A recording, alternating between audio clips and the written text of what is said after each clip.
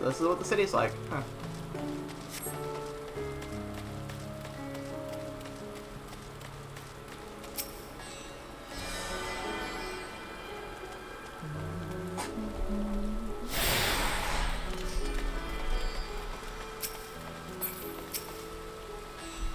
Ah, Mr. Issa, I presume. I understand you are here for an audience with the satrap. If you require directions to Makaduta, I should be glad to provide them. The satrap's residence is situated in Dharma, the highest point of Radsatan. To get there, I ordinarily recommend a route that takes you out of the bazaar in the city's north. Due to the state of the war, however, most businesses are currently closed and the Aetherite disabled. Oh. As such, I will provide you with an alternate path. First, please ascend to the steps next to the fountain, then continue left. There will be more steps, and upon ascending them, you will emerge on Paxos path.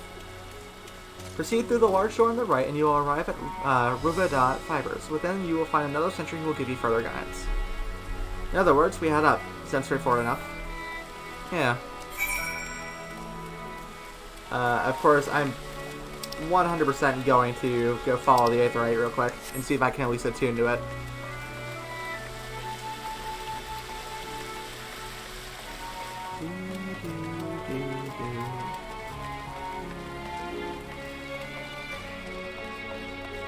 It's a cool looking Aetherite. I like it.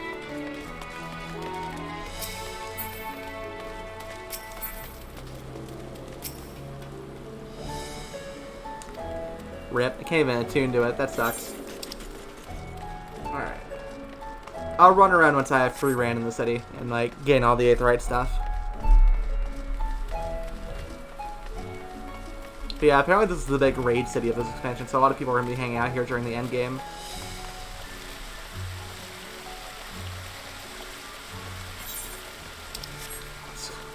These guys always have pretty funny dialogue.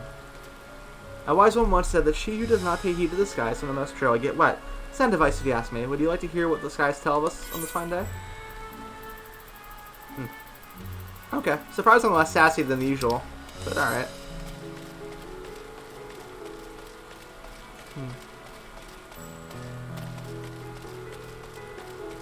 What do you have to say here? Ah yes, I know about this portal. It leads to a nearby isle, and the treasure vault of one of Radatsan's wealthiest families.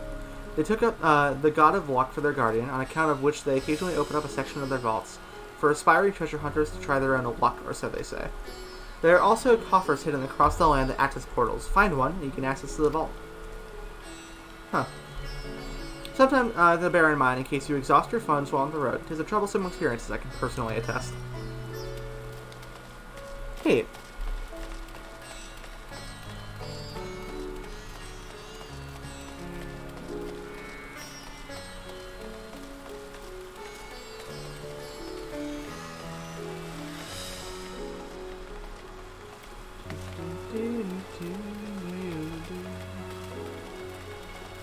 This music is so pretty.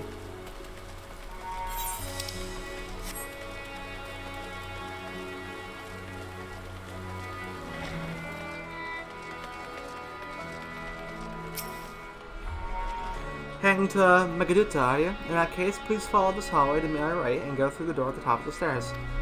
You'll emerge at the entrance to the Airship Landing, where another sentry should be on hand to assist you. There's an airship landing here. Incidentally, if you ascend to the steps to either side of me, you'll find the workshop of Reuben and Fibers, where you're free to observe the artisans, taking care not to lose your way. Let's take a look. I'm curious.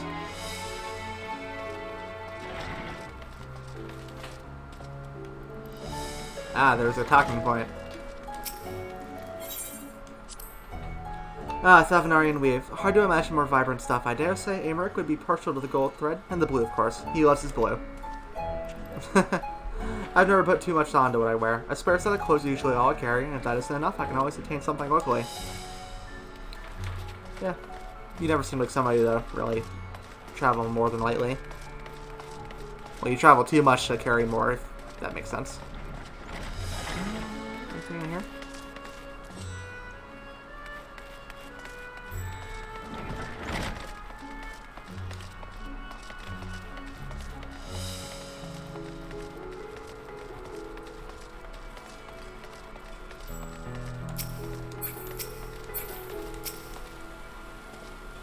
If you're here for an airship, I'm afraid all flights have been suspended until further notice. So the state of alert is still in effect. Perhaps it's for the best. That said, we're not here for an airship. We have business at Megaduta. In that case, permit me to direct you. From here, it's quite simple, really. Descend these steps, and then continue straight ahead and cross the bridge. You cannot miss it. Thanks, bud.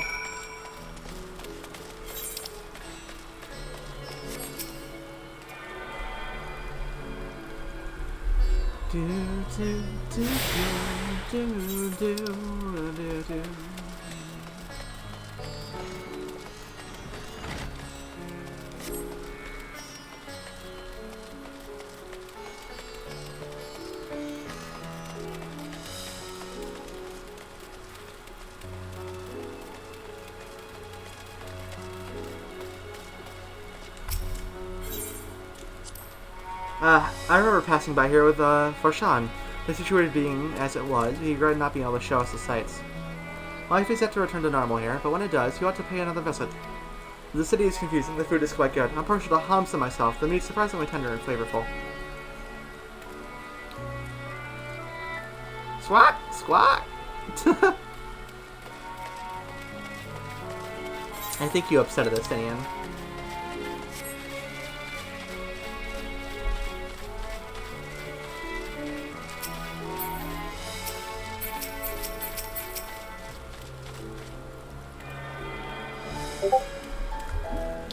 Discord notification, you say? Ah, a meme from Pingun.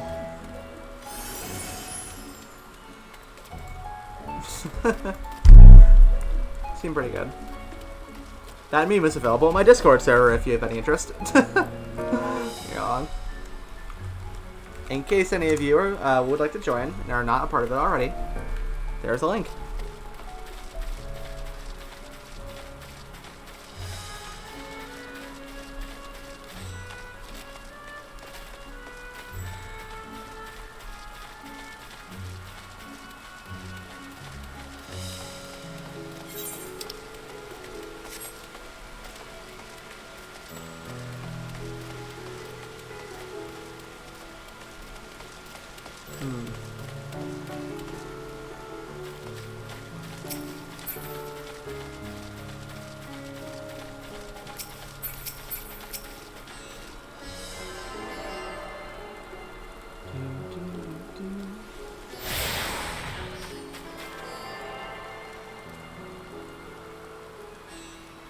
Moon.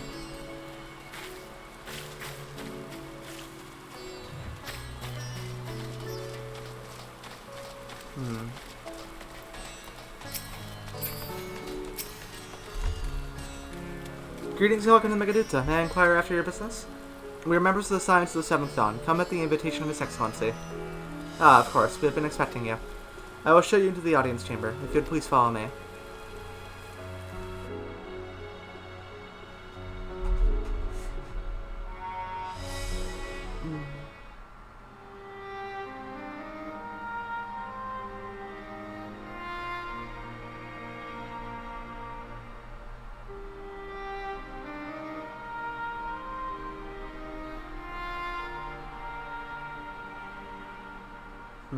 Great job.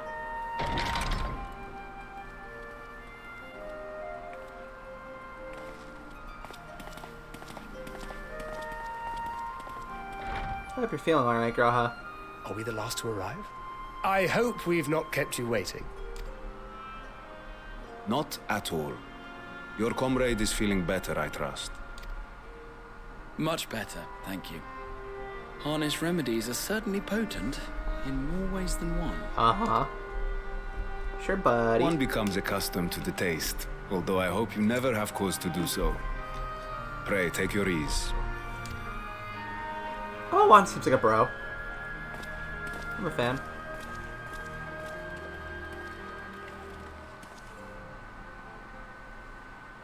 Full glad I am to see you all unharmed.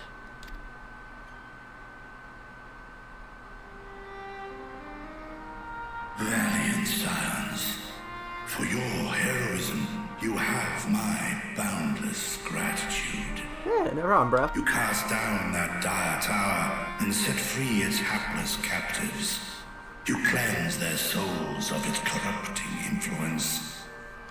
Hell yeah. No words of thanks will suffice.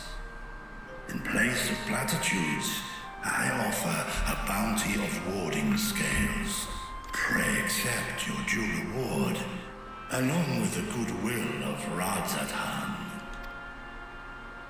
Alchemists throughout the land were put to work in the forging of your talismans. The finished ones have been collected, and now await you at the High Crucible of Alchemia. Alchemia. Interesting. Okay. Present this letter when you are ready to take them into your possession.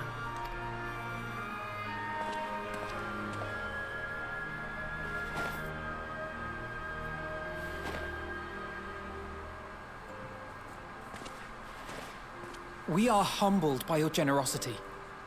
Know that the inventive wisdom of Radzathan will be vital in restoring serenity to our star. True that. Every single one of those scales came from you, didn't they? You must still be in such pain. Yeah, that doesn't seem fun. Oh, God. 'Tis of no moment. A mere annoyance compared to the dreadful suffering inflicted upon this land and its people. I mean, good guy Vritra, but God, that looks like it hurt. Albeit brief, my involvement in the Dragonsong War afforded me a glimpse of the myriad sorrows which consumed both dragon and man. Though you were half a world away, such tragedies as befell your kin must have affected you deeply. Oh, Dragon Song is such a good song. You chose to live among men.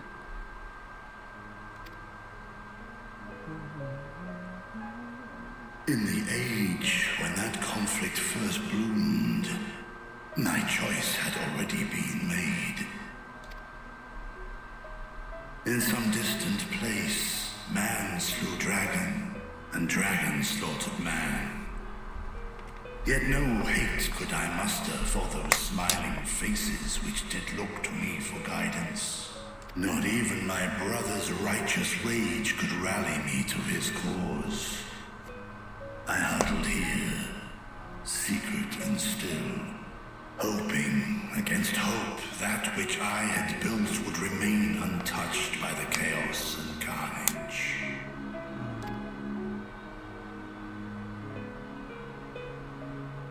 'Twould seem we share the same desire for peace, great Vritra. To that end, I wonder if we might trouble you with another question. The Telophoroi are intent on recreating the final days, an apocalyptic event which we know to predate the sundering of the star. As the longest lived among us, know you aught of this terrible cataclysm? I doubt it.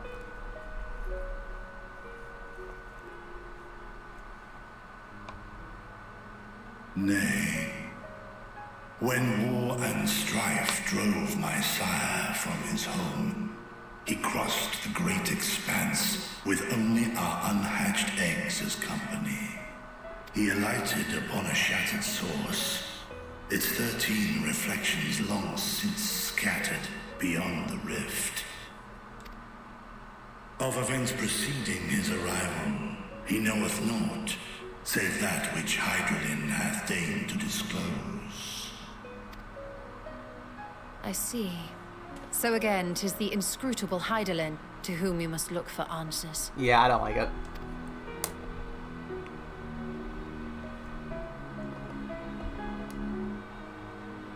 Seek you to divine the will of this star? If so, I have a tale which may afford you some small comfort. 'Tis a story from my youth, many, many years ago. I like stories. To my sire, I once posed the question, of all the stars in the sky, why didst thou settle upon this one? To which Midgardsormr did reply, 'twas the last bastion of hope.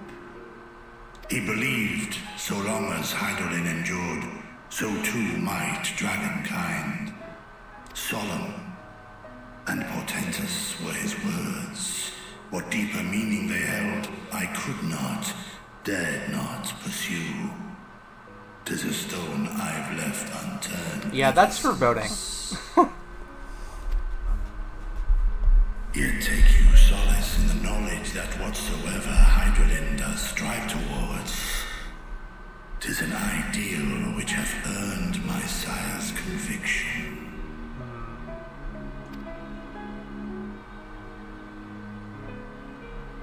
Thank you, Vritra. You've given us warm reassurance in a world gripped by cold uncertainty.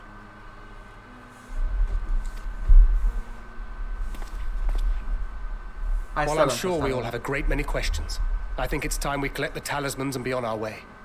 Our fight against the Telophoroi is far from finished.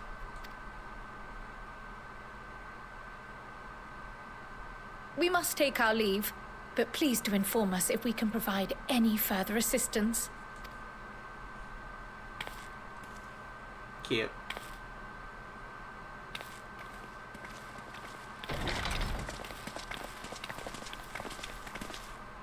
Prithee, a moment.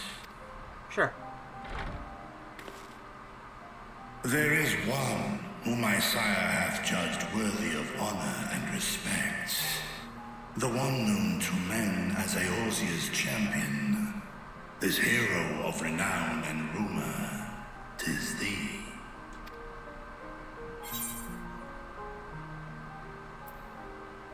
Oh, that's true. I only wish you could be here with us now.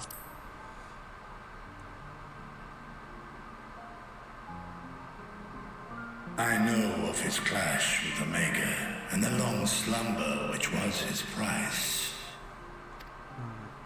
Yet even closed in sleep, my father's eyes are far from blind. He is watching over thee, watching over this world. Aww. 'Twas a revelation most pleasing that thou, a child of man, had gained Midgardsormr's trust. But alongside mine elation runneth a rivulet of dread. For upon thy life's wheel wind too many threads of fate, power, wheel enmeshed with woe. Amidst this tangled knot thou shalt know no rest. 'Tis an endless confluence of forces, a struggle without surcease. True. More terrible still is the attrition wrought upon thy companions, as they are swept up in the storm of thine existence. It's a hard burden. For those that we've lost. For those that we yet can still save.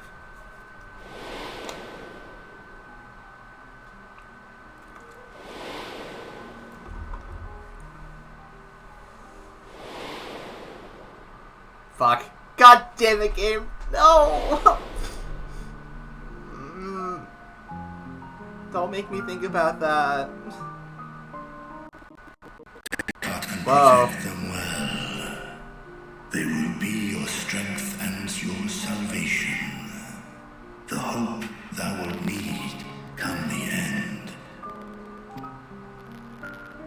Even cowering behind my curtain, I know the suffering of the powerful. I have watched my siblings.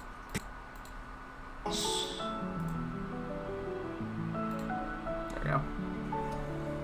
Thus do I exhort thee to spare no effort to keep thy loved ones safe. Of course. That's the reason why I still fight.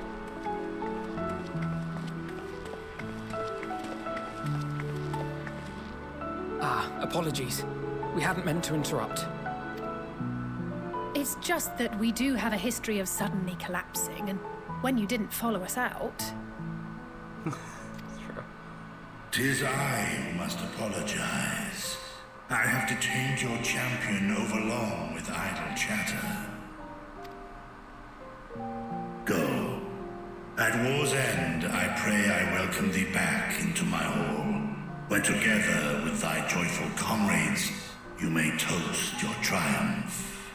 That'd be nice. I like that.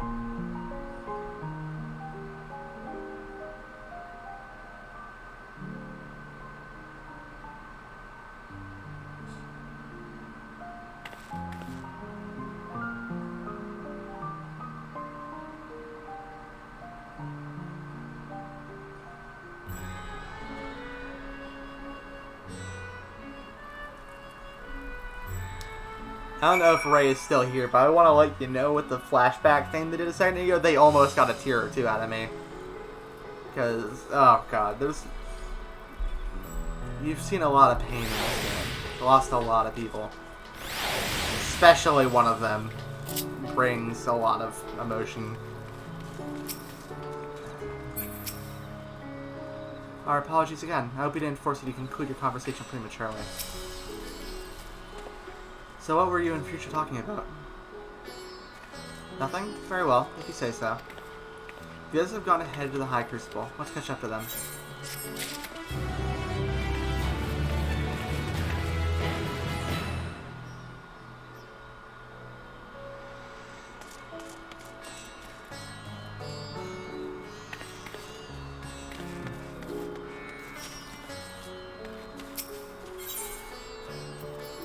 Oh god, no!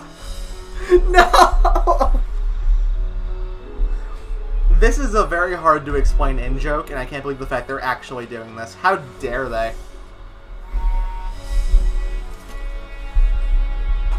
Yeah, oh god, okay.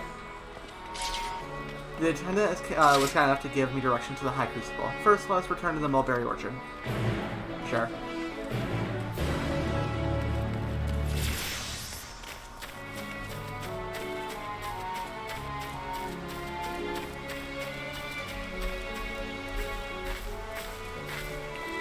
Fucking moon, man. I don't know.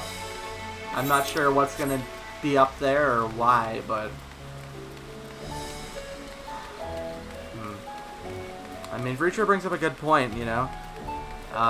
There's a lot happening with our character, and the people that we care about are going to get swept up in it whether we like it or not, for better or worse. From here, we're supposed to follow the path left and past the mulberries.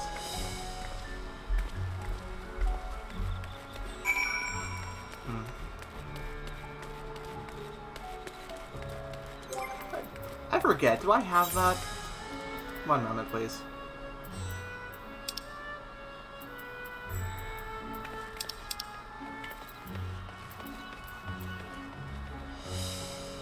No, unfortunately I didn't think so. Okay. Let me switch up. I want to throw a dragon to hang out with me. What a bugger.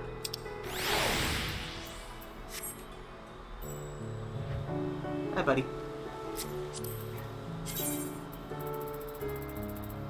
Where's the handler?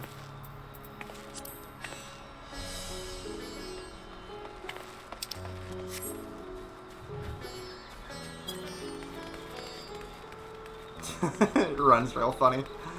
Yeah.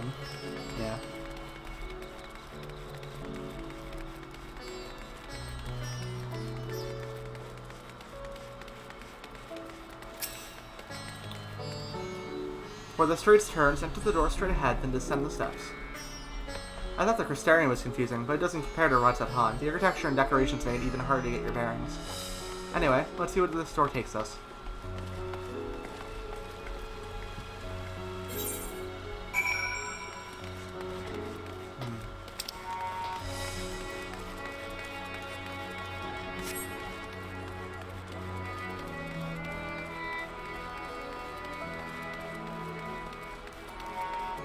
The music's here surprisingly somber.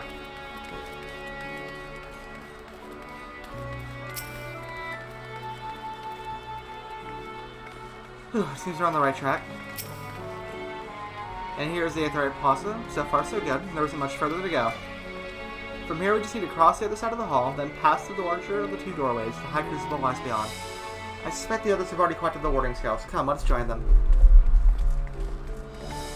I have some Aetherites to grab real quick.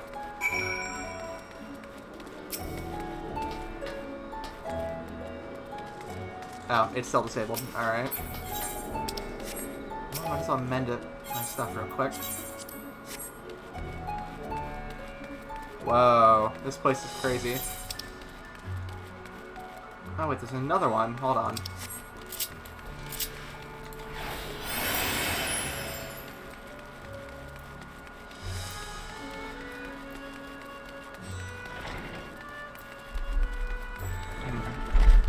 I hope you all are having a good time so far. I don't know. I realize I've been going for quite a long time, and I can't really expect everybody to hang out that entire time. But for the parts that you have been for, and for, now, I hope there's been much enjoyment. And, wherever this adventure takes us, I'm glad you're with me.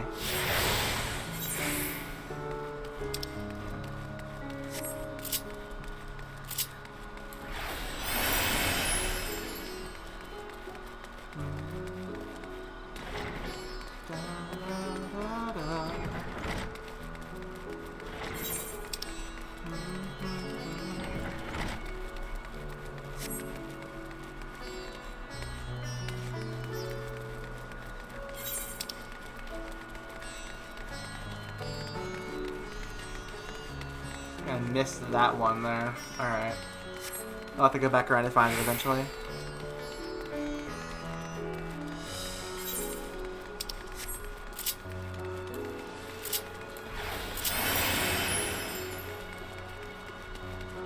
That thing I'm doing some speed buff, by the way.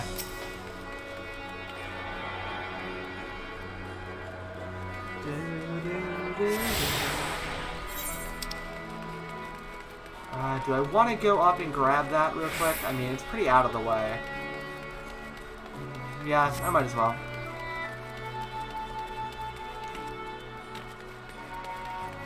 I'm actually more surprised about the fact that there aren't more players running around out here. Like, there's plenty, don't get me wrong, but like...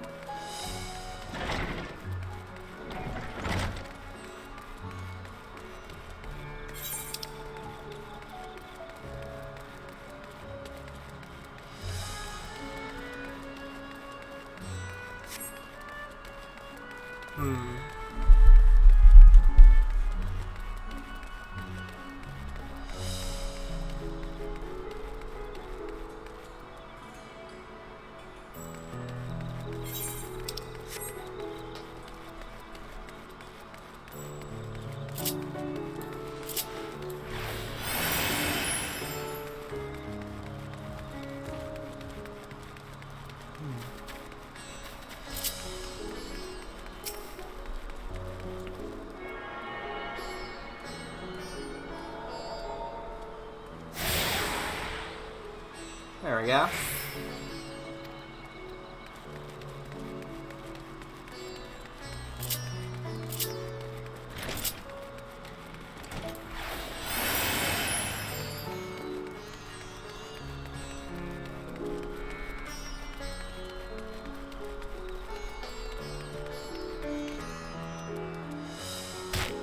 That was a farther drop than I thought. Okay. It's fine.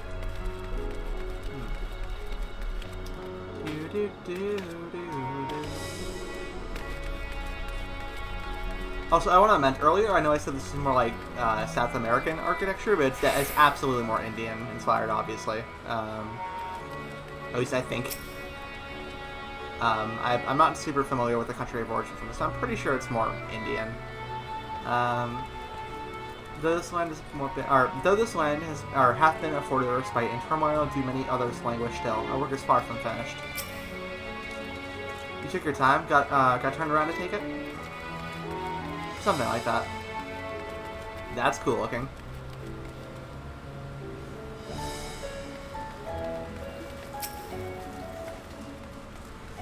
We're last, of course, but at least we found the place.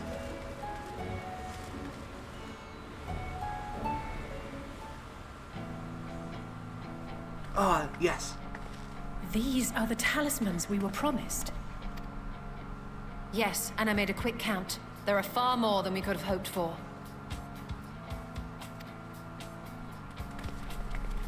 Enough to outfit an entire company of soldiers, in fact. Considering the involved process, that they were able to manufacture so many in such a short span of time is nothing short of a miracle. Once we have distributed them to our allies in Eorzea and the Far East, we'll have a fighting chance to bring down the other spires, just as we did with the Tower of Zot. Makes sense. Or we could use them to invade Garlemald proper, and strike directly at the Telophoroid's base of operations. True.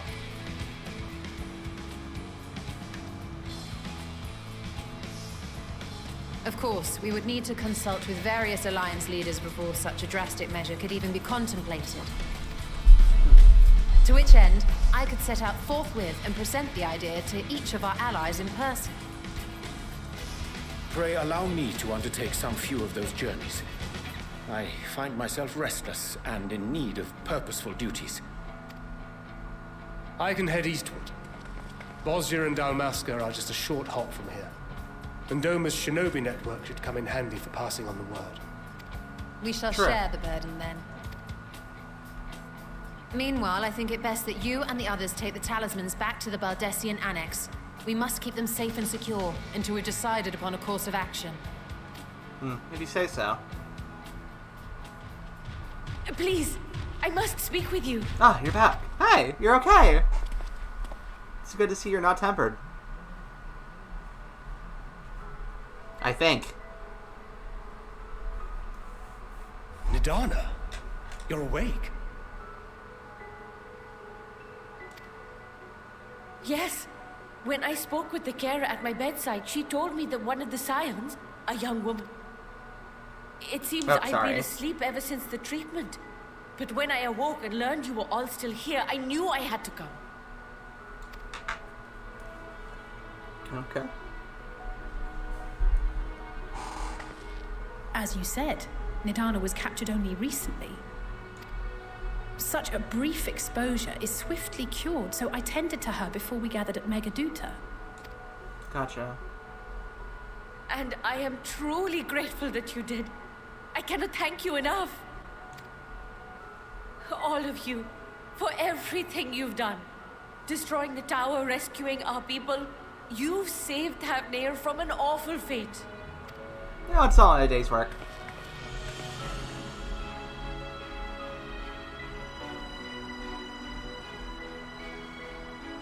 Yet who hath truly saved whom? Due in no small part to thine inspirational courage, the alchemists were successful in reproducing warding scales of proven efficacy. Replications of thy work now stand ready to travel across the seas, unto the hands of those who might wield them against this rising evil. The talisman? Is this true? It is. All thanks to her.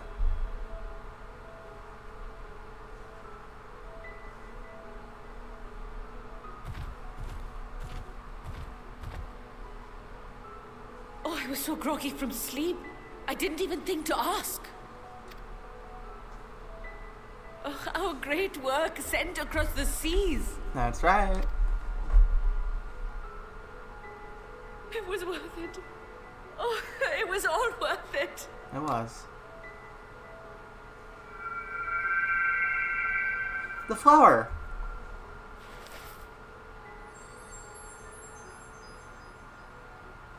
Look at that.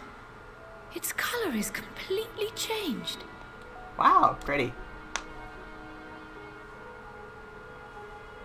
What do you have there? It's a mood ring. How unusual.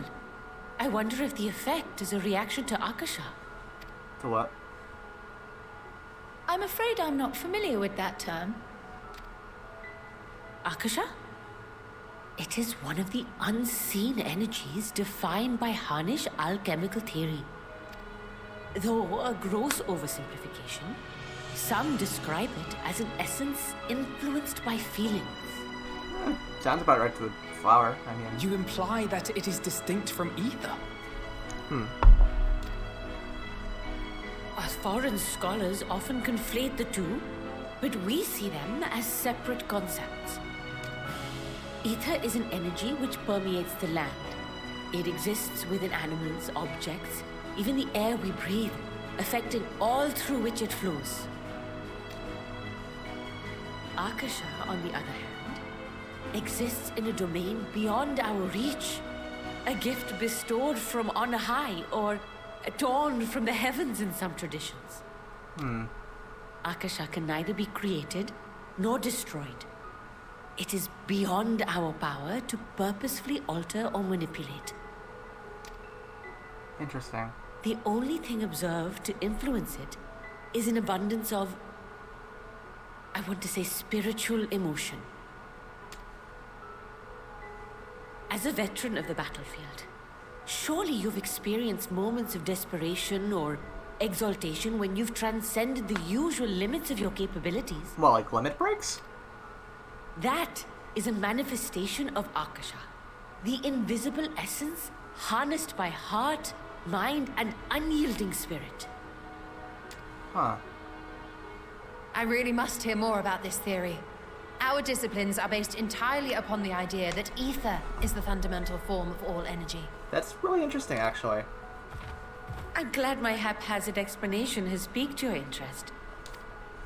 But even for us, Akasha is a somewhat abstract field of study. A lack of practical application lends itself poorly to formalized research. I wonder then if primals are more associated Which is why with that. my analysis of your flower can amount to little more than idle speculation. I am sorry. Interesting.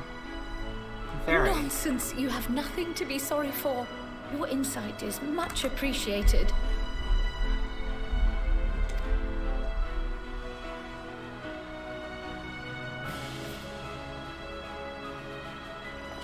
Shall we depart for Charlian then? I will see to it that the talismans arrive at the Annex. And we will be in touch once our talks are concluded. I suggest you rest while you can. From here onward, sleep is bound to be in short supply. Aye, that's true.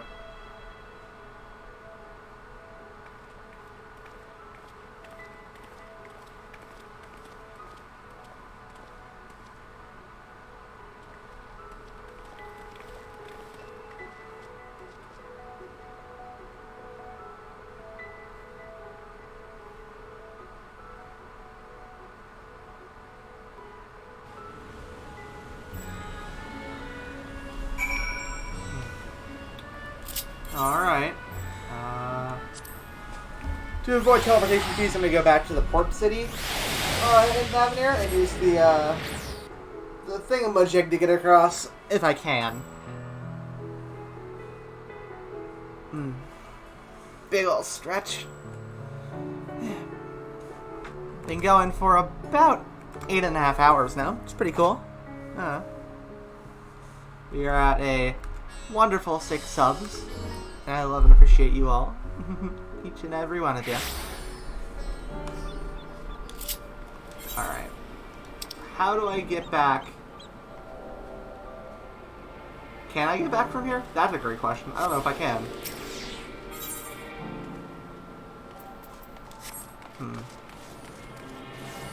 I don't think I can get back from here. Darn. Alright.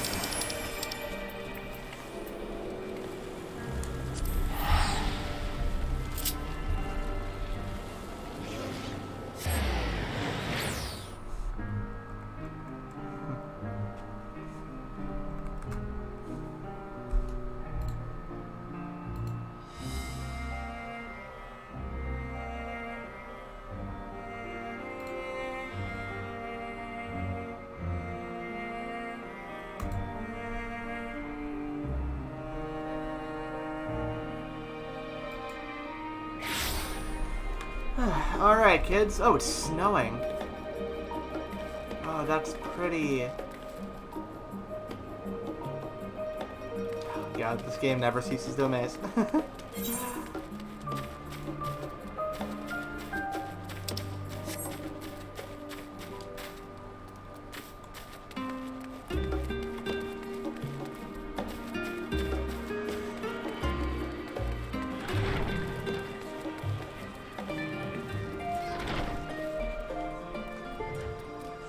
Kyle, are you in here? Yep, there she is.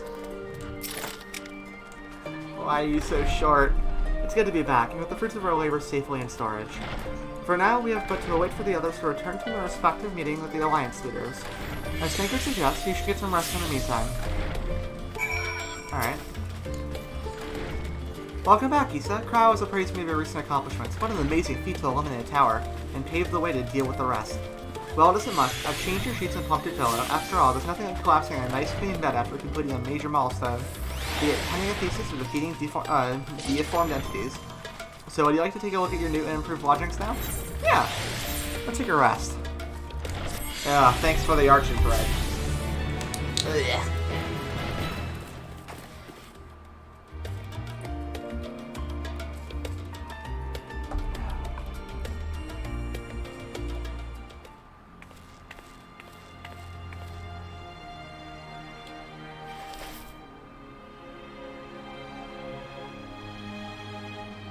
It's back to white again.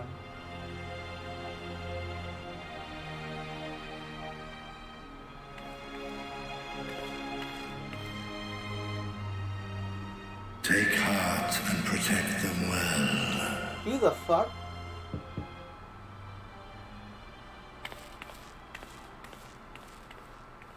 Oh, wait, no, Vritra. Right, okay.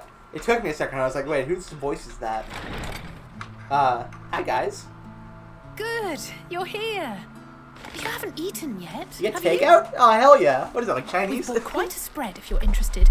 Only the finest dining from the last stand. Oh, right, there's only one restaurant on this fucking island.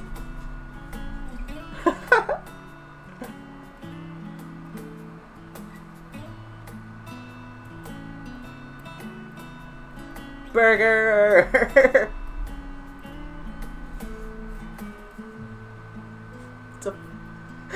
He's so happy!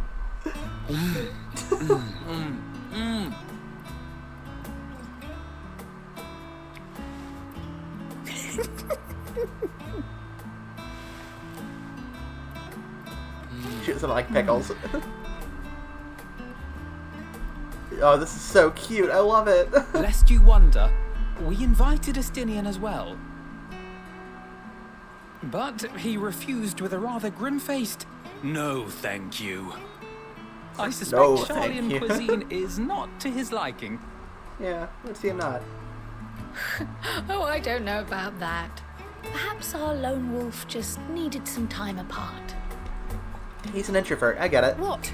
To perfect his brooding stare? Next time, I'll drag him out by the ear, sit him down in front of a Charlian feast, and see that he eats every last bite. An excellent idea. Of all people, warriors must take proper meals and rest if they are to maintain a healthy constitution. Poor Estinian, beset on all sides. This is gonna make it hurt so much more when one of them dies horribly.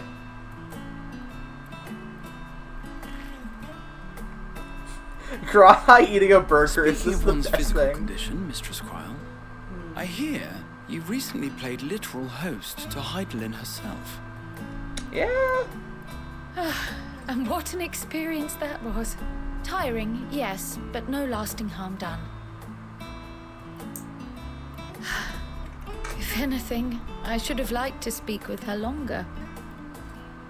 I've not felt a hint of her presence since. Oh. Wait, Ray, hi. I agree. Eat good, fight hard. Yeah. Good friends, good Heidelin food, instructed good you to fights. carry that flower. The 3 Fs. Yes? Yeah.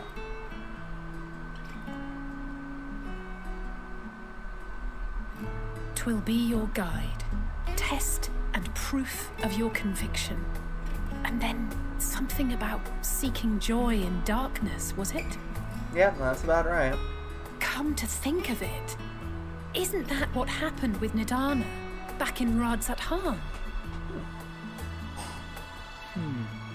The flower did seem to radiate a joyful glow, as if reflecting the elation we all felt, the relief of a people with renewed hope.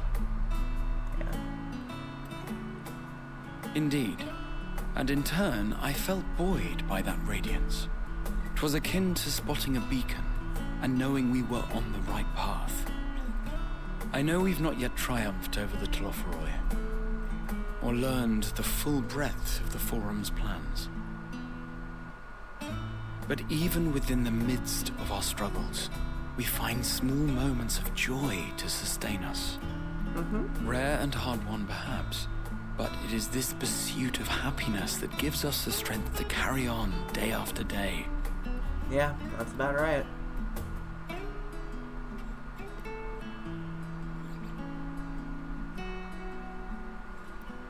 This is a big burger, by the way. Anyone else want to comment on that? Cookie. Hey, that's mine. To the swift the spoils. Though I recall that levitation spell of yours was quick enough. God, I love it. And even at my best, I'm still too slow to wield it effectively in battle. Mayhap I simply require more practice with this new magic. Dude's gonna cast You fly out of unearthed this one it of from the these days. depths of Numenon, I presume. Aye, and from a veritable mountain of arcane tomes at that. 'Twas necessary to facilitate my solitary explorations. Or, to put it simply, you used it to sneak around the Forbidden Archives. Yes, well, after a fashion.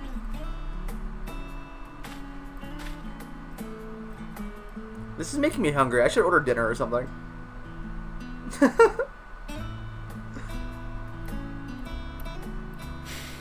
They're tall, you see.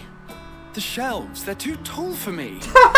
And I could hardly move the library's platforms without attracting attention now, could I?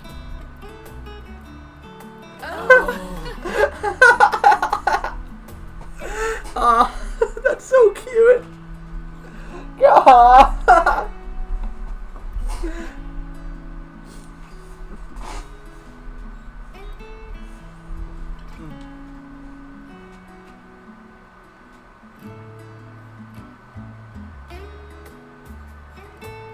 Moon.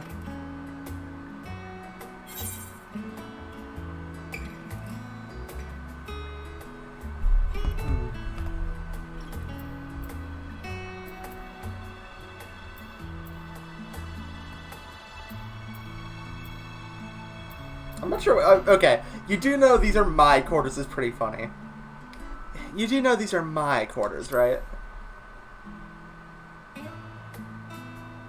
Why else did you think we were here? Surrender to thy fate, O champion.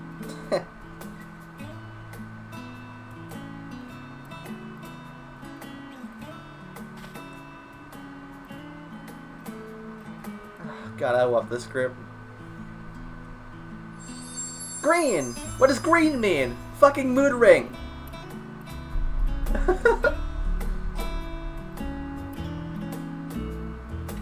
What does green mean? Okay.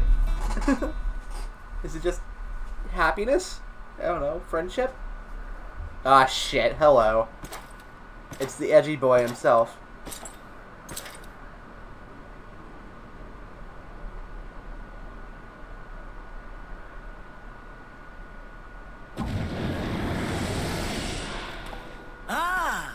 Enjoying the bracing cold, I see. Do you not own a warm coat or a cloak? Something in fur? Or fashioned from the skins of your enemies? Or... well, never mind that. I come to you once more as the bearer of bad news. Our tower in Thavnir has been toppled, and I need not tell you by whom.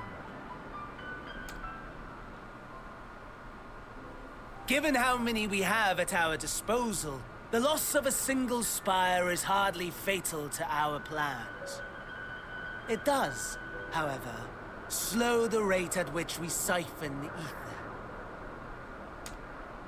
ether. If they continue to preoccupy themselves with the towers, then all will be well. But should our foe prove bold enough to strike at us here, then the timing becomes questionable. Our foe is bold enough. Of that, I can assure you.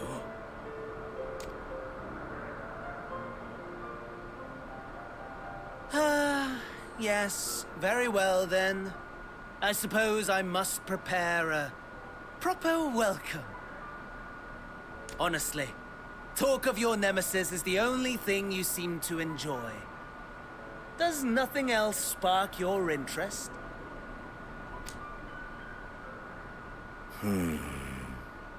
No. All else is equal. Equally tedious.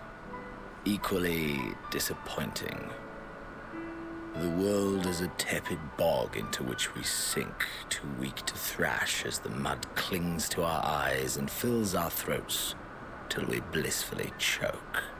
Poetic. But then came the light, blinding and pure and hot, so very hot, enough to set my soul aflame. By the way, so this guy's whole thing is that he has a murder boner for us, for like specifically the main character.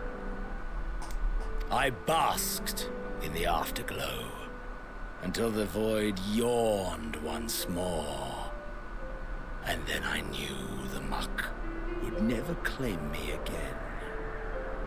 There was naught for me ahead, so I drew the curtain on all that had come before.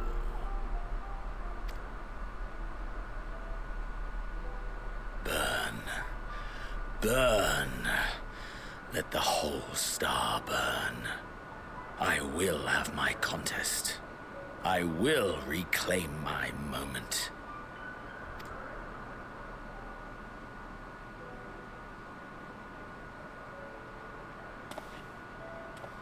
How wonderful that the emptiness of death has not dissuaded you from committing your life to its pursuit once more.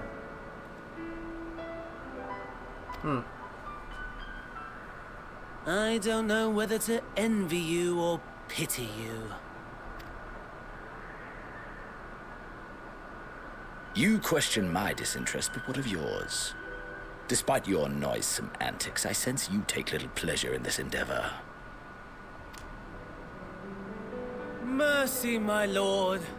Such pointed barbs from one who barely acknowledges my existence. Nevertheless, you are mistaken. For I do find this part somewhat enjoyable. You see, when I was mortal, I would always have the same dream.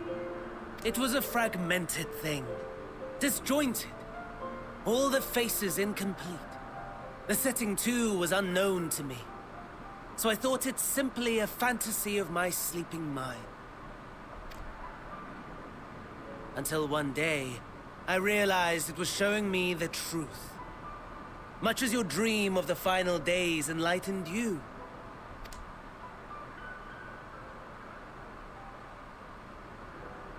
And soon, very soon, the rest of the world will see the truth of my dream, too. Yes, I think that is something we can both enjoy.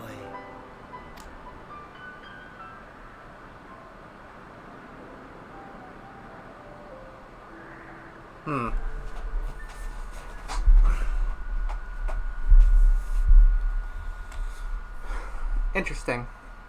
I don't know. I don't think I have much specific to say about that, but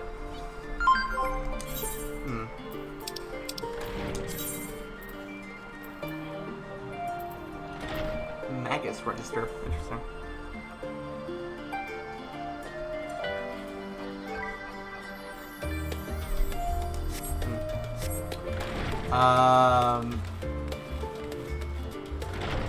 Who do I talk to? Yeah, I mean, those are our two main antagonists, basically, and I don't know, and I want to know more. I hope you don't mind us barging into your room for a late-night feast. For what it's worth, it did me a world of good to put our troubles to one side, if only for a moment. Kyle and Garland here were having a pleasant conversation until you barged in. Oh, there you are, feeling refreshed, I hope. I was about to make my way to the studio as it happened. I wanted to try and speak with Scholar Mochigan and thank him for coming to our rescue in the rostro. As it turns out, he'd come here to see us following the hearing, only to find that we had already departed for Fafnir. Knowing him, he was probably hoping to chew the cud of his former students. Since we're still waiting for you to show on the others, I thought now the perfect time to pay him a visit. Care to join me? Then settled. The twins will be coming too, assuming Alphino can tear himself away from his new toys. I'll let you rally the troops while I go on ahead to the phenomenon. Considering my recent impropriety, perhaps I should avoid showing my face around the studio for a time. That might be for the best. If the others should return, tell them we will not be long.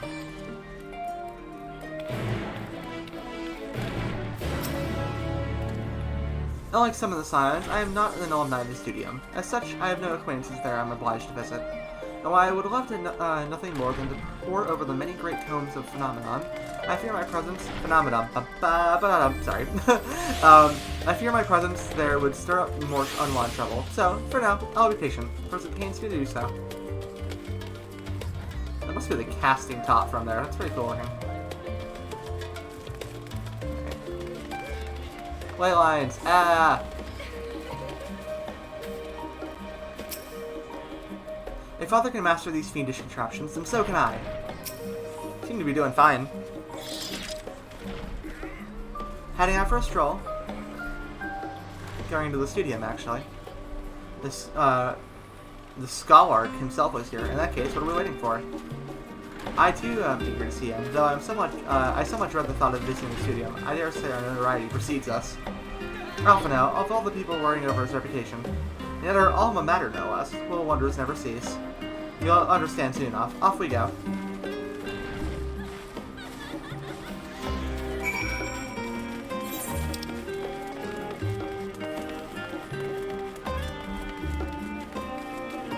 Sound the bell, school's in. Oh god. Don't make me go back to school. Ah, I don't wanna.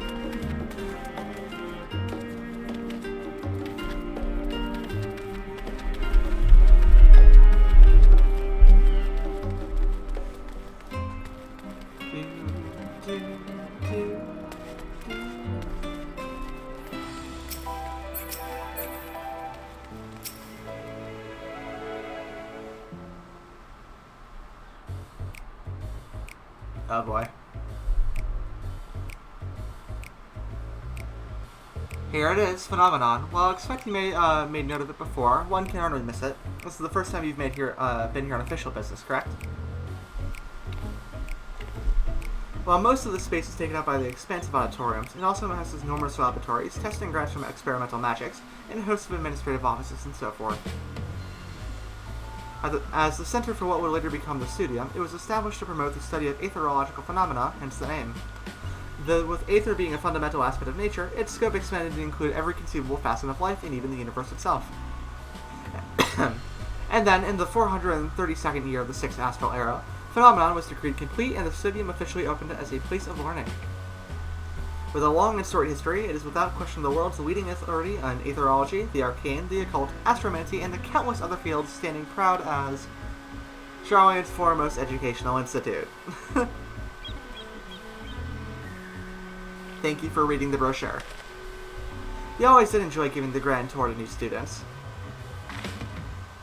Indeed, I've long since lost track of how many times he has recited that same foppish speech, such as his undying love for his old stomping grounds. He was in top form back then, youngest to enter the studium, graduated with high honors in magical arts and aetherology, undisputed champion of the debating chamber. Hold on, you both joined the studium at the same age, yes, and from where I stand, you're equally prodigious scholars. Nice of you to say, but Alphino actually entered half a year before me, nor did I do well enough to graduate with honors, and I am certainly not the studium's most notorious master debater. A master debater? In all respects, have I ever been in his shadow? If nothing else, just remember that this is where the legend of Alphino Leveler began. We should expect everyone to be fully aware of our recent escapades. Hopefully, we'll be somewhat more welcome here than when we were at the last stand. I know better than anyone the adoration of the student body has for Alphino, and with a bit of luck, it might work to our advantage. Well, there's no time like the present. First things first, let's look for Scholar Montague. Sure. Other faculties tend to be frequent in their offices. Unfortunately for us, he's fond of wandering wheresoever his whim takes him. Let's split up and ask the students if they've seen him. This will be weird.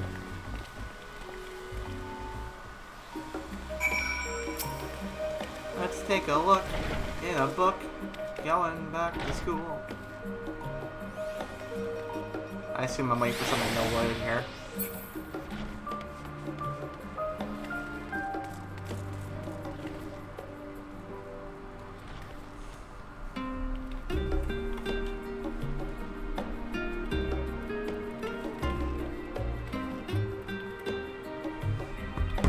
Oh, there you go. Sorry, you're so short I didn't see you there.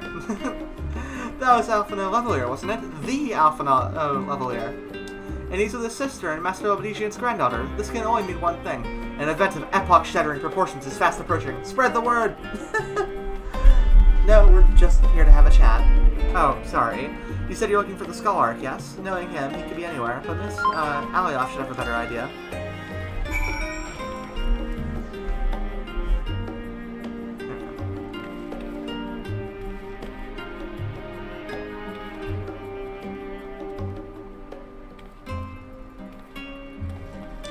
Sorry, I'm also just organizing what I'm gonna get for dinner at the same time. Let's see. Okay, I gotta know what's being talked about over here. Things were bad enough during our high school days, and Alphina's time abroad is only hiding his fame, or should that be infamy.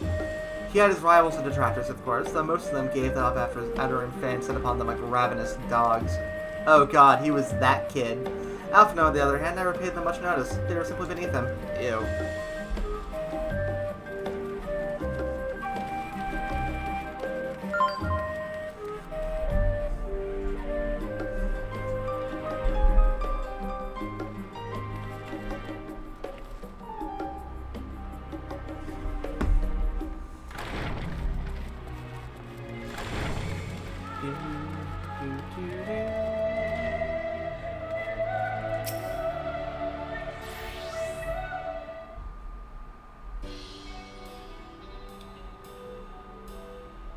Are you lost? Wandering off the street, perhaps?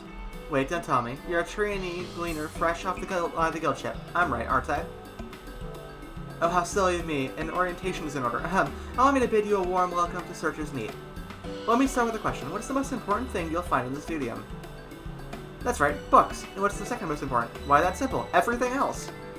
That's what we deal with here at Searcher's Meet. Whenever the students or tutors find themselves in need of equipment or materials, they'll come to us. If we don't have it in our stores, we send the gleaners off to get it. Honestly, you wouldn't believe some of the requests we get.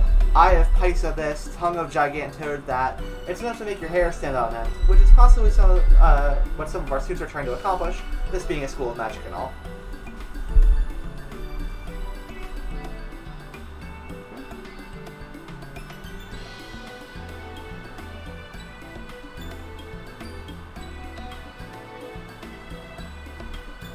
Okay, perfect.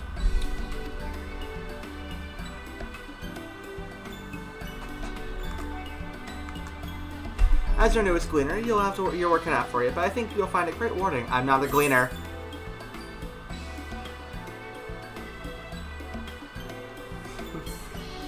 I've tracked down many miscellaneous knickknacks in my time, but I'm no gleaner.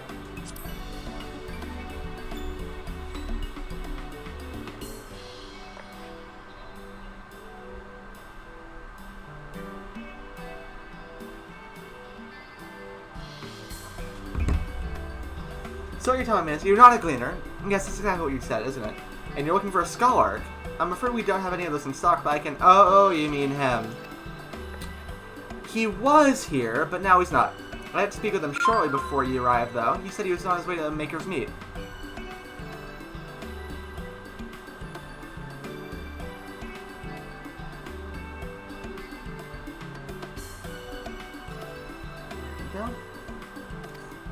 Get back the way you came, and you'll see it on the opposite side of the entrance. It's a laboratory of sorts, home to many rare and expensive curios, not to mention alarmingly frequent accidents. If you lose your way, just follow the blood-curdling screams. Cool! In the time it's taking me to tell you all this, the Skull Arc is probably already left. Best of luck finding him. I've already a feeling you'll need it. Thanks. Alright. I have a thought. Where's Alphino? And why is he probably, like, drowning in people or something?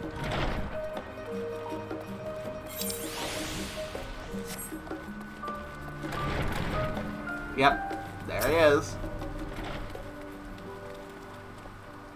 It's Alvino himself in the flesh. He spoke to me. He actually spoke to me. I assure you, I'll tell you all about it after my visit to the Scholar is concluded. The Scholar, tell me, my good fellow, does this have something to do with saving the world from catastrophe? Might we turn our attention to Master Leveler's graduation thesis? I too have my doubts regarding our policy of non-intervention. Is it true that your experience overseas is the reason you have incurred the ire of the Forum? Oh, what I would have given to see you butt heads of those old cotters. Fair enough. There's people fucking everywhere. Yo.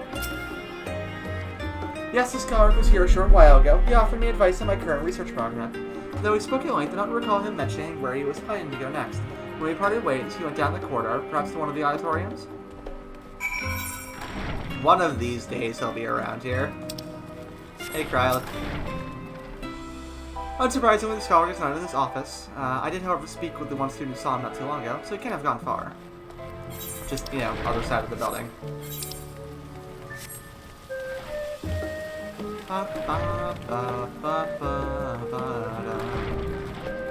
Oh god, I think I found him.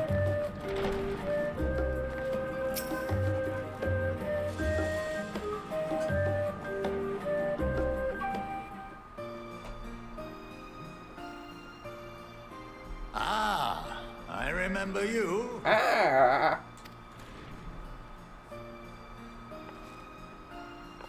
I pray we have not caught you at an inopportune moment. We wanted to offer our thanks for your kind words in the forum.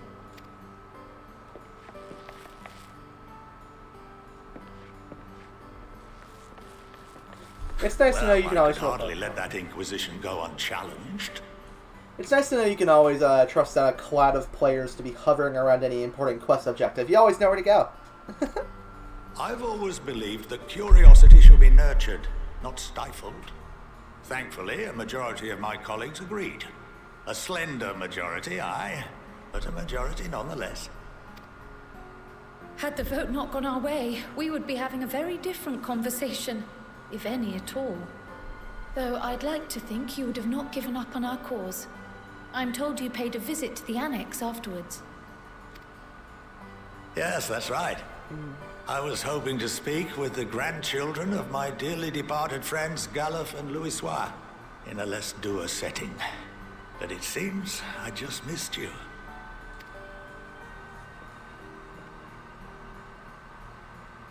I still can't believe how much you've grown. If only your grandsires could have seen the way you presented yourselves to the Forum. Why, it fair brought a tear to my own eye. You must have the patience of a saint, putting up with this lot and their antics. Never mind Matoya's prize student. You have no idea. Luckily, I know a thing or two about managing unruly younglings. If you ever need advice, don't hesitate to ask. Thanks, I just might.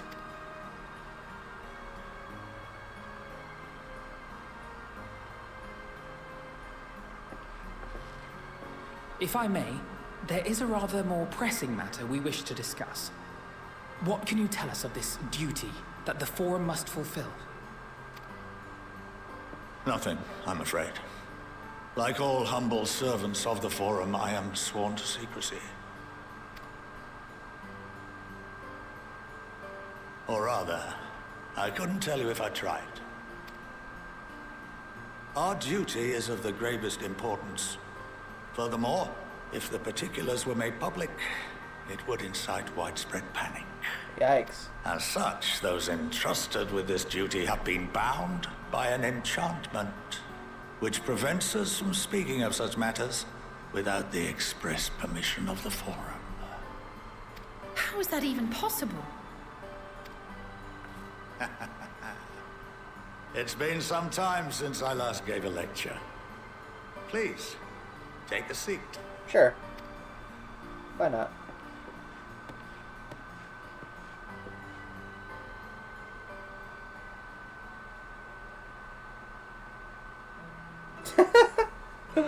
Oh god. Back in college all over again.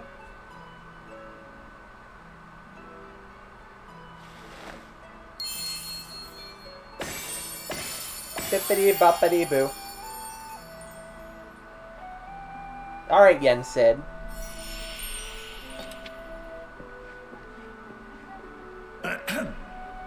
We shall begin by reviewing the fundamentals of etherology. Okay. The ether, which imbues us with life, can be categorized into 3 forms. This one is probably actually going to end up being important, so I'm going to pay attention to this. 2 are of the incorporeal sort, the soul and the memory. Can anyone tell me the third? Do I actually know this?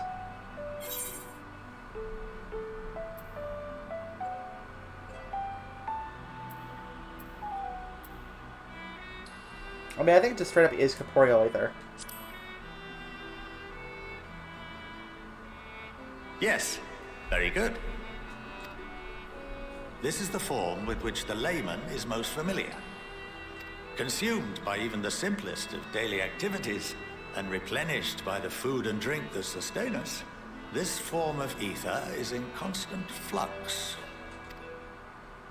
In contrast, the ether that comprises the soul is rarely subject to dramatic change. The same can be said for memory, as the two are intrinsically linked.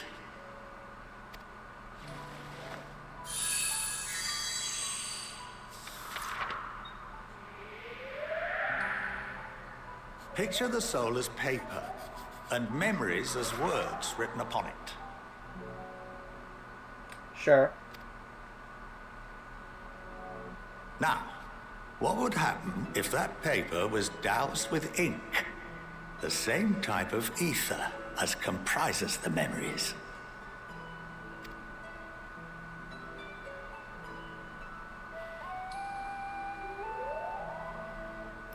Nothing good, I imagine. It becomes unreadable.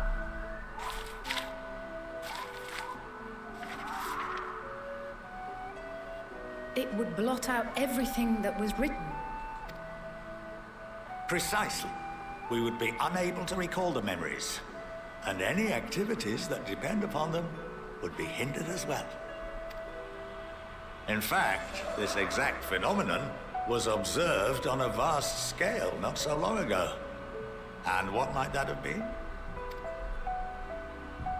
Lewis saw sending people back in, or sending people into the future. I have to record it now. The 7th Umbral Calamity. Yeah. The people of Eorzea vividly recall Bahamut breaking free of the Lesser Moon and raining hellfire down upon the realm. But no one could seem to remember the events that followed immediately afterwards. Indeed. To this day, we have yet to determine whether it was an unintended consequence or a deliberate act. The enchantment which binds me and the rest of the Forum is based on a similar principle. And yes, it is a contravention of the Sharlayan prohibition against the practice of memory manipulation. Yeah. Only when a new member is inducted and told of our great duty are they subjected to the process. A necessary evil. You have my word that it would never be used to manipulate the populace. So they're basically, like, memory blocked into not being able to talk about it. I should hope not. But can this enchantment be dispelled and your memories restored? If 9/10 of our members give their approval, then the process may be reversed.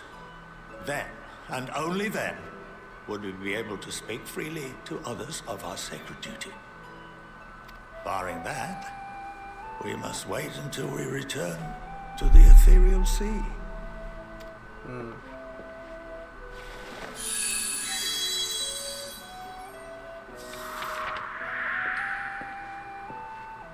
For there we will be purified, the blots upon our souls washed clean.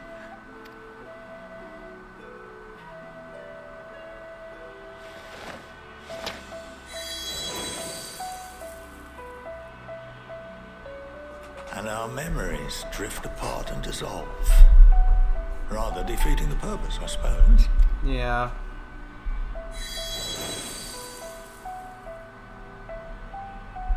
But there are those memories that are indelibly etched upon our souls, some believe. Some things you can never forget. What happens after that? We are reduced to pure ether, coalesce with that of others, and create souls anew. Alternative schools of thought assert souls remain whole and return to the corporeal world. Which actually... reborn into another form. Which actually has quite a bit of precedent that says that might be correct in this world. Mainly the fact that we ourselves are, like, the full-on reincarnation of a sundered ancient. Whether or not that... I don't know, the sundering kind of screws with that a little bit. But it's hard to tell exactly. I don't know. Also, I don't want to, like... Yeah, you know, it's fine. Just... Again, I'm reinserting here that basically everything here is spoilers for the entire game. So if you plan on playing this game, please do so before watching the stream or hanging out. I will not be mad. Both theories have their proponents. Personally, I consider each equally probable. Could be a mix of the two as well.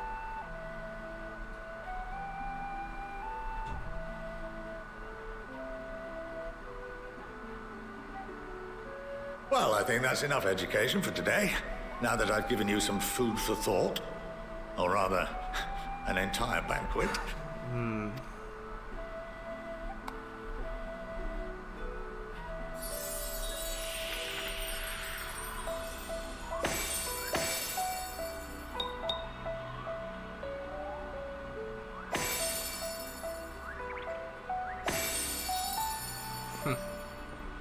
Cute. I would remind you that although I'm unable to assist you with certain matters, the resources at my disposal may still be of use to you. I'll arrange for you all to be given the run of Phenomenon. Of course, as associate to our alumni and the students of Valdesian, this privilege is extended to you as well, my friend. Thank you. Appreciate that. I have some questions. And I suggest you speak with Ki Aliapo. She's well known among the artisans of Sharlayan, and her network of contacts may prove useful in your search for knowledge. I wish you all the best in your pursuits, wheresoever they may take you.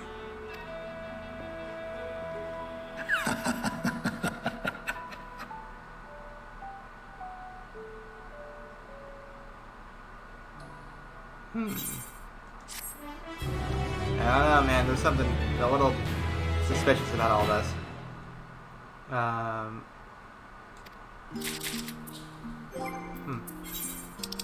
Let's grab a weapon coffer. It's not going to be nearly as good as what I currently have, because I have a relic weapon. But it's interesting to pull out. Yeah, then Technology. Armory chest. Just to check it out.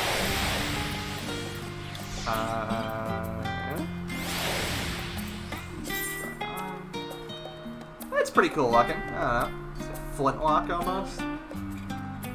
Neat. Some of my earliest memories are of the scholar Montague, actually. He was a close friend of our grandfather. He would come for tea and amaze us with his tricks, much like his demonstration of the paper and ink. He's a huge part of why I wanted to enter the studio in the first place. Well, the scholar Montague is... I know that's it. I know his name is not Montague, but I honestly have no idea how to pronounce that. It's too, like, French. Is best known for his role as head of the studio. He's said to be one of the finest mages Sharlayan has ever produced. Having seen for myself the ease with which he weaves extraordinarily complex and powerful magics, I have no reason to doubt the claim. Yeah?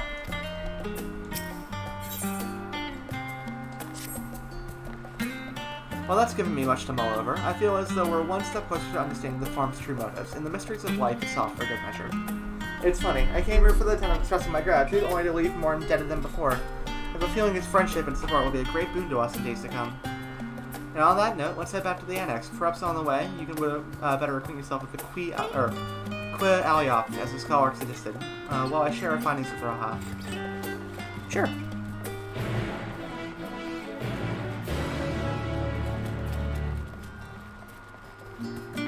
Oh, okay. Yeah, that's like crafting and gathering stuff, which I cannot do.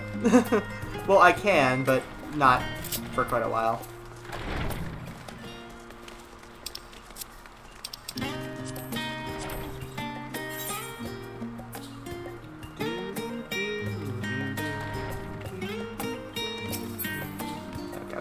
I wasn't sure if they added that feature where you could transport directly from the map. That makes sense that you can't.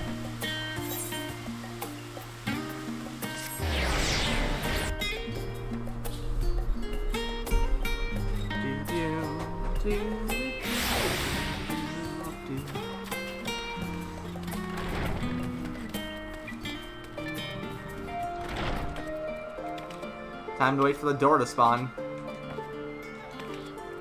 Come on, let's go.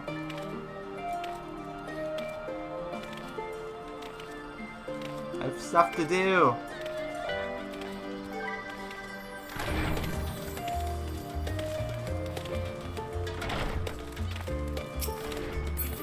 There we go.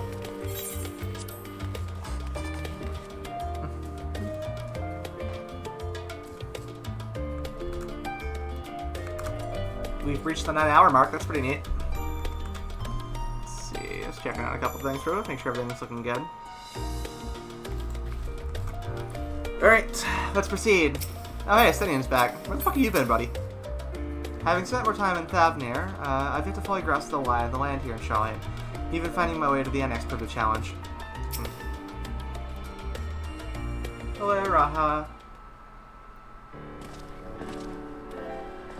Ah, welcome back. From what I hear, your trip to the studio proved most educational. While you were away, I received word from our fellow Scions. As expected, news of the warding scales was met with much joy. Preparations are now underway to bring the leadership of Grand Company of Eorza and Eastern Alliance together to determine a way forward. Our friends have asked will we bring the scales in our position to Limsa Lamenta. So the time has come for us to go on the offensive. It's too early to say for certain, but that does seem to be the way the winds are blowing. I, for one, can think of no reason to oppose such a plan, but let us see what awaits us in Velbrand. Let's start by getting the scales out of storage. Give me a hand, would you, Estinian?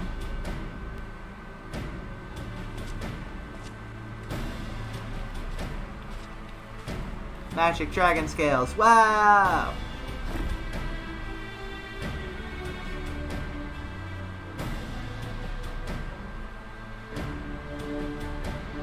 Whew, I didn't realize those crates were so heavy.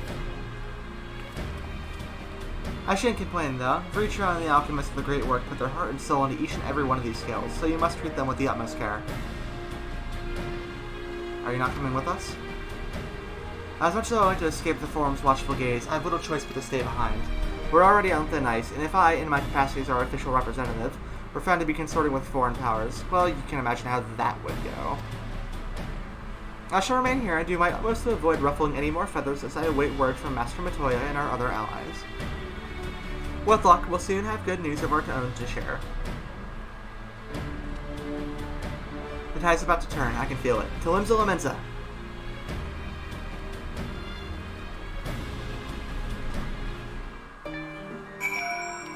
Bye, Kryal! If you want aught of interest, be sure to let me know. In the meantime, I'll do what I can to aid our cause, though I fear there'll be precious little given the circumstances. I appreciate you. Kryal's a real one.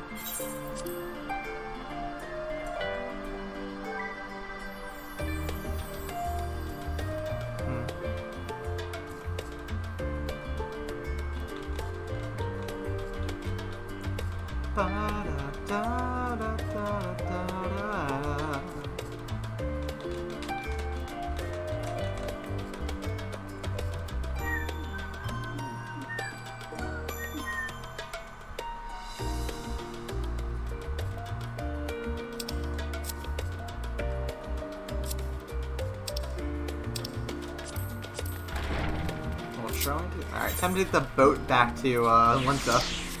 Because I'm not paying for that.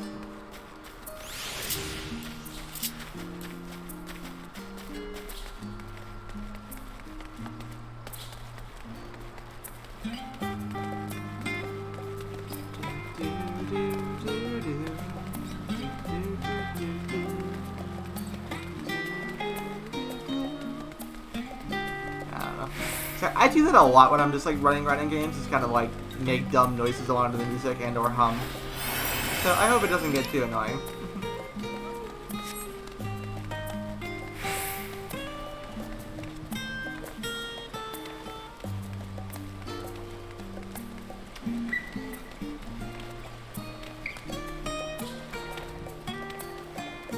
There's supposed to be a dude here.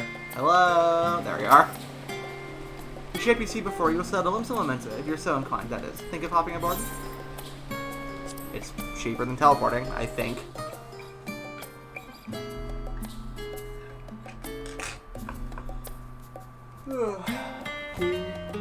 Hey, morning, Nix. Welcome back. I hope you had a good sleep. We're just kind of plugging along, vibing, enjoying the music, enjoying the story, all that good stuff. I'm glad you're back.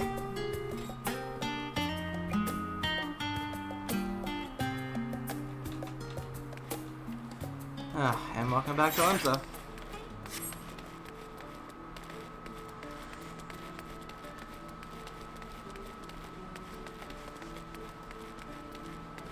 Some things never really change.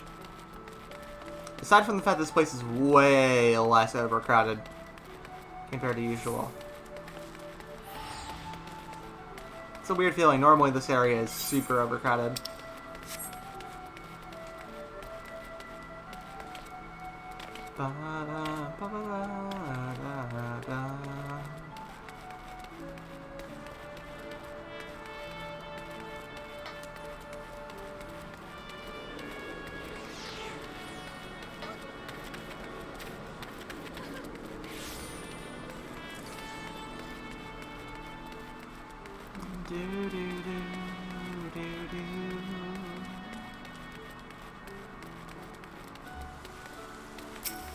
Forging ever on ahead.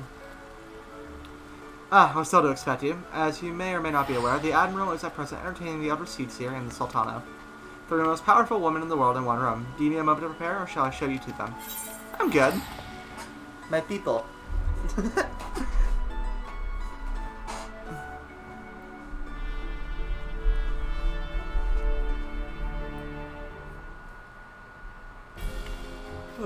Hello, friends and friends.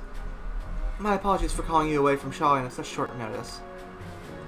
On the contrary, we are honored and grateful, and pleasantly surprised to be joined by such esteemed company. It was only right that the discussion be conducted in person. We are locked in a war of attrition. Our forces struggle to contain the threat posed by the towers, and it is only a matter of time before we are overwhelmed. Victory will only be claimed through decisive action. We have just taken the initiative to set the wheels in motion. It's reassuring to learn that we are all in accord. But might I ask what your plan entails?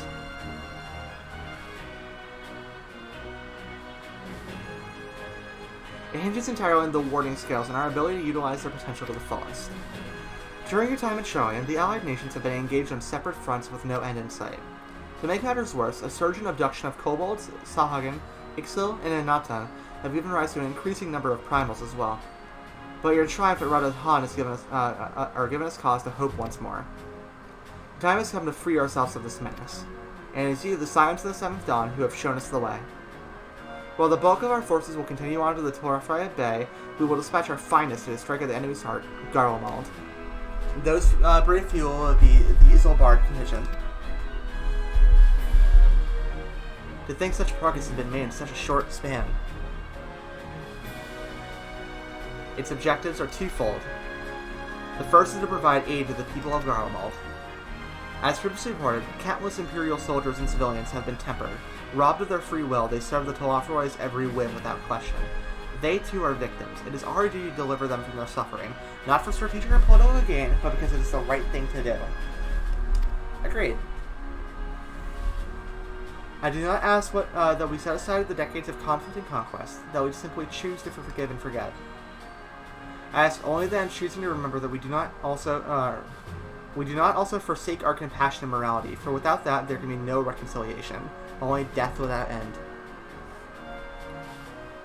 Aye, on that we can all agree. Our second objective is the colossal tower that Thancred and Iriange observed in the capital.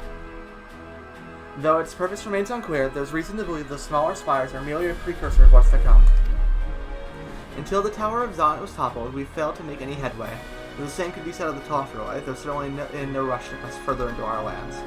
I'd wager the Spire's primary purpose is to divide and keep us occupied, while they work towards our annihilation. This would appear to be substantiated by Astralis' analysis of the Tower's influence on the ethereal currents.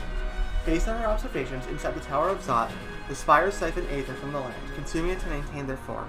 However, they draw forth far more than is required for this task alone. The excess of aether remains unaccounted for, but we cannot be sure but we can be sure it's not being harnessed for our benefit. It wouldn't be surprised me if in the least if it was being redirected to the larger spire in the capital. There's a logic in that. Regardless, once we have uncovered the truth, we'll bring their schemes crashing down, along with their infernal towers. That's all well and good, but what would you have us do? I assume it's more than handing over the scales and being on our way. We want you and your scales to join the Isobard contingent. Consider an official request from both the Grand Company of Eorzea and the Eastern Alliance. Do you accept? Going to Garland, bitches! Perhaps you should be the one to answer that.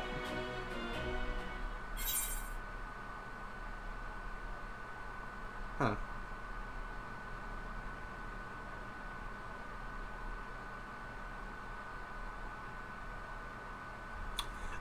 I can't believe I'm saying this, but for the people of Garland, they've suffered too.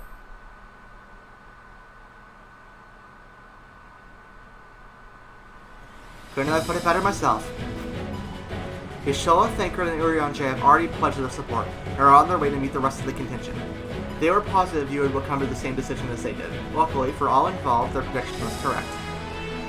Once you have delivered the warning scales to Alamigo, the contingent will embark on its journey to Isobard. Rabon and War Amaric are overseeing preparations, so I suggest you make yourself known upon arrival.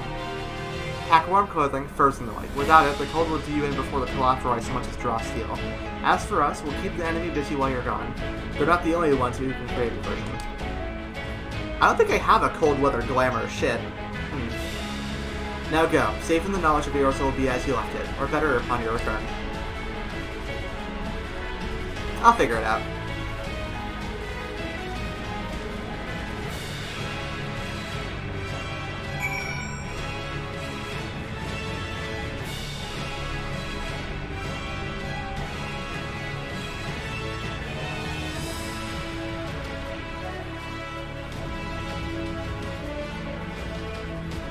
We're bringing the fight to them. It's gonna be good. And we're not even... I want to point out, this expansion goes through level 90. I'm level 82 right now, and we're going to Garland, which is like where the big bads are. So what the fuck is gonna happen? Alright. I'm just gonna double check on something real quick, because I am curious about something and have no idea. Hold on.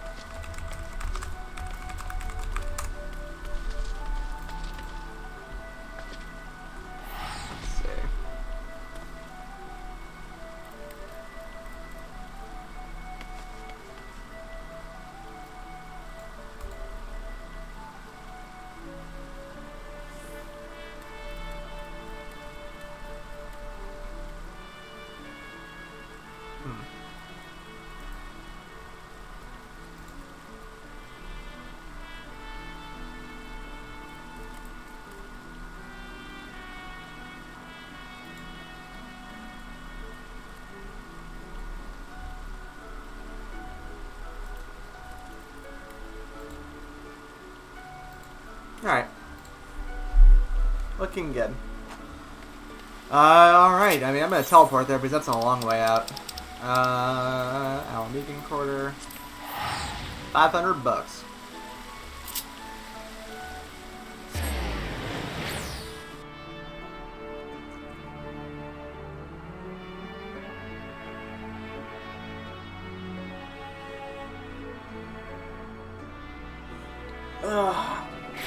I'm excited. Garland has been looming just constantly in the background. I want to know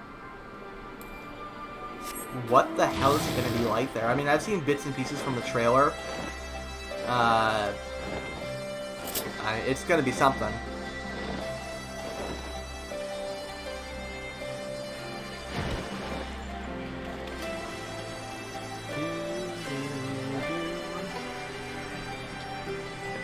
here eventually. Rabon! Hello? Anybody?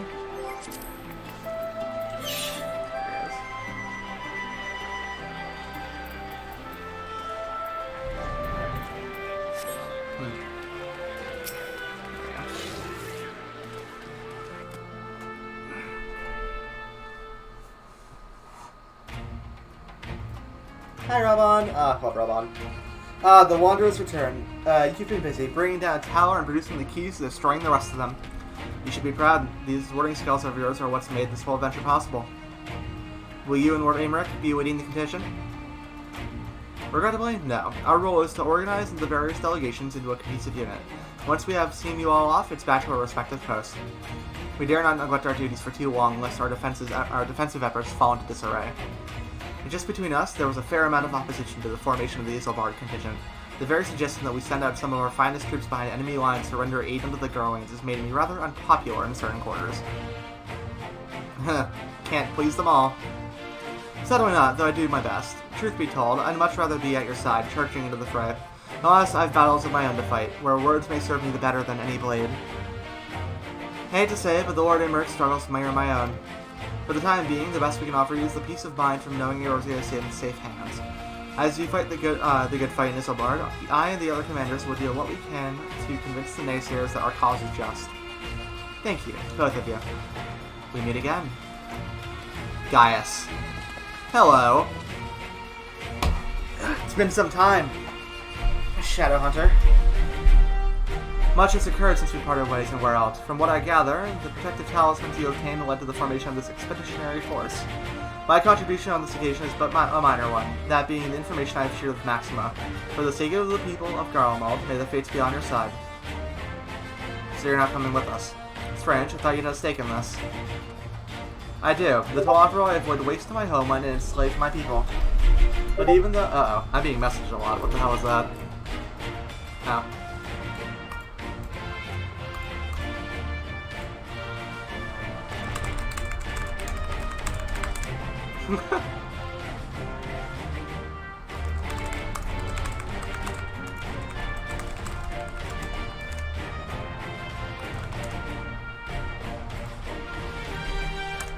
Derp had the fucking audacity to think I forgot Flatbook Friday. How dare you?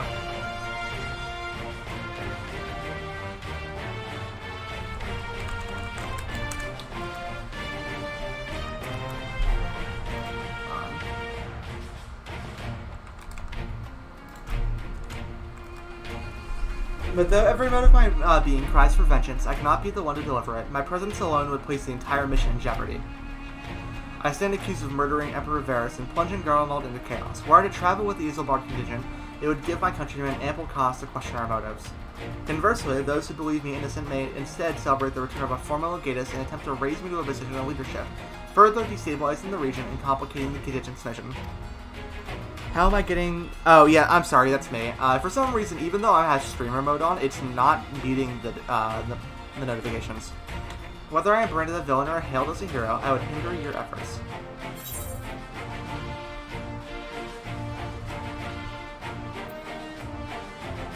To be fair, I doubt they will be pleased to see the champion of Airship set foot on Garland soil. Yeah.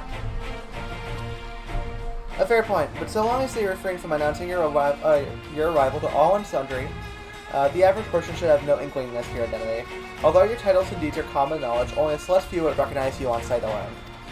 Perhaps one day they will learn the warrior of Vice not a demon to be feared, but a woman deserving of their trust. It's a lot coming from Gaius. In light of Gaius' rather unique circumstances, I instead will assume the role of your guide. Though I have been defecting for political reasons, my love for Garland endures. I would stop at nothing to protect her and her people. Well said. Might I ask you to escort our friends inside?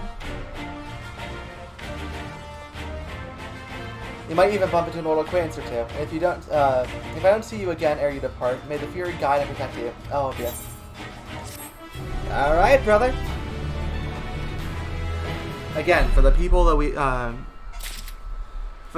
lost, and for those that we can still yet save. Pewter chest gear. Okay.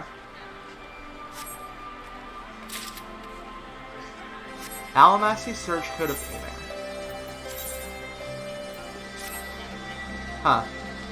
I mean, it's good. I can't do my glamour plate, unfortunately.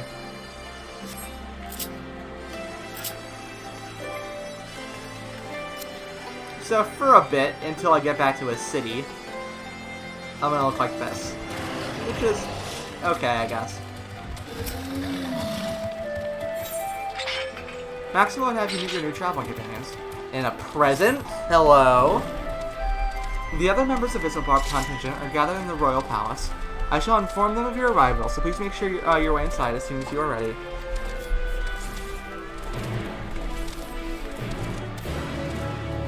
Yeah, I'm not a fan of this. I mean, it looks okay. It's very, like... I don't know, I feel like I'm like a private investigator or something like that wearing this. Doesn't super fit my vibes. Do I have anything in my inventory I can glamour it as? Cast glamour. Oh.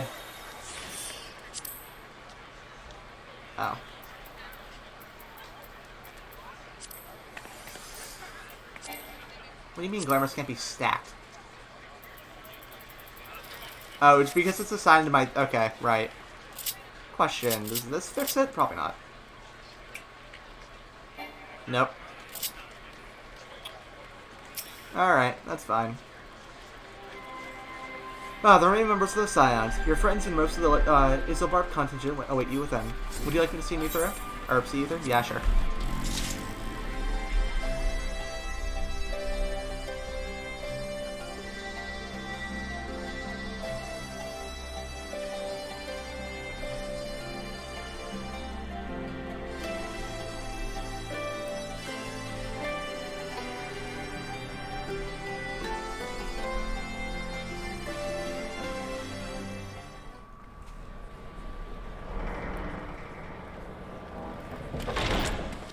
By the 12. By the 12.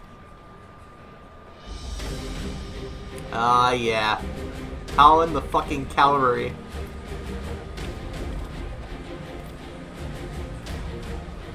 Glad you could join us. I hope you don't mind, but we went ahead and started without you. As you can imagine, our traveling companions were eager to become acquainted. 'Tis a rare thing indeed to see such a diverse and talented group of individuals assembled for a single purpose. We fight not only for the sake of Eorzea, but for the entire world, Why are you doing including the people push-ups? of Garlemald.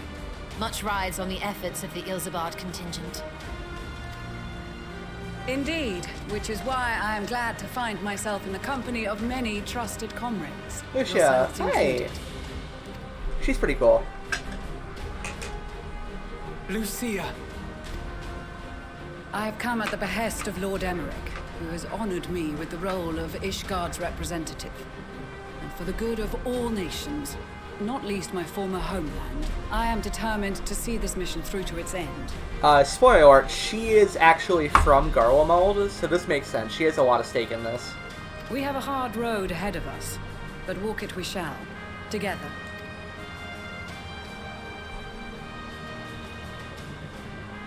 We too welcome this opportunity to work together once more. I have faith that, if there is a way to resolve this conflict, we will find it.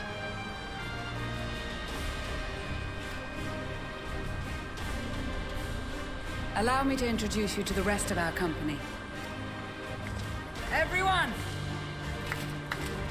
If I may have your attention.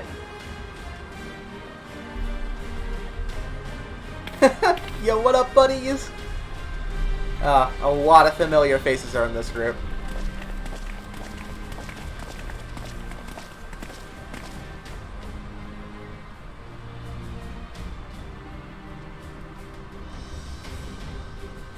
Oh, fuck yeah, Might I Pippin. ask you to speak first?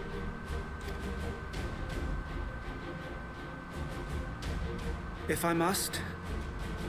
I am Arun Senna, spokesman for the Gridanian delegation. Here on behalf of my esteemed sister, the Elder Seedseer, we shall provide This support fucking guy. and protection to those in need during our time in Garlemald. To that end, I am joined by healers selected by the Conjurer's Guild, with the Order of the Twin Adder's Finest serving as our escort.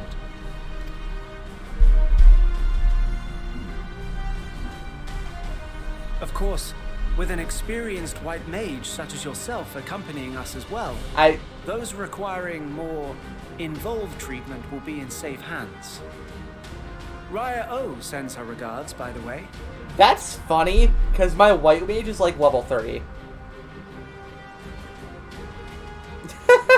I mean, hey, it's cool they acknowledge that I have level white mage. Suppose I'd better say my piece. Hey, it's a card. Wait, I know you. The name's Sicard, in case you've forgotten. Truth be told, I'd rather you had forgotten.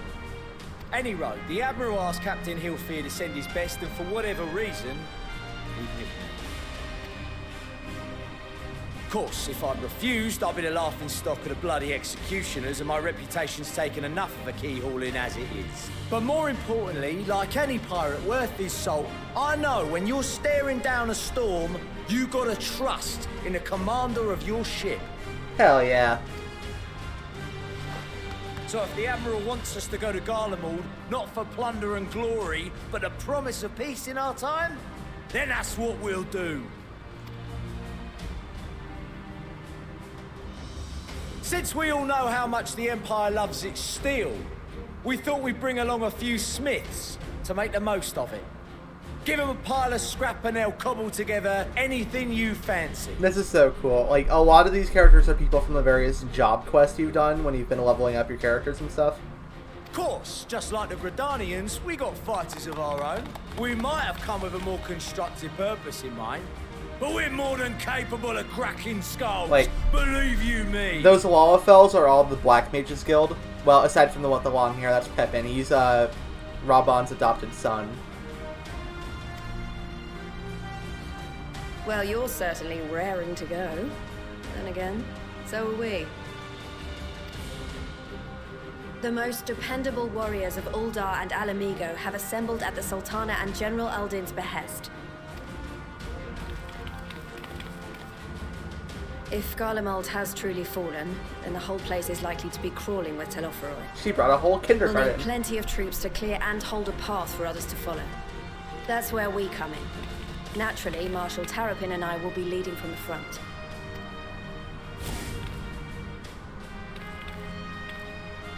It's been some time since I last saw you in your element on the battlefield. From what I've heard, you've become pretty fearsome yourself. Master Matoya, the avatar of destruction.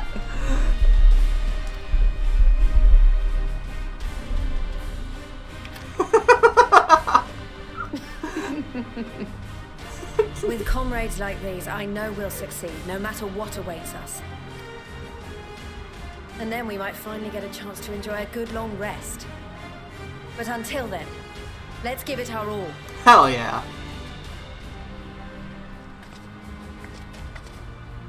As for Ishgard, we Temple Knights have come in force to uphold our nation's commitment to the peace and welfare of our allies. The bitter cold of Garlemald is a formidable enemy in of itself. Our experience fighting in ice and snow will prove invaluable in the days ahead. Very true. Accordingly, I have been designated commander of the Ilzabad contingent. I will do all in my power to provide you with the leadership and guidance you require. Thank you. The four high houses, House Hylinart foremost among them, have arranged for a host of machinists to join us. My boys! Yes! Their knowledge of Imperial Magitech is sure to be a great boon. They will address any problems of a technical nature, together with the smiths of Limpsa Lomitsa. Derp, hey, welcome! Welcome. What's up is we're getting the gang back together. We're pulling in all of the friends from all over the world to go and kick the bad guy's ass. It's so good. There is another awaiting introduction. Motherfucker, really? You? Lord Emonolaine. Alright. Yes, Emonolaine de Forton, at your service. What's up, buddy? Though, lest there be any misunderstanding, I should stress that I've not become a fearsome warrior while you were away. Rather, far from it, actually. My brother, in his infinite wisdom, decided this would be an excellent chance to make something of myself. Oh, and fight for world peace and all that. How are you doing, Dirk? You doing good? How's your day been? Should the opportunity arise for a spot of ballroom dancing, I will be your twinkle-toed gentleman of light. Thanks, I'm on the lane.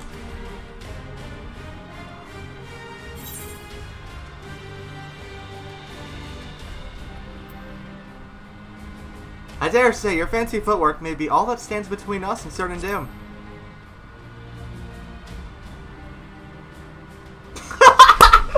It makes it so dramatic. Huzzah!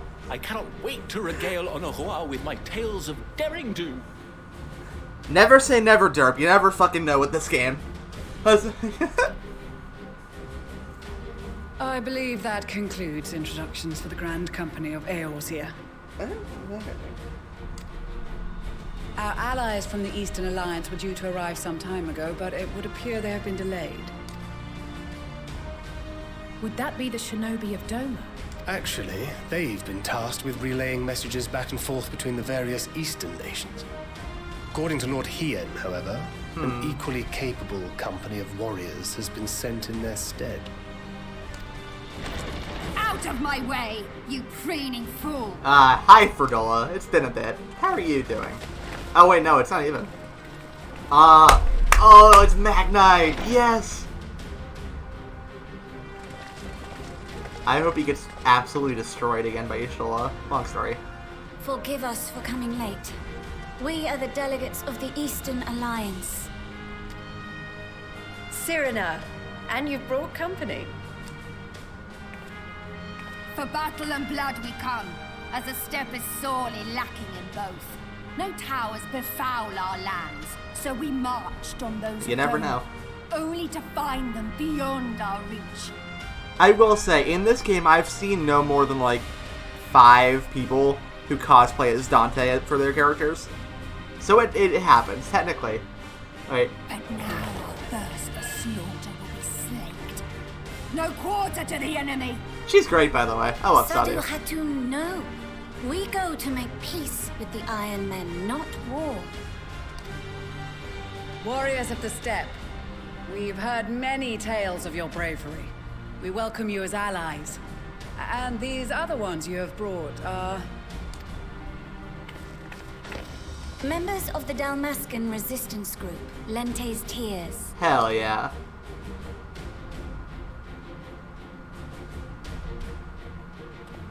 And the Bosnian resistance. Between them, they have a wealth of experience in espionage, and are particularly adept Yes, at Dante's in infiltrating there somewhere at Imperial least 5 facilities. times. Which is fortuitous, since Garlemald's domain is so vast that I could never hope to handle reconnaissance duties all by myself. Excellent. Dalmasca, Bosnia, Alamigo. All lands which have suffered the tyranny of the Empire. I would never presume to question your motives. Nevertheless, I must reiterate that our goal is to aid the victims of the Telophoroi, the common folk of Garlemald. And they are victims, make no mistake. Though I understand that many may struggle to see them as such. You're more right than you know. For every one of us that answered the call, there were a dozen that refused.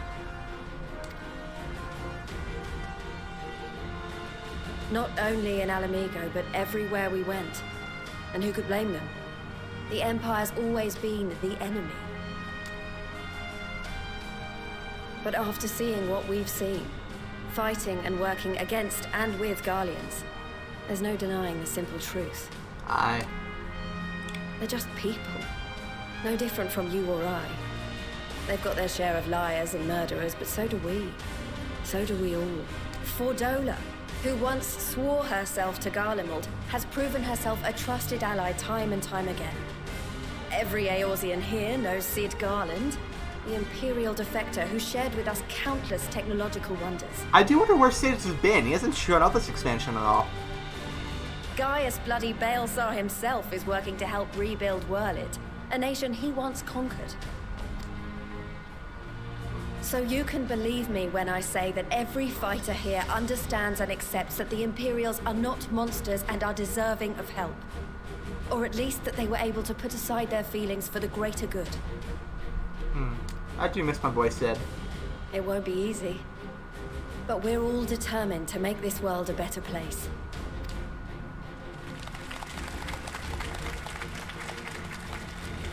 What lingering concerns I may have had were clearly unwarranted. I agree with everything you said wholeheartedly.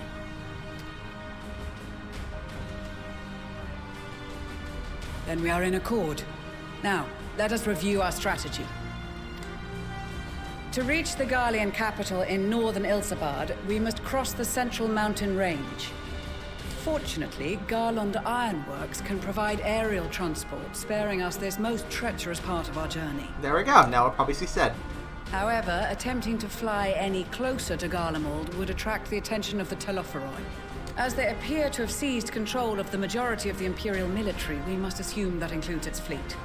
In addition, Garlemald possesses devices that can interfere with airship navigational systems, further discouraging an airborne approach. Given the circumstances, the closest we dare deploy our contingent is an area between the range and the capital, the Magna Glaciers. From there, we must travel the rest of the way on foot. We will also need to bring the airships with us to ensure we can withdraw with haste. Although much of the terrain will be blanketed in snow, we should be able to make use of local roads and shipping facilities. The vast ice field will afford us an unobstructed view of the surrounding area. On the other hand, it will also allow others to easily spot us, so it is imperative that we only make camp in positions where we can easily defend ourselves. And the airships, which must be kept safe at all costs. We cannot account for every possibility, so we must be prepared to think on our feet. We will be tested. Sorely tested, I expect. But for our homes and for our people, and a people not our own but in need, we will succeed. Spare no effort in your preparations. Once we depart, there is no turning back. Cool, so you guys have time for me to go apply my glamour real quick? Fashion comes first.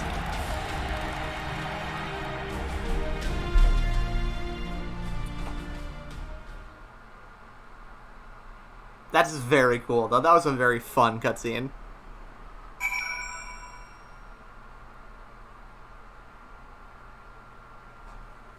Alright. And again, we're barely into this story. I'm level 82 out of 90. Like, I know that's only 8 more levels, but consider how long it's taken us to get this far. Oh, there's so many people to talk to. Oh, God. This is extraordinary. To be in such company, the finest of our allies have to offer. With comrades such as these, we are bound to succeed. I'm certain of it. This guy taught me how to be a machinist. If it isn't Issa, 'tis thanks in no small part to you that the manufacturer's future is looking brighter than ever, my friend. I am pleased to report that I and a handful of my colleagues have been selected to join the contingent. Ere this expedition is ended, even the Temple Knights will be singing our machinist's praises. Once they have borne witness to not only our mechanical proficiency, but our combat prowess too, of course. Well, well, if I know what a social gathering would have been turned to be, I have dressed for the occasion. Still, this seems the perfect opportunity to mingle with our other guests. Would I be correct in assuming those ladies over there, over yonder, are Sirena and Sayu of the Steppe? Perhaps I shall introduce myself, though I don't much like the look of the fellow with the enormous axe. Oh, you're getting head pads, thank you! Hold on, I gotta get those set up for this. One minute. Which one is it? Not quite there, hold on. There we go. Thank you so much for the head pads. I'll keep those going for a while. Alright. Oh god, I'm not talking to everybody here, just a couple. Often his father told me of the struggles faced by Alamigo in the days of the occupation. I too have crossed swords with the Empire on many occasions. Though Garland has long been our better enemy, her grace is elected to bolster the Isambard contingent with the members of the Immortal Flames. As representatives of the Sultanate, we are one in our commitment to the cause. Hi, Elise. It seems so long ago we were sailing across the Ruby Sea and charging about the Aztec Steppe with Serrano and the others. I'd say we're overdue for another adventure. It brings back memories to see so many familiar faces. We've been through so much together. Good times and not so good. Oh, wait, hold on. I forgot comments.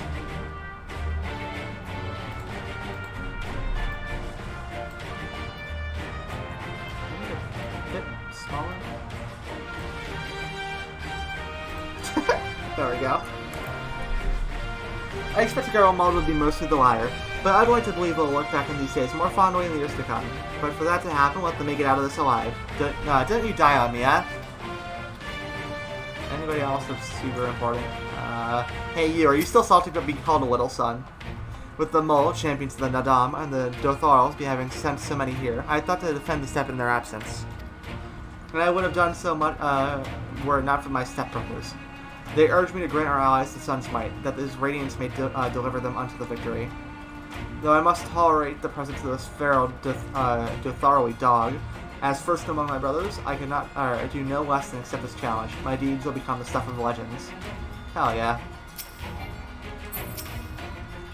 I'm glad to see you well, Issa. Grandmother was worried for you. The night I agreed to come hither and join the contingent, the gods sent her a strange dream. 2 suns, one burning red, the other frozen black. Closer they encircled, closer and closer, and as they danced the world fell to ruin. In blinding chaos she spied blackened silhouettes, and knew at once that one was yours. Yet we knew not how to interpret this dream, save as a sign that great danger awaits. Whatever lies ahead, I will walk with you, traveler. God, not wrong.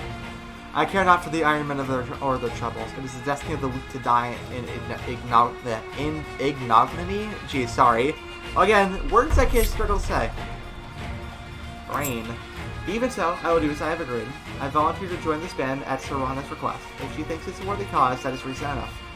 Though we hail from different tribes, our bond has grown strong of late. She is much better company on a hunt than any of the steppes or fishermen could dream to be.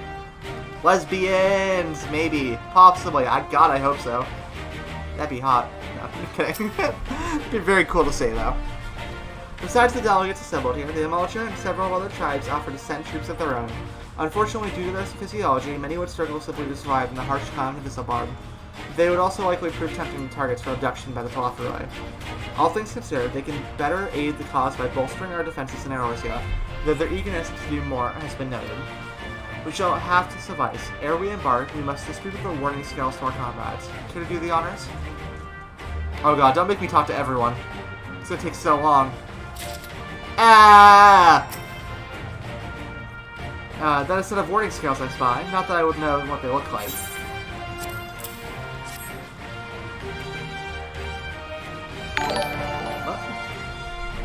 Oh my god, Maid! Thank you so much for the raid! Hi, everybody! A Maid raid! Hi! Welcome! Welcome. Welcome. What were you guys all up to?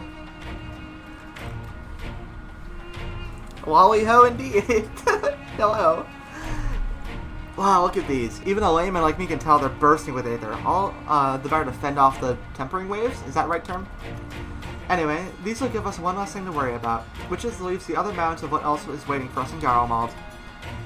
Only one way to find out, eh? And nervous or not, and march through all 7 hells if it gave me the chance to put Xenos back in the grave where he belongs. You played so much Code Vein? Aw, Code Vein is so good. I love it. Anime Dark Souls is extremely fun. How are you enjoying it? Warding scales for the Ishgardian delegation, I take it.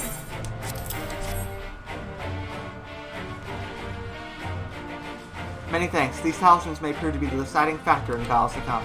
I find myself conflicted by this foray into Garland, sent by the Empire to infiltrate Isgard, only to throw in my lot with those whose secrets I was supposed to be stealing. And now I lead a mission to save the countrymen I betrayed. But that is doubtless why I was chosen by Lord Emmerich. He would not have me put my extensive knowledge and former ties to good use. I will not disappoint him. It's been a lot of fun so far. You're really liking it? That's awesome. I'm really glad. Yeah, that's a very fun game. Endwalker has been amazing so far. I've been having such a good time with this. But yeah, people from mainstream, this is a subathon to celebrate Final Fantasy XIV Endwalker releasing. I'm going to be going until I literally cannot anymore. and just playing through the story, enjoying every moment of it, sharing it with you guys. This is actually a pretty good chance to go over real quick what my sub goals are. We're currently at 6 subs, as you can see in the top there. And if you look here, you can see what we have coming up in the future. So, we've already hit the 5 sub goal. At 10 subs, I'm going to be doing a mystery game key giveaway and giving out a free Steam game to one of you lucky people. I've decided since I started what game I'm going to be giving away. And I have a backup just in case whoever wins happens to already have this. And yeah, if we get to that point, we'll be doing that. At 20 subs, I'll be giving control of my Twitter to chat for once every hour to make a tweet to either embarrass me greatly or do something silly with it. I'll leave it up to you all. At 30 subs, chat gets to choose art for me to commission, basically. You guys can do whatever you want. It could be something silly, it could be something kind of lewd, it's whatever works best for you guys. I mean, yeah. Basically what I'll do is I'll poll chat for a while, get some ideas of what you want, and then we'll have a vote on it. And whatever wins, I'll commission and share with you all. At 40 subs, I'm going to organize a D&D game to run and play on stream. You know, I'm going to gather some players up, either from among my own viewers, or possibly other streamers who I happen to hang out with. Like Maid, for instance, maybe, if she's interested. They're interested, I'm so sorry. And yeah, it'll be a great time.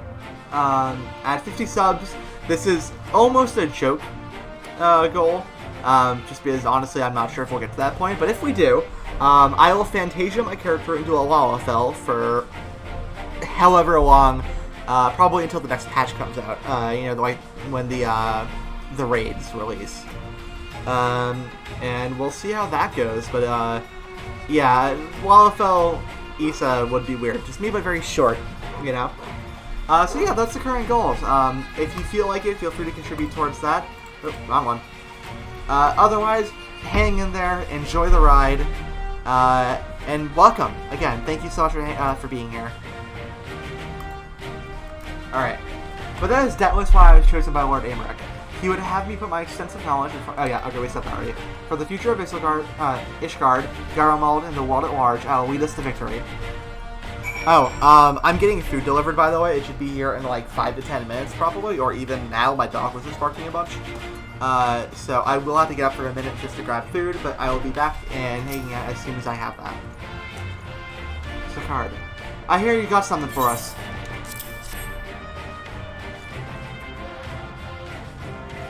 Ah, them scales everyone's been talking about. Pretty little things, ain't they? Reckon they'll be worth a gill or two when this is all over, but we'll hold on to them for now. And one more thing. I know what you're all thinking. Why didn't they send Ainzar instead? Bugger if I know. All the Admiral and Captain Hyofield told me was they need someone to help safeguard the future. And here I am. Can't say they haven't got any sense of humor. Of course, some of you might be wondering what good a pirate is on dry land. Oh, that would be my call for food. One moment.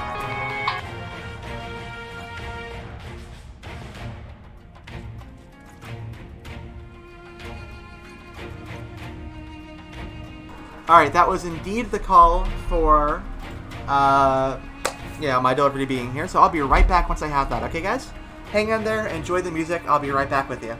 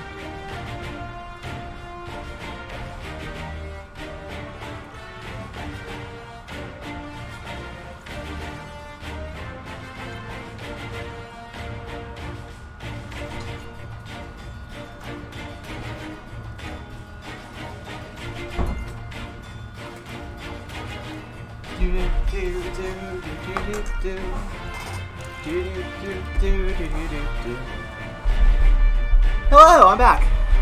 So, yeah, I have food now, so I'm going to be munching on that a little bit while we play. I hope that doesn't get too annoying. And yeah, but we're back. Good to go. Good to keep going. That was productive. Of course, some of you might be wondering what good a pirate is on dry land. In the middle of the salt and snow of all places. Well, me and my crew will do whatever it needs doing. So let's set sail, or however the saying goes on airships. Yes.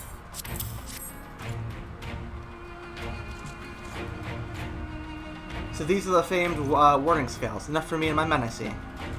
Under normal circumstances, I would not be allowed to travel outside the 12th Wood. The Elder Seedseer, however, has granted me special permission. She has bid me lend my magics to the people of Garland, while learning all I can of their ways. In so doing, I will come closer to understanding myself and my place in the world, or so she says. I say, it is past time our allies benefited from the power of the Seedseer's disposal. Some bemoan that we hide our way under a bushel, and I intend to address that criticism. We heard it would be cold in Garland, so we came prepared. Here, you'll need these. Oh, the talismans. We are to keep these close at all times, yes? I will see that no one misplaces theirs. And before I forget, I have a message from Hien. In distant lands, in times of strife, together stand, together fight, and in darkness shine the light of life.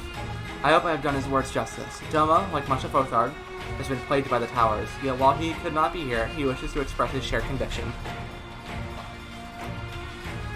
He and Ugiri labor without rest to unite the people, and with their aid will keep the enemies at bay. And we of the Steppe in the Eastern Alliance will repay their efforts by ending this war. Hell yeah.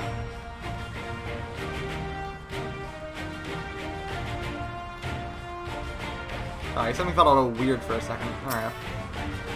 Do you have a warding scale for me too? I do.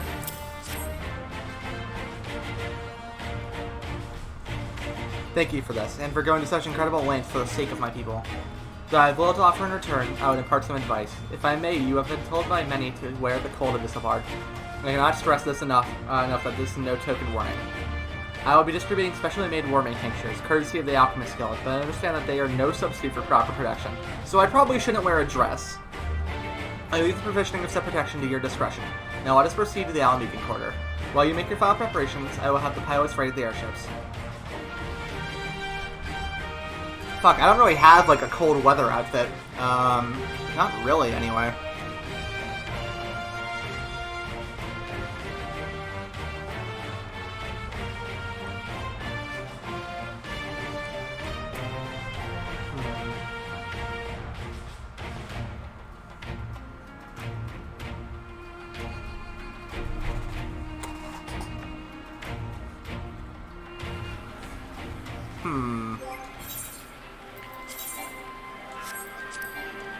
Okay. More cutscenes. This is our last chance to make ready before we set forth. You needn't worry about Urianger and I. We still have what we wore in Garland before. The Scythian claims to be quite warm and toasted beneath his armor, and since he spent a fair bit of time up north and recently as well, I have no reason to doubt his words. Most of the others will be borrowing Grand Company stock. The rest of you could do likewise, I suppose, provided you're not overly concerned with style. Not to put a fine point on it, but I wouldn't be seen dead in one of those ridiculous overcoats. If only I had time to finish something to my liking. Hark, is that the cry of scions in need of a tailor I hear? Uh-oh. Tartaru, what are you doing here? My girl, definitely not Zodiark.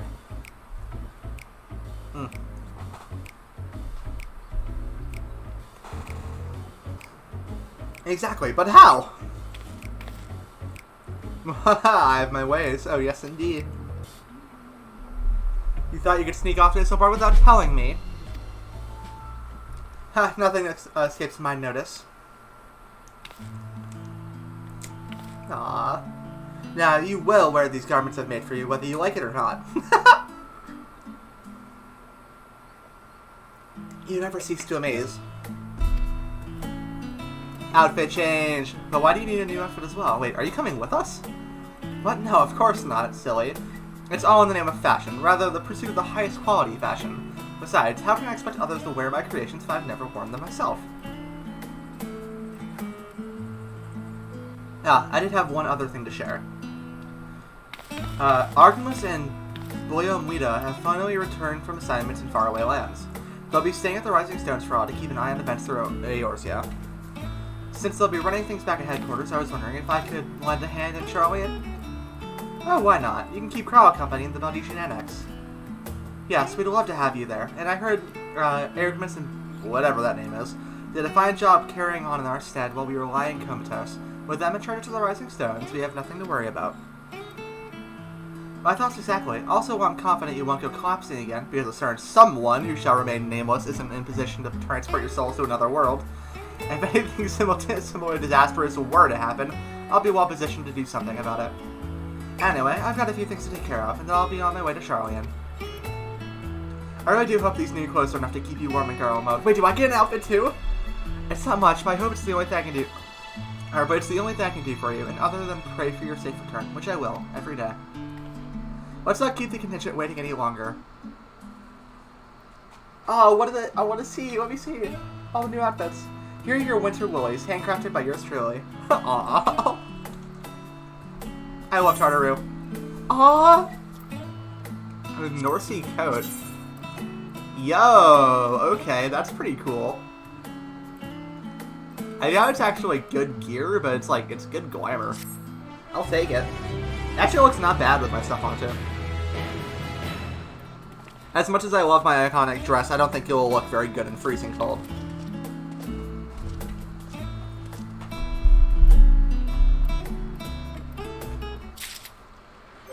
And there you go.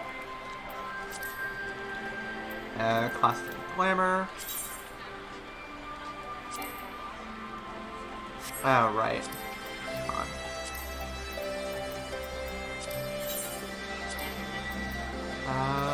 Where is it?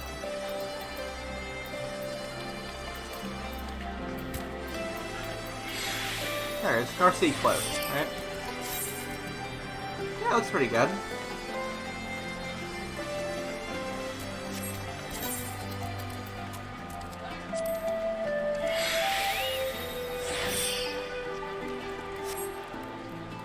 Nice.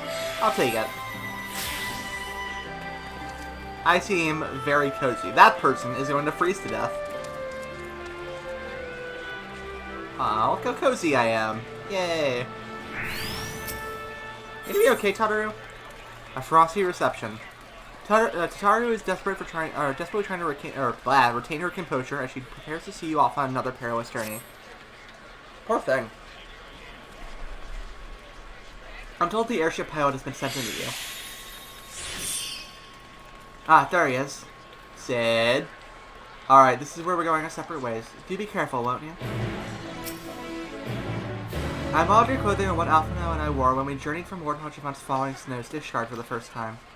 In those days, I barely knew one end of a sewing needle from the other, and as you've always had a very individual taste, I'll let you pick your own outfit. I like to think my skills have improved since then, but do you know what's more important than skill? Heart and soul. There's plenty to be found in each and every one of my works. Aw, I love it. Alright. I assume this is Sid hiding in here somewhere, maybe. Hello? Oh, you're not Sid. Fuck. Wait, I turned my mic back on, right? Yeah, okay, I did. I was worried for a second.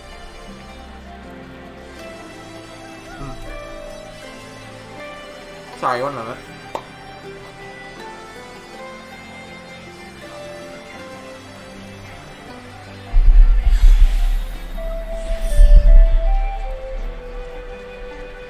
It's an honor to finally meet you.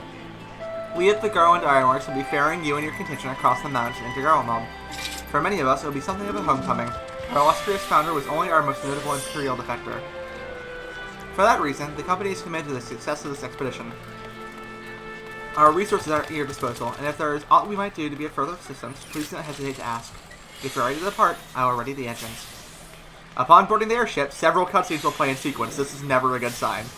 It is recommended that you set aside sufficient time to view these scenes in their entirety. In addition, you'll be required to participate in battle. Your progress will be saved at certain points. In the event that you are defeated, you'll be able to try again from most recent of these. Please note that if you enter battle associated with other quests or log out from the game, this progress will be lost. Okay, shit's about to get real. Let's go.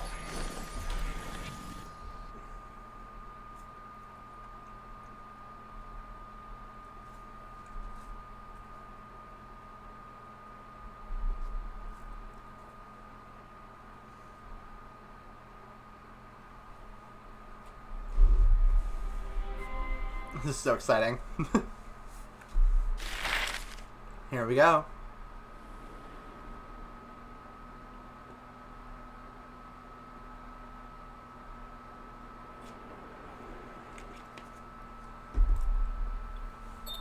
Ilsabad, divided in twain by a vast mountain range. Those who would traverse its jagged peaks face peril at every step. But why go by foot when one can simply fly?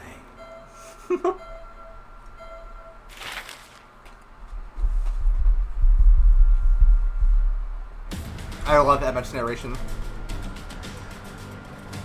That's a lot of snow. On the outskirts of the Imperial capital, in the frozen wastes of the Magna Glacius,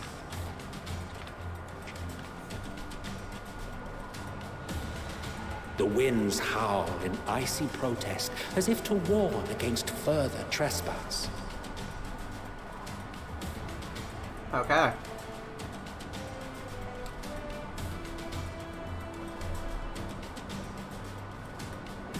Ooh, it's cold.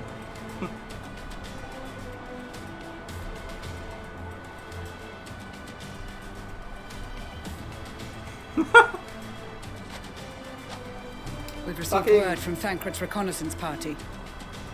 I love how fucking Estinian is just in his armor while everyone else is bundled up in, like, heavy winter wear. They've sighted a detachment of heavily armed Imperials. Survivors of the Civil War, perhaps? Perhaps, but there is more to it than that. Go on. Maxima reports that they are led by Vergilia, legatus of the 3rd Legion, which comprises the bulk of their number. However, they are also joined by several members of the 1st. From what I recall, the 3rd Legion fought for Nerva in the War of Succession following Varus' death. Okay. The 1st, on the other hand, were under the direct command of the Emperor and rejected Nerva's claim to the throne. These legions were enemies.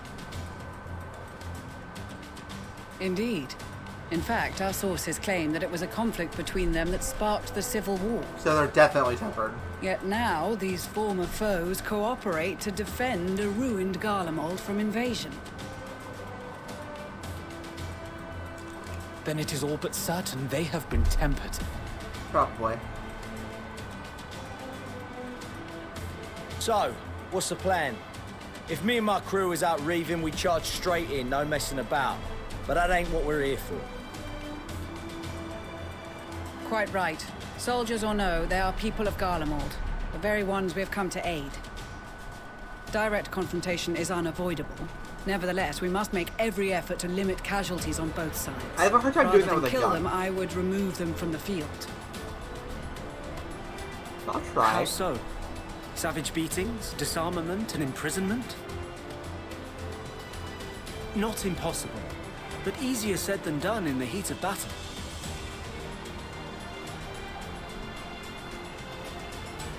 Having observed the opposition, I imagine Thancred had something to suggest? He did. He and the other scouts have already infiltrated a supply depot some distance beyond the Imperial detachment's current position. Stored within is a stockpile of Magitech armaments, and once we give the signal, Thancred's team will destroy them all. In so doing, we will deprive frontline troops of materiel, and likely force the detachment to send men to investigate. Smart. Divide and conquer. Not a bad idea. Once the scouts have finished their preparations, we will split into 2 groups. The first will form the vanguard, while the other brings up the rear with our supplies.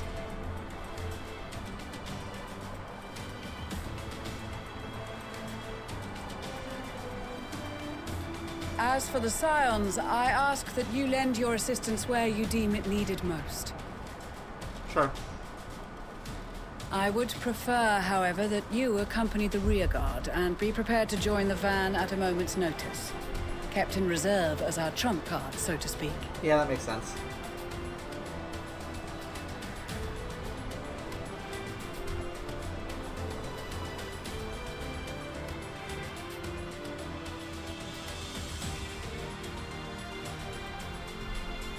Meanwhile, at the Imperial Supply Depot.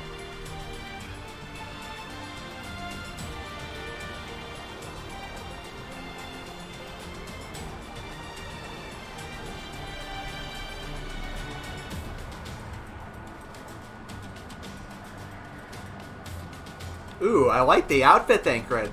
That's cool looking.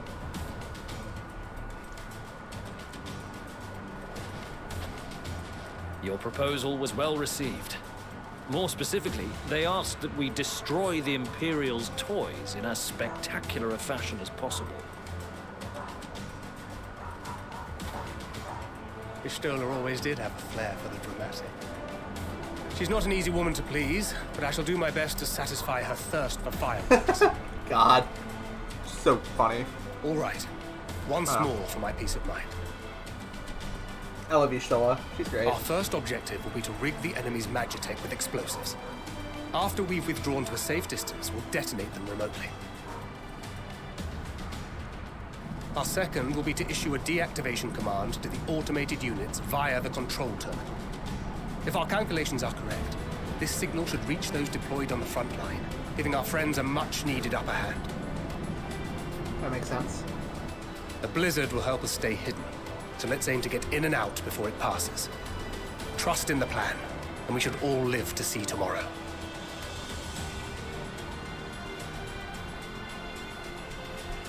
In the meantime, I will relay messages back and forth as the situation unfolds. You'll forgive me if I ask again, but are you certain you wish to play the lone wolf? Wouldn't have it any other way. Call it foolish and reckless if you like, but I'll get the job done. I always do. That's true. Thancred is very consistent. Very well. I wish you the best of luck.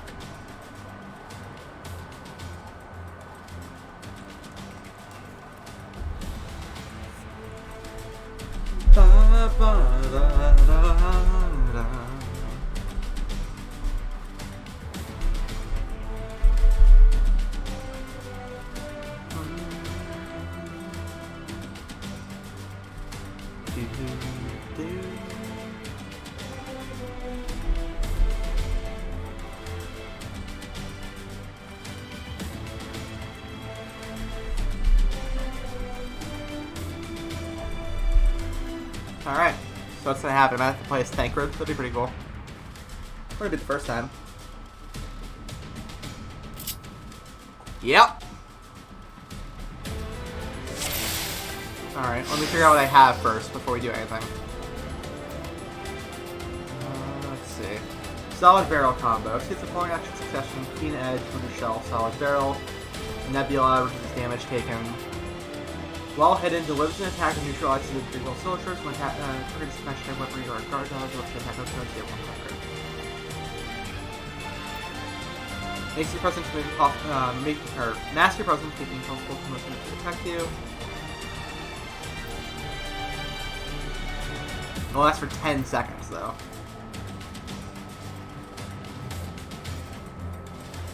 Okay.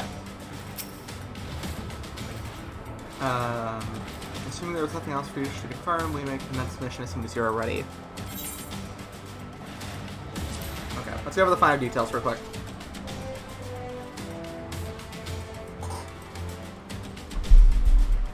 In the coming battle, you will fight as Thancred. You have 2 objectives. Place explosives on the Imperial Magitech, deactivate the frontline Magitech units via the control terminal. Okay. If the guard attacks and pursues you, enemy forces will become more aware of the threat you pose and indicated by the threat awareness gauge. Okay?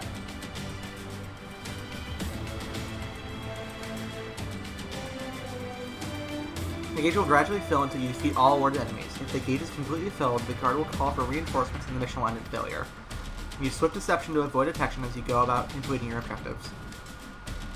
Okay. I can do that, I think.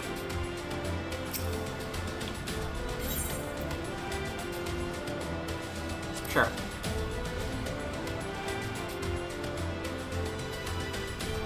Success in the mission hinges on the following points.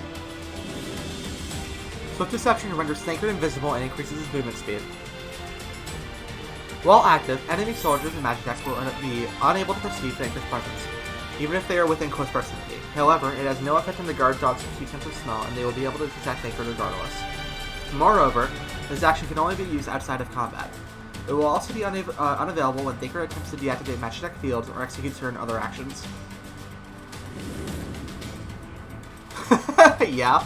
Once Thancred's silent takedown will instantly render a soldier unconscious, and it can only be used while Swift Deception is in effect. Though it cannot be used on magitech or guard dogs, utilizing silent takedown whenever possible is essentially in clearing a path to your objectives. Alright. A guard dog can detect Thancred even when Swift Deception is active. You can instead use a bewilderment bomb to distract them and sneak past unnoticed. Conversely, bewilderment bombs have no effect on magitech soldiers or magitech or soldiers, so take care to choose the right tool for the situation. Okay. Alright, I can do that. Alright, chat. Do you think I can do this first try? Stealth mission? I'm ready. I don't know. Do you think I can do it? Keep your wits about you. It's time. We only have one shot at this. I'm going the other way. Let's make it count. Oh, that was interesting.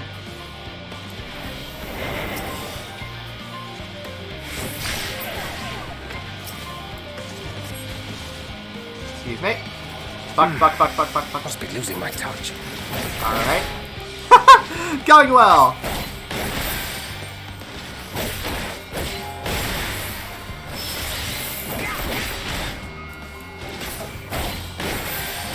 Okay, I didn't realize they had such a cool on it. Oh shit.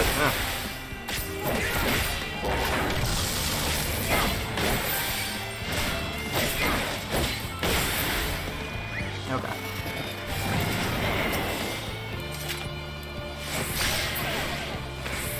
So one thing I noticed is, for one, when I do the takedown, it immediately takes me outside, or out of stealth, which makes sense. Stealth also has a decently long cooldown, so I can't just hit one enemy and then assume I'll be fine.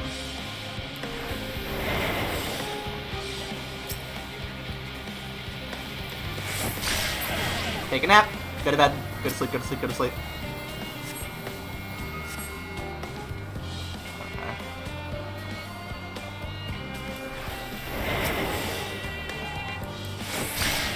Bonk.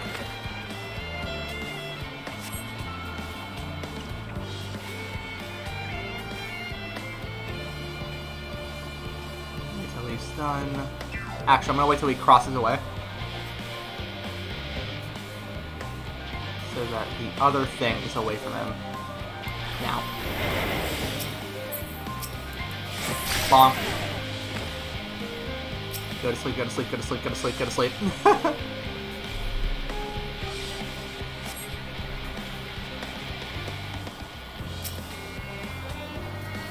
How do I get rid of Magitech, though?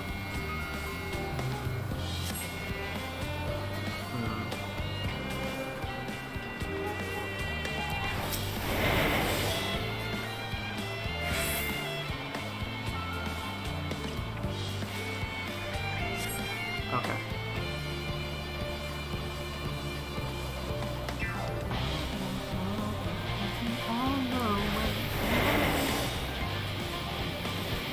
Go, go, go, go, go.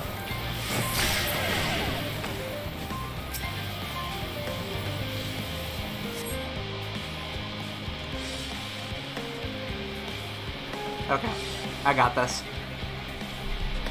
Alright, where's the next thing I need to take out? I'm trying to avoid being hit by these guys too much. Alright. Guard dogs, huh?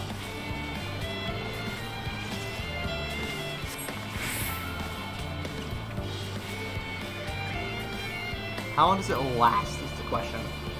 I think it just gets rid of them.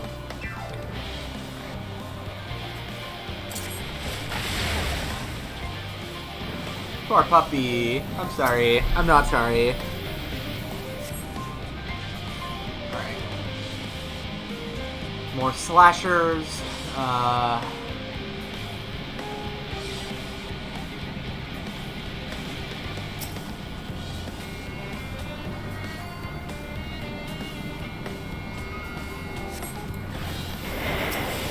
across.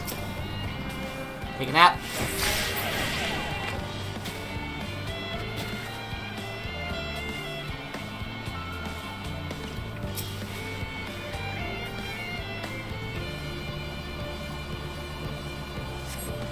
Learn how to hide and send word. You got it. This is Thancred. The explosives. I love the like Fire Emblem-esque pictures that go off in combat. All is proceeding as planned. Head to the control terminal. It should be to the northwest. Okay, northwest. Understood. Have the others wait at the rendezvous point. Alright, let's see. Wait for the match tech to move. Bonk him.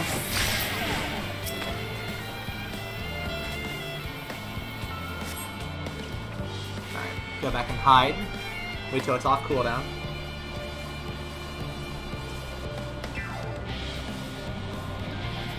Where am I moving next? I need to get past the big guy. That much is obvious. So I'm gonna sneak past him. Wait for him to be over there first. Take out... okay.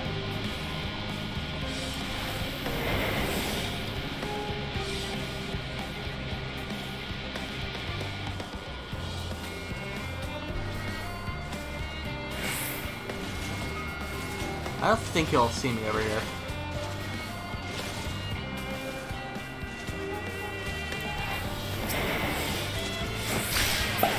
Bonk.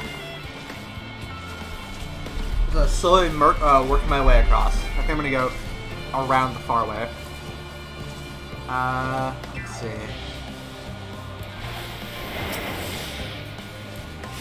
Bonk.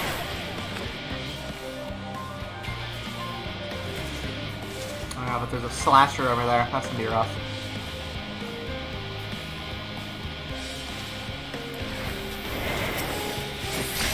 Bonk.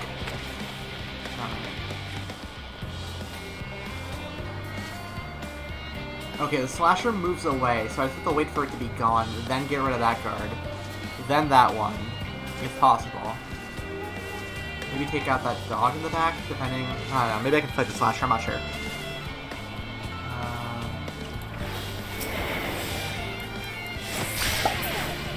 Nobody noticed the unconscious body, it's fine. They're just taking a nap. Take a nap, take a nap, take a nap, take a nap.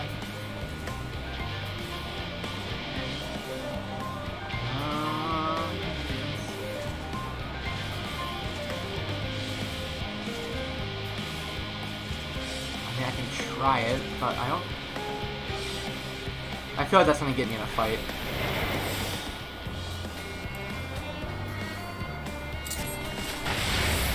Damn, spotted. Alright, well that's gonna make my life a little simpler.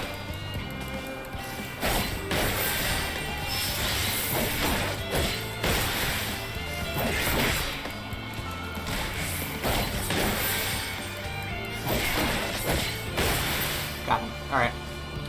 That one's gone. Now I can sneak around the back and... but that one is still being guarded. Okay.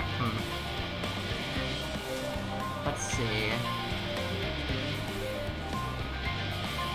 I can probably afford to fight that one, but I'd rather not. Just to keep my awareness as low as possible. Now. Bonk. Bye-bye. How did they not see that? Alright, I won't complain. Let's wait for another cycle to go by, because I want that thing to be as far away as possible. Patience. Must have patience. Get bonked. Alright. The next will be tricky. I might be able to stand outside the dog's range and knock that guy out, but I think I'm probably gonna end up triggering the dog if I don't. Or if I do. I'm not sure. Let's try it. Oh, it worked. Holy shit. Okay. Knock the dog out. I'm gonna wait for that thing to go back around, and I should be good to go.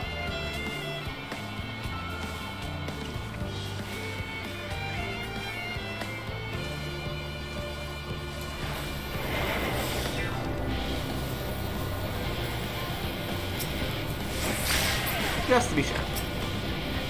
I'm going for a completionist percentage of knocking out Garlands.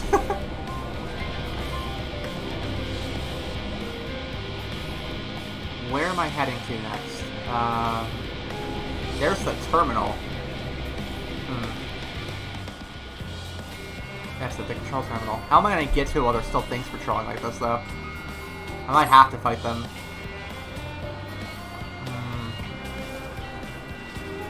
Let's just try and sneak over. Go, go, go, go, go, go, go, go, go, go, go! Ah! Okay, that works. Excuse me, gentlemen.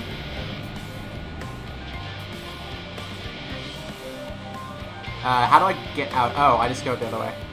Excuse me, pardon me. How the fuck did I get away with that? Alright, bye guys. Hell yeah, first try. Absolutely no problems. Didn't get caught at all. It's fine.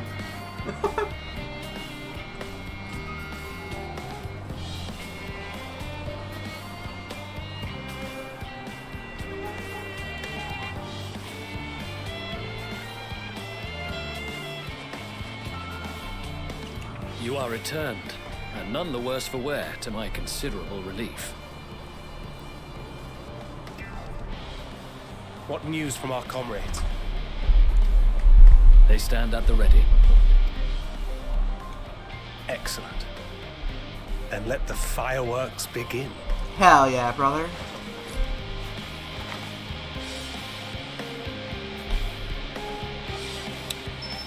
Ping! Yeah, I think that'll do it.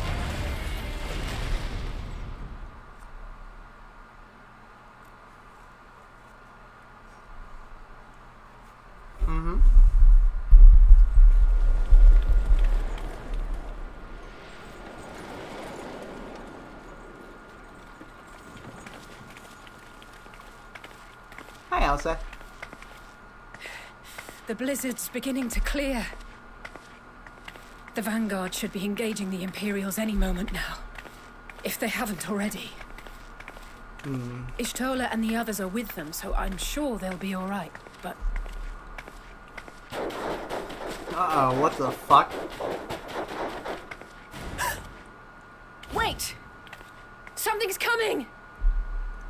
Good senses. Dogs. Oi, oi! Looks like we ain't the only ones who sent out scouts. Keep them away from the carriages! We lose those, and we're as good as dead! You got it.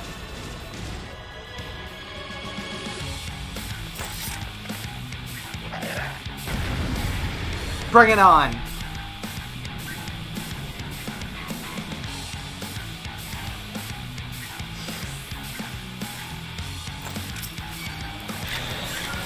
In the coming battle, I will fight a Issa Astralis. Gee, I hope so.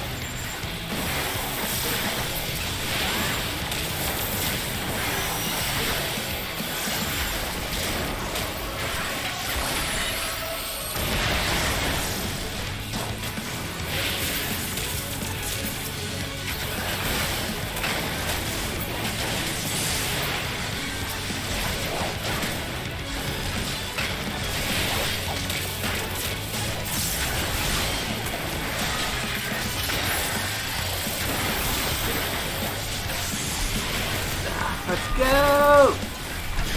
Gun power.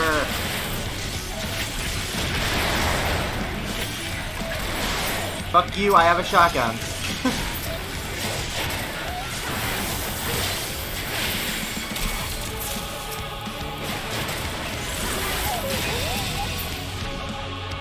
A brief respite, but stay alert. You need help? Keep the carriages safe. I assume they need help. Yep.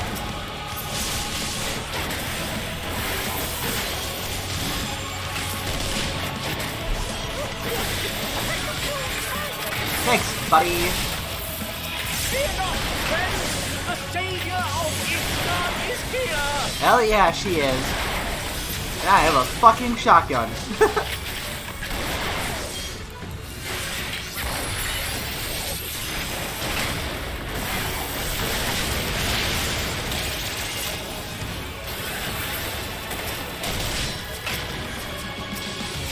There's a lot of them.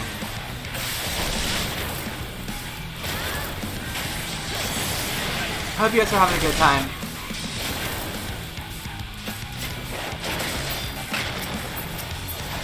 This is definitely fun. I'm enjoying it.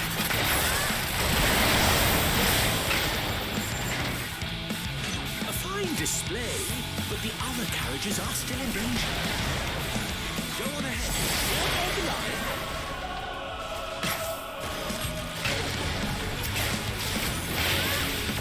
We're the only ones who can stop it. Oh, we put our backs into it then. Come on then. I've been itching. Get him, Queen.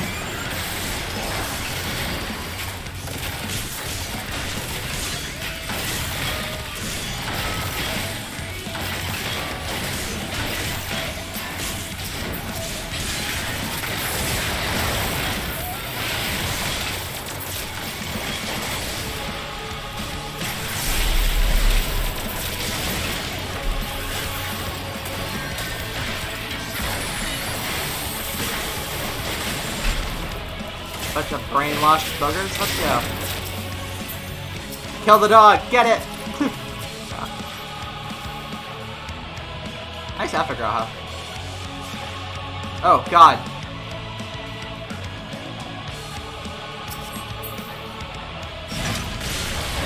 That's. Oh shit. All right. Broadside it. You betcha.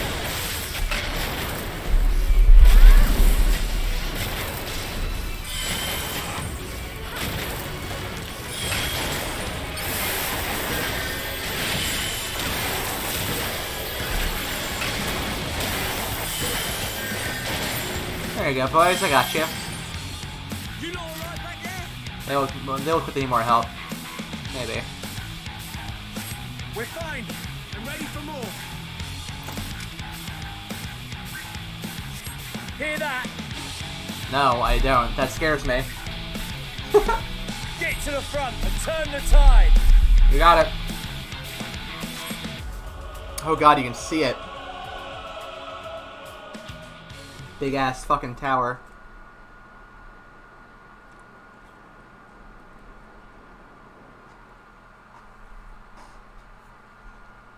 Meanwhile, on the front line.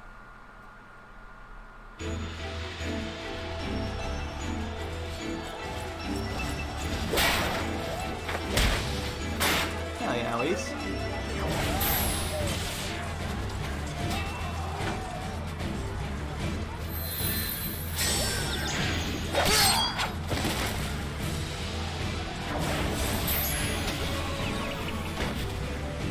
Removed from the field was not a euphemism for enthusiastically murder. Wait, really? Shit, I probably shouldn't use the gun then. It's nothing that won't heal in time. The trouble is, their tempering has made them utterly fearless. Subduing them would be easier if they had the capacity to submit in the first place. Well, this is the path our young charges would have us walk, and that we all agreed to follow. You knew it would be hard, yet still you pledged your lance, did you not? Yeah.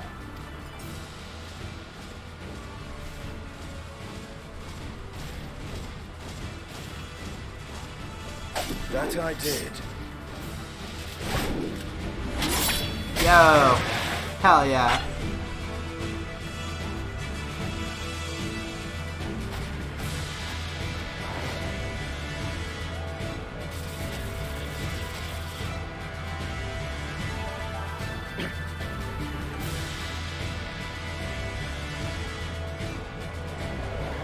What the hell weapon is that? Is it like a gun pike? Oh, hell yeah. That's for Gilia. Damn it. I need to help the others take her down. Dude, I love that weapon she has. That's super cool. There's no end to them. Don't worry, I'm here. I have a very non-lethal way of subduing them. Don't worry. It's friendship. I was wondering when and you this kind of turn just found. Etc. I've made that joke like 4 times. It's fine.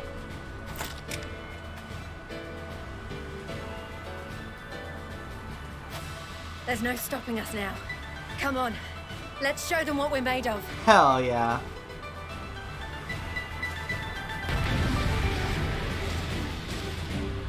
Let's go. Am I actually playing against myself still, or am I switching roles for a bit? I am playing as me. We have them now. Forward! Aye.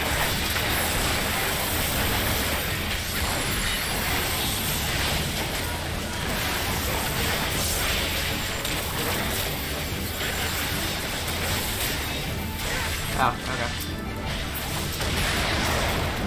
Ow. Right! Let them have it! Yes, ma'am. Shotgun to the face. Shockingly effective.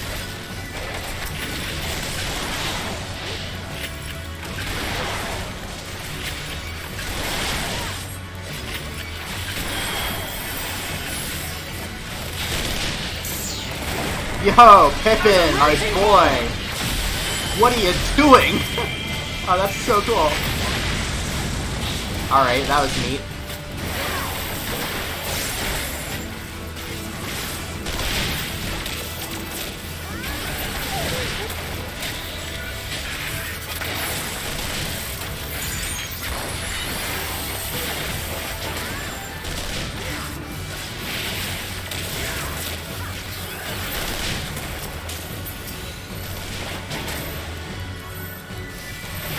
Magna, you want him? Okay.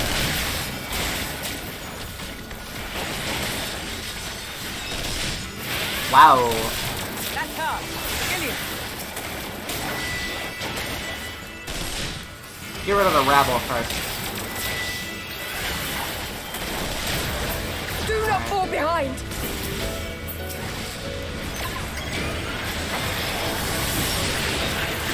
Ow! Wow, that was painful.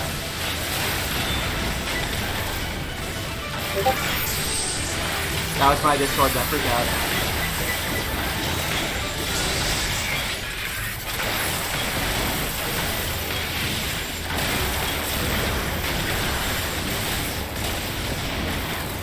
So I should probably not be here.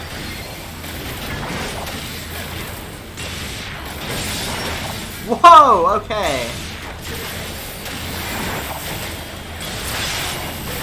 Nothing I haven't seen before.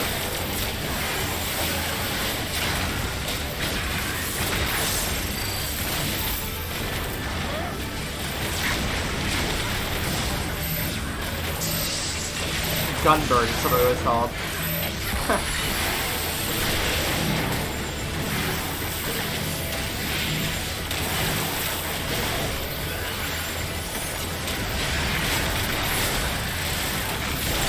She has a lot of fucking health.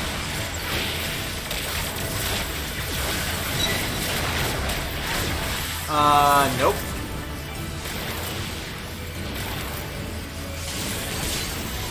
Is everyone alright? I think we're doing fine.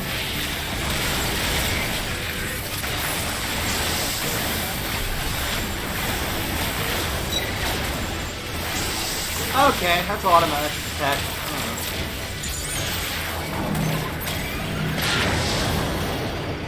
Wait, guys? Oh shit. Ow! Alright, well that hurt. I'll try that again from the top, hopefully.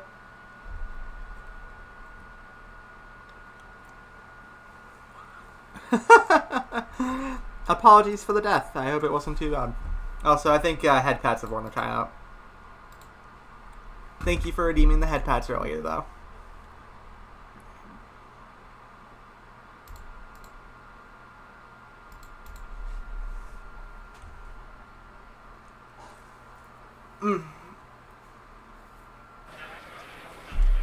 No, it's not going to restart us from scratch, I don't believe. Once the guy reappears. How fares my gear? Yeah, that's fine.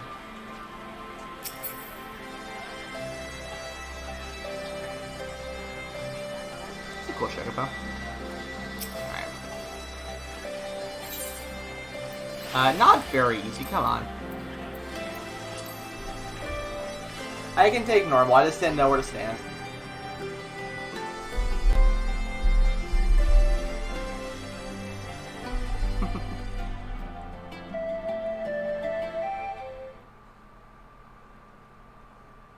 Meanwhile, on the front line, I can skip this scene. Alright. Let's get back into the fight.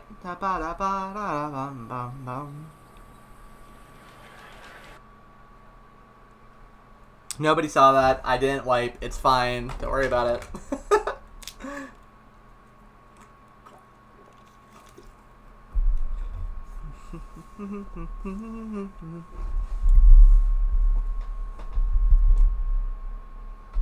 How long have we been going for, by the way?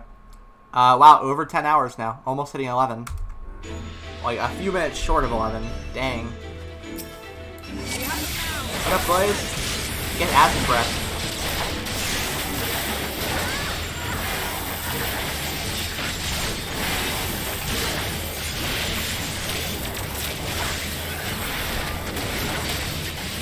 Non-lethally, I swear.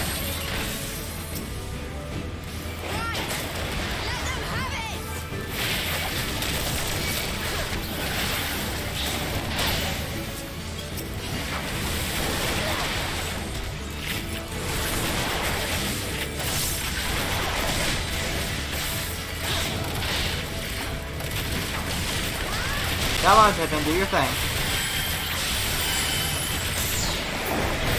As a raging ball!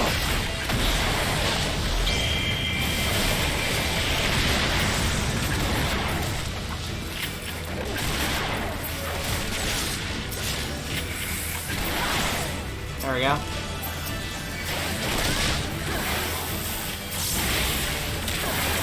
Issa, kill!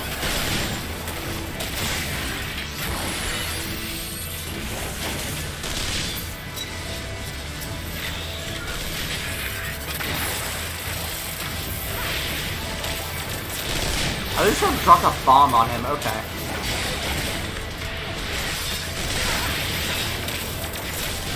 That's her! Regillion!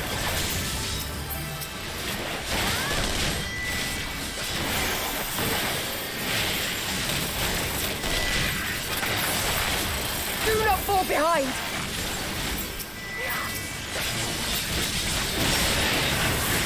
Ow.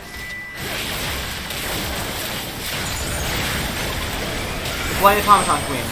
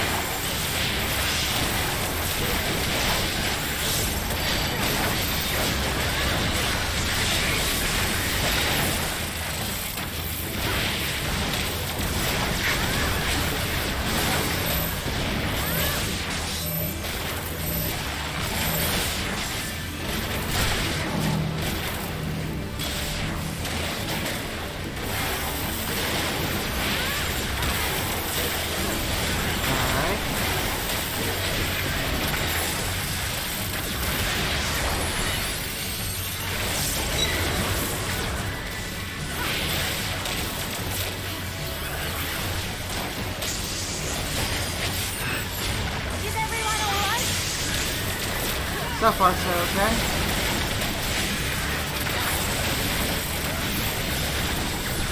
Incoming reinforcements.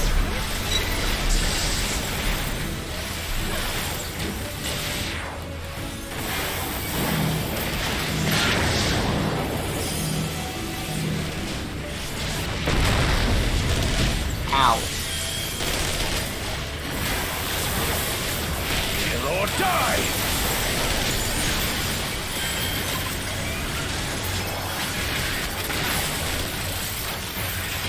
That guy's doing something, maybe.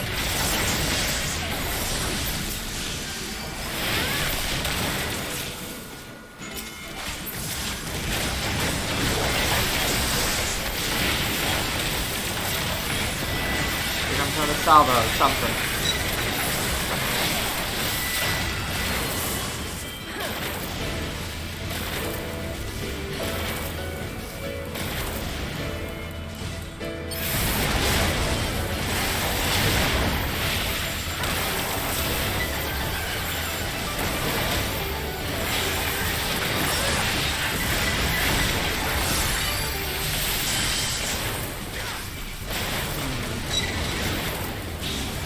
Tempered call for reinforcements. Great.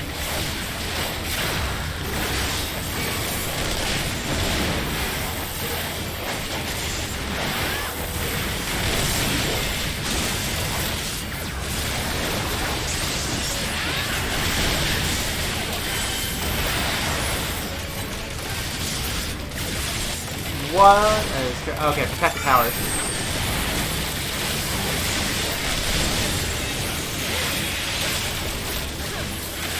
Ooh, this is hectic. I love it.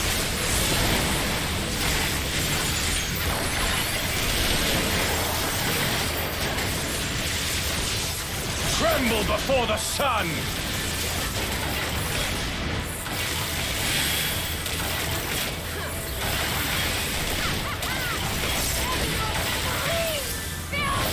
I would assume that means I have.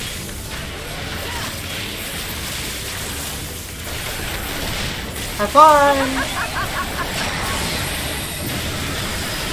Hey, LB3. Nice. I think we got him. GG! Duty complete.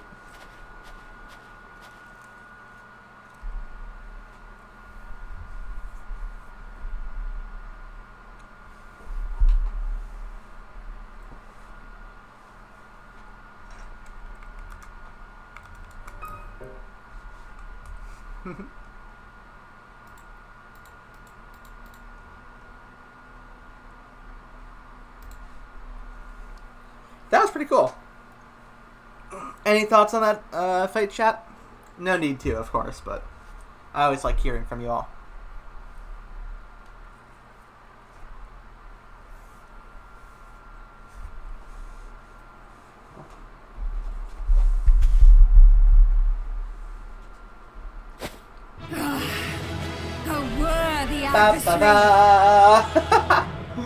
Alright. Rest, recover, reclaim yourself. Then we will fight again, to the death. Okay, well, maybe. Sadu Hatun.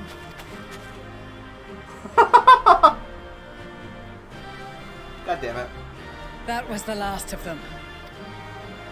The day is ours, thanks to your timely arrival. What of the supply caravan?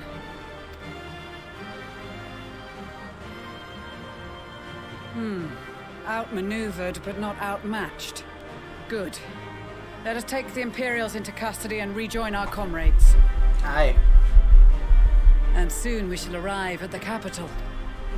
Yeah, that we will. I mean, gotta look at it. That is concerning. Like, really concerning.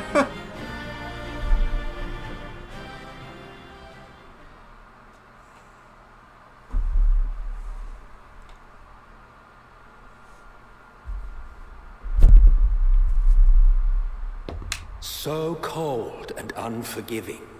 Thus spoke Emperor Solus as he gazed upon his barren domain. The narrator is Emperor Solus, by the way. Long story.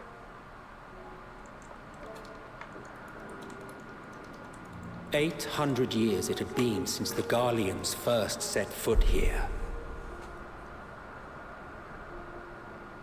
bested by the Kavosi after centuries of war and driven from fertile southern pastures into the blasted northern wastes.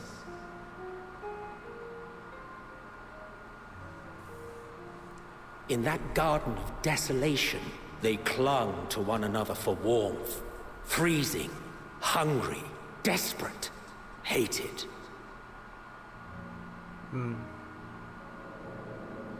Now that's an interesting Aetherite.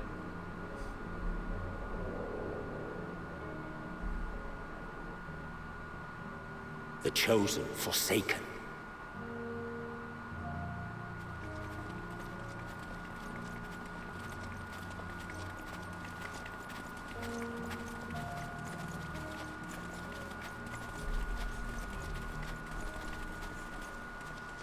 Yeah, honestly, the story of Garland is really sad. It eventually became something awful. In the year 1513 of the 6th Astral Era, a young legatus named Solus single-handedly sparked the Magitech Revolution.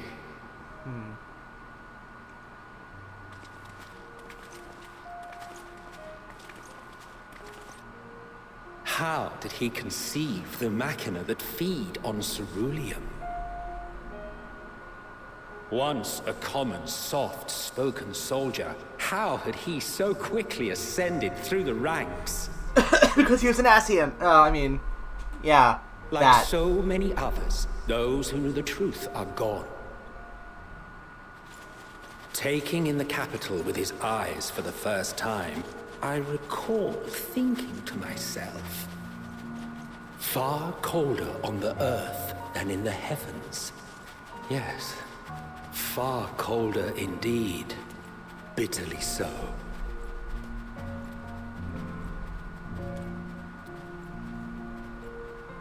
Garland. Finally. But what from here?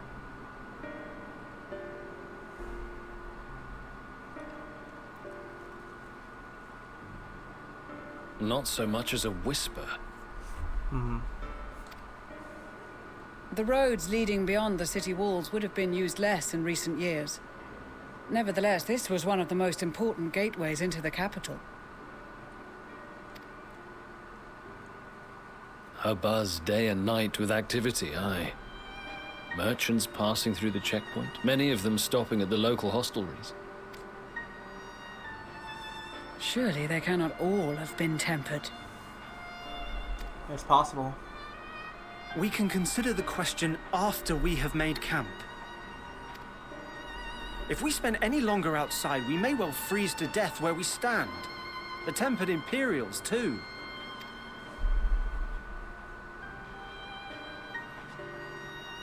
This will be our temporary base of operations. Secure shelter for ourselves and the injured, and dispatch scouts to survey the surrounding area.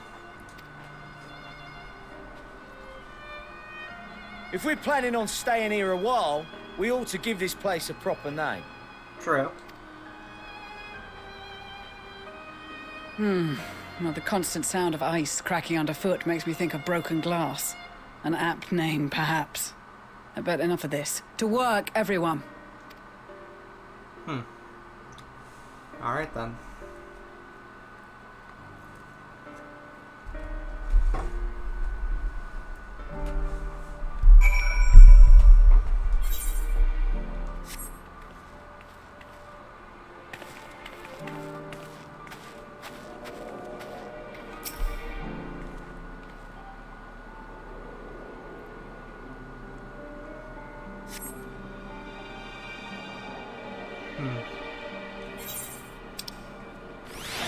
Another big map.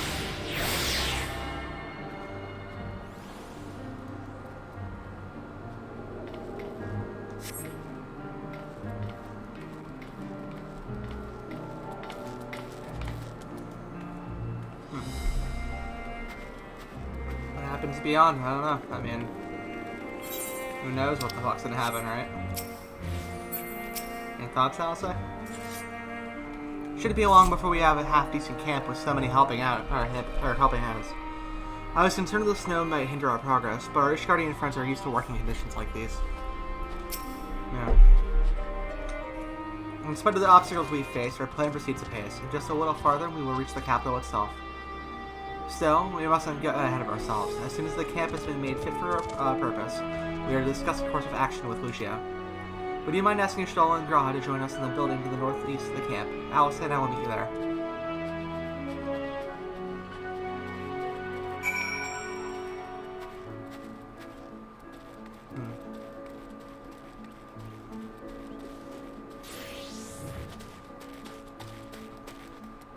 I like your outfit. It's very pretty. A meeting? Yes, I'll make my way over once my head is cleared. In truth, I've been feeling out of sorts since we arrived. The air is thick with a palpable aura of malevolence. 'Tis the monstrous tower on the horizon, yeah, you think? Jagged, hideous, unholy. Even at this distance, its presence is overwhelming. Much like the sensation I felt at the Tower of Zot, only far more terrifying. Aether flows unceasingly towards it, converging into a swirling mass of unfathomable power. For a blessing, the constant chill in the air is helping to anchor my senses in the here and now. Tell the others I should be with you in a few moments.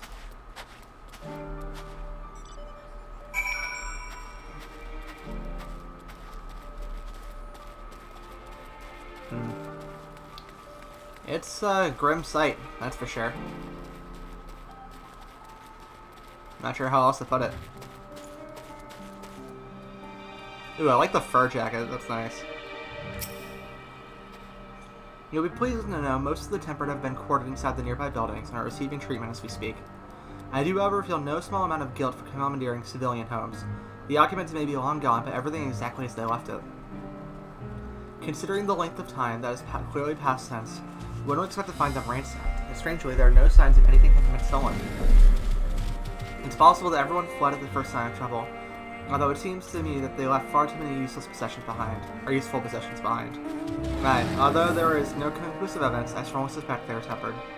Sorry, I was merely thinking aloud. You mentioned a meeting? I will make my way there. English is hard, I don't know why, it's my native language, I should really be better at it.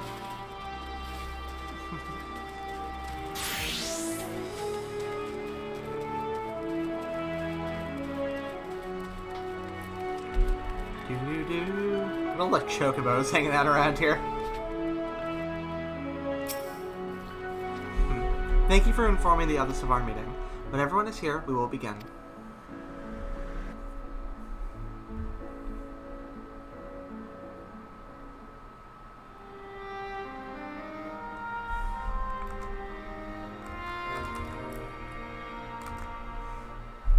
Our present situation is as follows. Efforts to aid the people of Garlemald have begun in earnest. Moreover, having entered into the capital, the Imperial Palace is within our reach.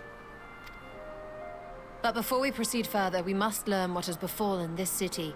For therein lies the key to understanding and combating the Telophoroid's designs.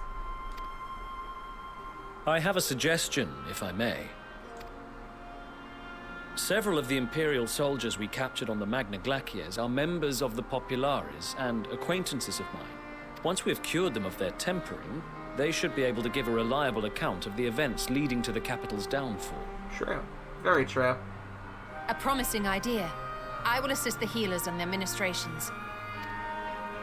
Of course, I will require a proxy of my own, assuming you can spare one. Would you like a hand? No, I am sure we will manage. Better that you take my place in the field. The noxious ether of this place disagrees with me, and as I shall need to draw on my own for the treatment, 'twill be prudent for me to remain within the camp. That's actually, yeah, that makes sense. This talk of curing the tempered is all well and good, but I reckon the cold is a more pressing concern. All the houses round here are fitted with ceruleum heaters that could keep us warm and toasty. Problem is, the machines seem to have given up the ghost, and if we keep sitting around, freezing our asses off, we'll be next. My smiths reckon that with the right parts, they can have them working again, but it won't be easy. Understood. The machinist will assist them in the repairs.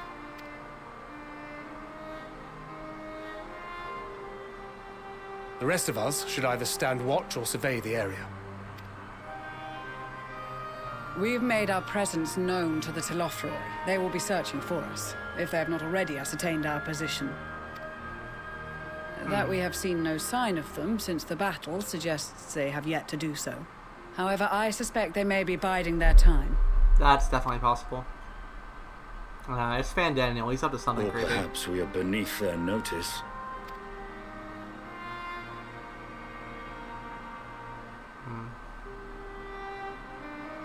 In any event, we'll find no answers standing around here. Urianje, Estinian and myself have visited Garlemald recently, so we'll lead the reconnaissance efforts. Perhaps bolstered by a few Bosnian and Dalmatian scouts from my previous excursion for good measure. That sounds good.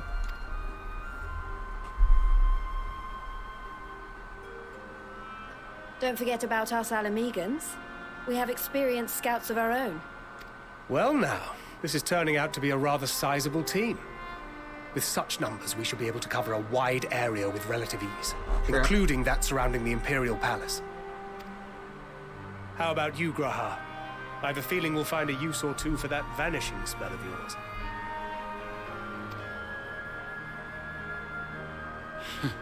Twould be my honor to be of service. Though I doubt that you of all people need rely on my tricks. That leaves us with guard duty. Joy. As a matter of fact, I have something else in mind for the two of you and Alphino.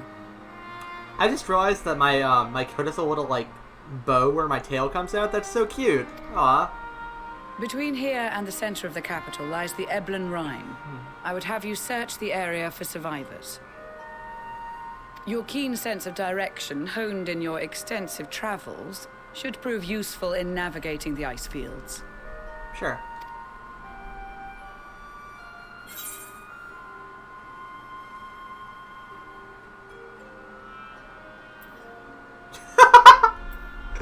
Ice fields? I love ice fields. Oh wait, no I don't.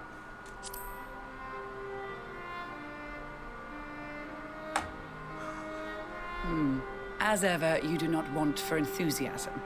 But given your experience traipsing about through Kurthus, I should be surprised if you let a little inclement weather dampen your redoubtable spirits. And even if that were the case, the promise of hot soup upon your return would surely spur you to action. I hate You all ice. have It's your coarse duties. and rough and gets Let everywhere. us That's make saying, haste. never mind. May the Fury bless and keep you. I don't know.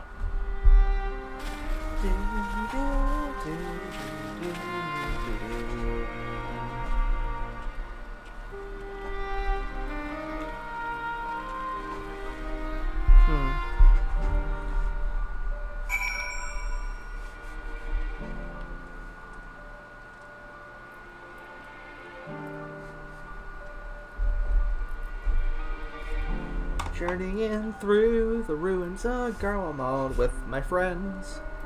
I don't know. I'm curious.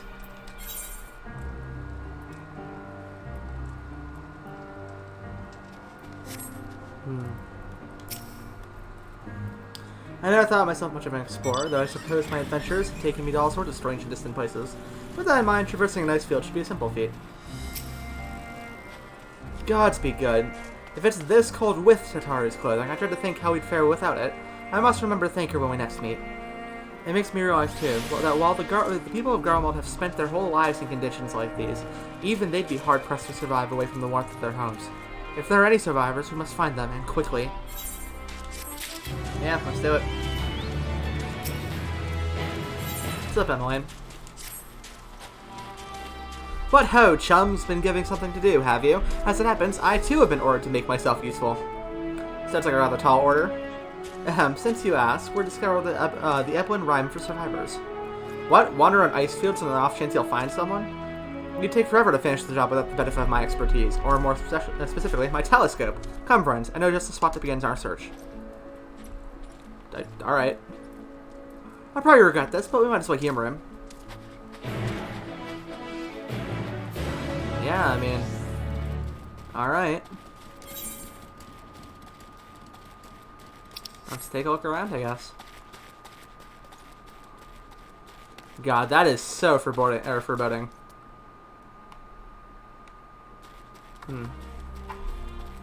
Oh, hey look. Thingamabob. Always useful.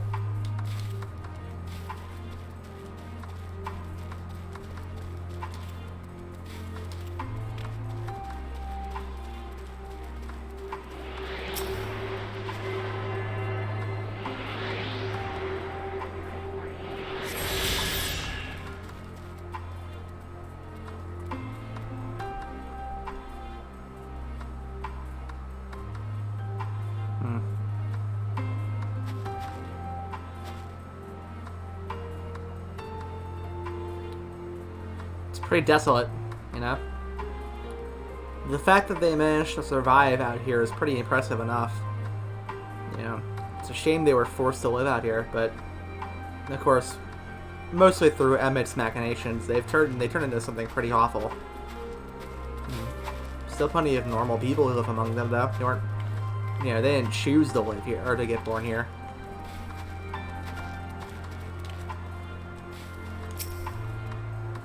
A few buildings I can see don't appear to be residences. They may still warrant investigation, though. I'm surprised by how many wild beasts are roaming about the place. Perhaps now the soldiers are gone, they're free to wander and forage as they please. Got anything interesting?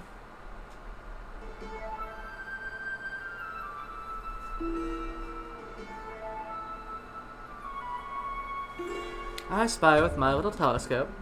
A massive sheep thing? Or maybe it's a cow. Not that we're after, either way. Is that an aether current? No, just a wind sprite.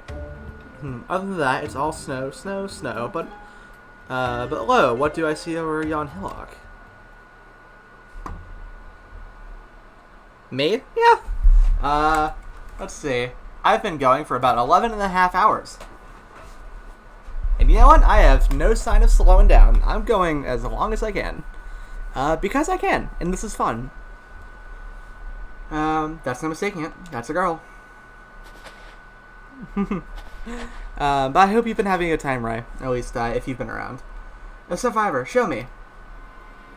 Over there, behind that tree, it looks like she's running away from something, though showing at us. She wouldn't even know we're here, unless she has a telescope like mine. All I can tell is, that she's wearing a pale green dress, a rather fetching one at that.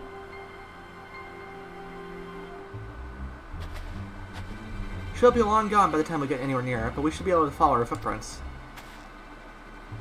Yeah. I'll let Lucia know where we're heading. Oh, and take these warming tinctures with you. You'll probably need them. The poor girl must be chilled to the bone, if not on the verge of freezing to death. True. That's actually very thoughtful, thank you. But will you need some for yourself? Oh, no, I'll be fine. As a man of chivalry, my honor demands I do no less. And lest we forget, the very reason we are here is to protect those in need. Now go, and Godspeed. I mean, yeah, it very well might.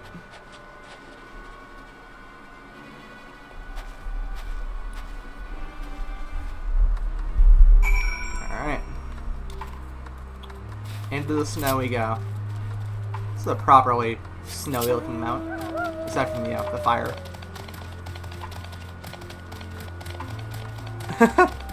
I trust your intuition.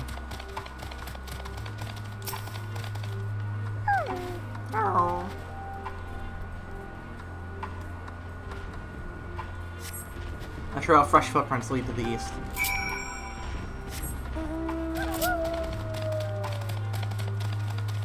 There.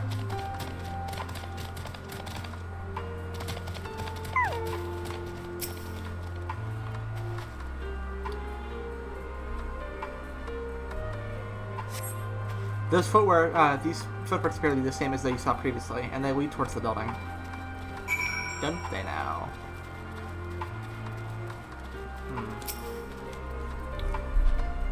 We're getting closer, I'm sure of it. At first we thought she'd gone inside the building, but the door doesn't look to have been opened in some time. She might still be nearby, so we'll have to look around here. Then again, it's also possible that she ran right past this place. Would you mind searching up ahead? Yeah, sure.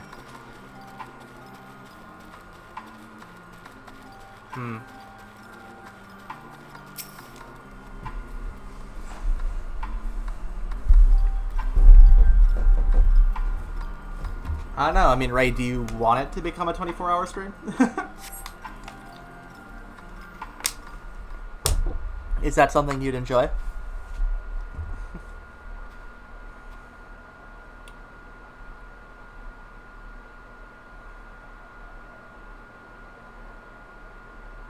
Found her. By the tree.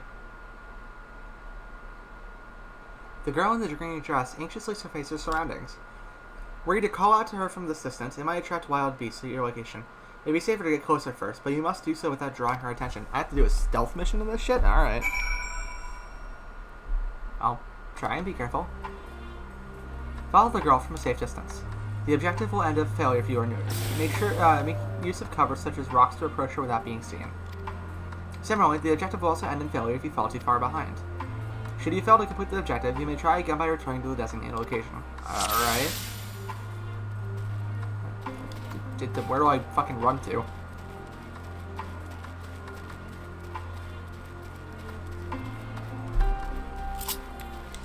I should probably get behind that quickly.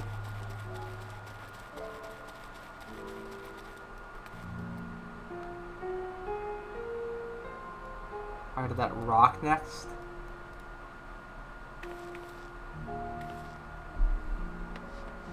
Hey, don't put yourself at risk, you know? Like, if you need to sleep, sleep. I love you being here and hanging out and stuff. It makes me very happy. But by no means do so at your own risk. That guy is running back towards me. He's doing the same quest. I'm gonna follow. Shorts.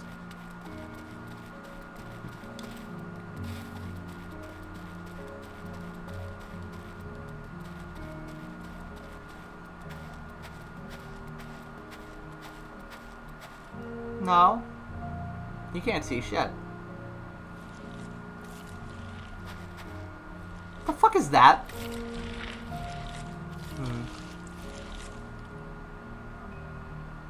There's some creepy ass monsters out here.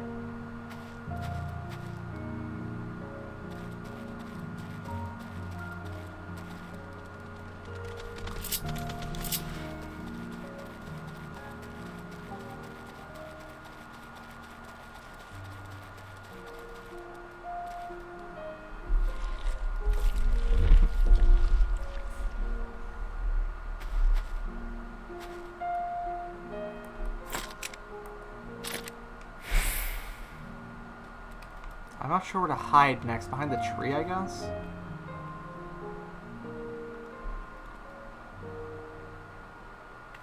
Overgrown rose.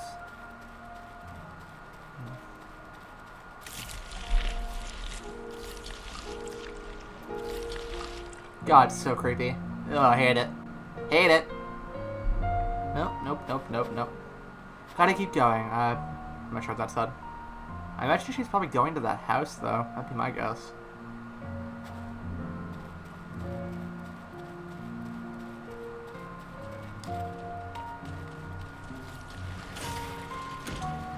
Shit, I think I got seen.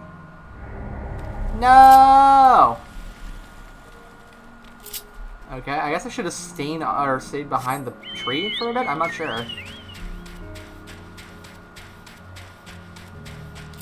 Ugh, that's annoying. Alright.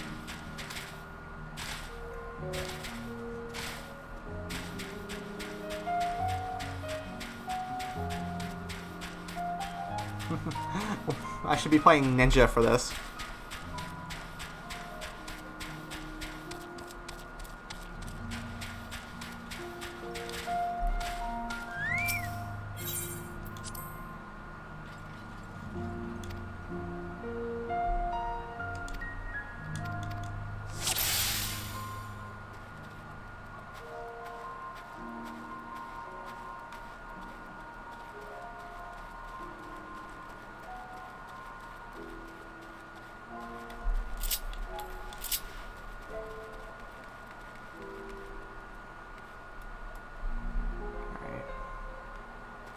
Heading to the tree next. Just have to be careful of my pacing. Watch out for the creepy ass mouth plants. Ugh.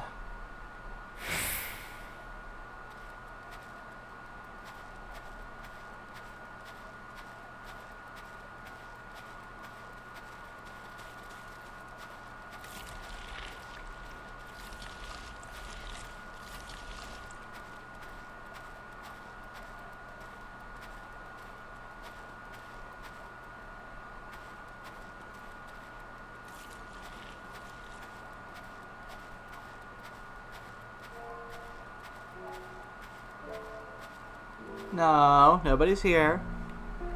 I'm stealthing. By hiding behind a tree, because, you know, that's what happens. Yeah.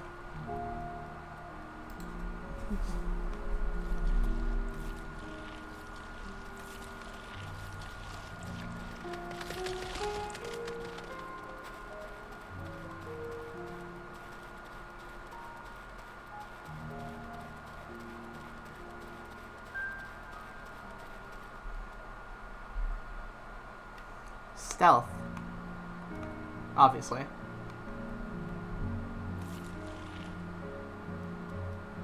If the beast spot me, I'm done for. I'm trying to help you. Please stop freaking out.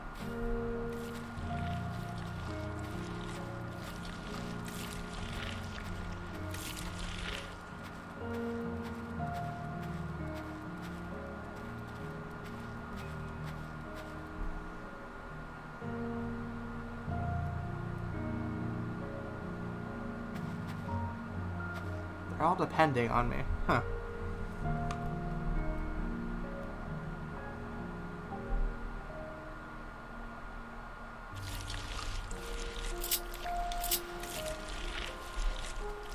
Don't turn around. Don't turn around.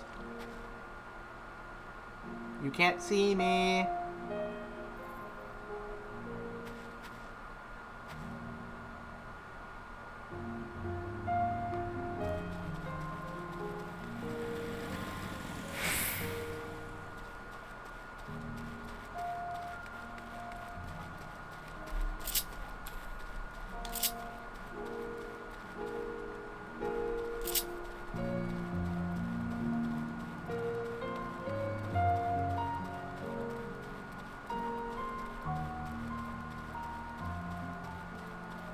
Alright, got it.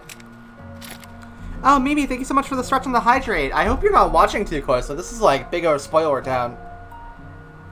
Ugh. Stretch. Don't get me wrong, I'm very happy you're here. Oh, and head pats. Wow, thank you. Hold on. Bop, bop. Thank you for the head pats. I think that turned on for... Nope, it didn't. There we go. Thank you. Thank you, thank you, thank you. I hope you've had a great day today. Hi. I'd like to talk to you about your car's extended warranty. Phew, still in one piece. What's up?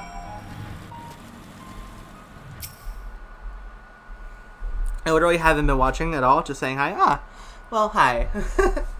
Thank you for the stretches of the hydrates and the head pads. Thank you so much.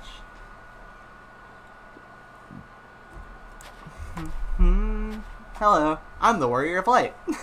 Who are you? Stay back, this house is packed with explosives. Take another step and I'll blow this place sky high. Oh, easy there. Please, we just want to talk. I'm Alphinaut. This is my sister, Alice, and our good friend, Issa. We have no intention of hurting or taking anything from you or anyone else. I give you my word. We and our comrades have come to provide aid to the people of Garland. Aid? You savages are the ones responsible for all of this. You did this to us! We didn't, I promise you. One of the other reasons we came was to find out what happened here, in fact. The Telophoroi are the ones to blame. They're the ones who laid waste to Garland, and they won't stop until they've destroyed the entire world. They're the enemy. Our enemy. On our way, we encountered Imperial soldiers who had been made their thralls. Those poor souls are now in our care, and we are striving to cure them of their infliction. You're the first person we've met who wasn't already enslaved.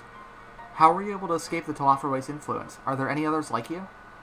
I'm sorry, I don't mean to overwhelm you. Let's just start with introductions. Can you tell me your name?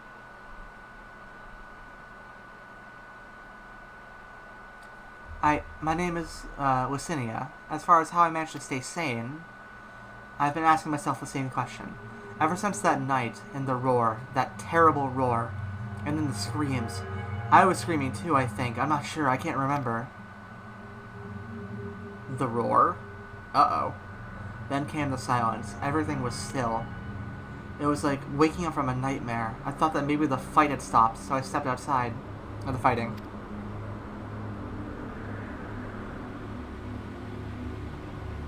If your hells are real, I saw one that day.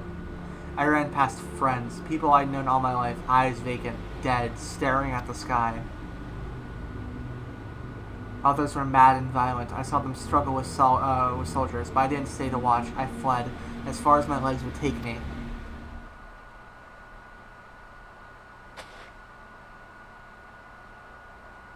Do you have family here? Is this their home?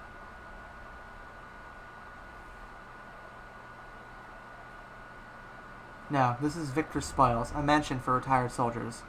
Or it was, but now me and a few others are, borrowing it. You've been editing all day, but I'm done? Oh, I'm glad to hear you're done! Are you thinking about jumping on to finish up, the end of, Aroma Reborn? As for the explosives, I was making that up. I just wanted to keep everyone else safe, and I didn't know if you were... The truth is, our supplies are running low. You said you're here to help, can you? Of course, whatever assistance we can provide, we will. Thank you. I'd better tell the others first, though. Wait here.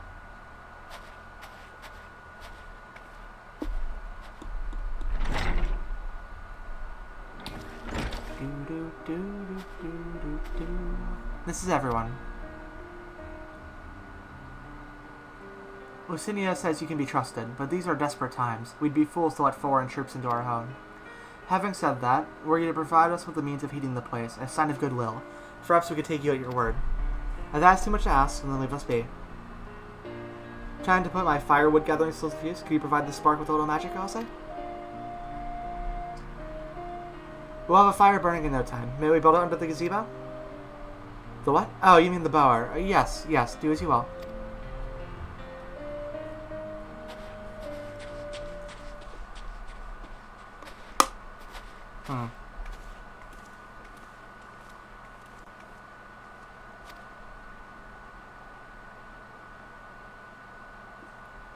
They mentioned a roar. I feel like that sound that keeps being mentioned about the end times.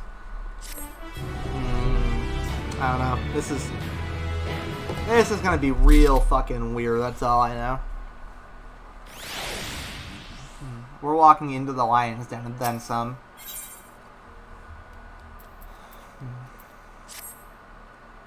Sorry, I'm still finding it hard to come to terms with all that's happened. Now that you're here, though, I'm hoping things might change for the better. You know, I've worked up quite a sweat from all that running about, so I'll leave space around the fire for the others. As you can tell, they're in a far worse state than me. We were planning to look for somewhere warmer with more food, but they're not going anywhere until we nurse them back to health, which I don't know how to do. Is there anything you can do to help them? I'm not a healer, but Alphino is.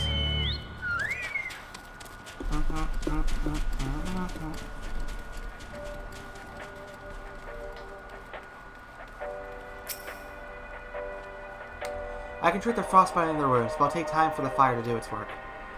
Now would be a good occasion... Sorry, radio. Weird. Now would be a good occasion to make use of Amonoland's tinctures, the ones that can warm the body from the inside out. Would you make sure everyone gets one? Yeah.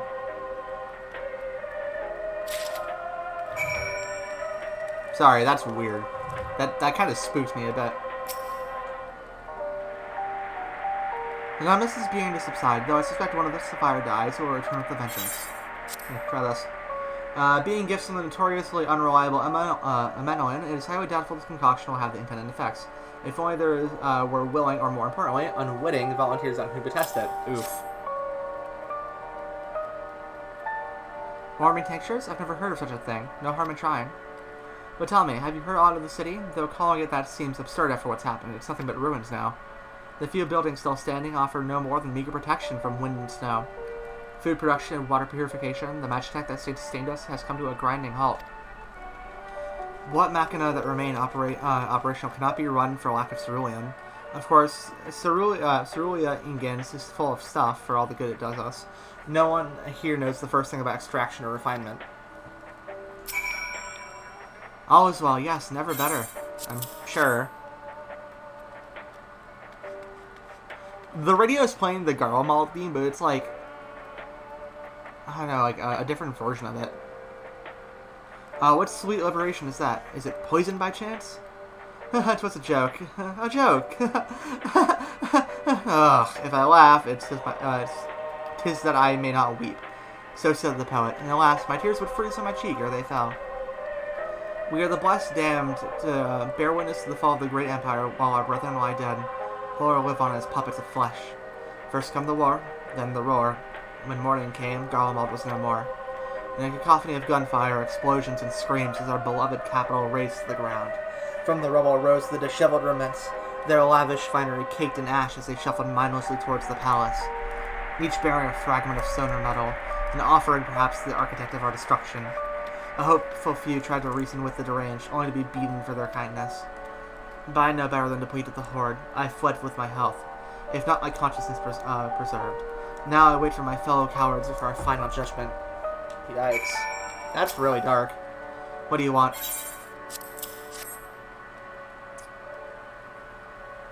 A tincture? May as well drink it, I suppose.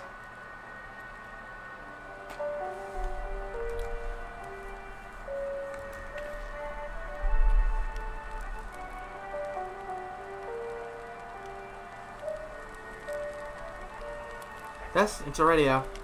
You don't have them where you came from, I take it? We use them most in the messages sent by others, even over great distances.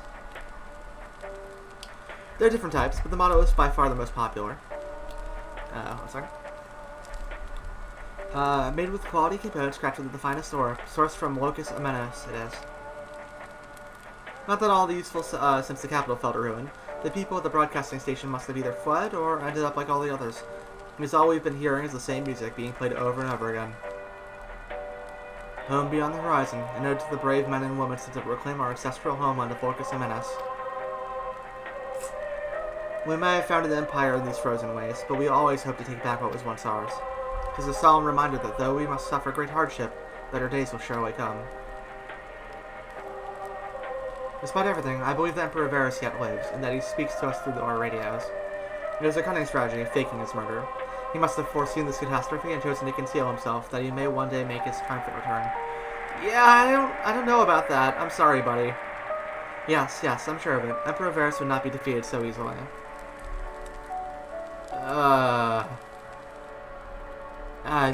Yeah. You keep believing that. How the mighty have fallen indeed.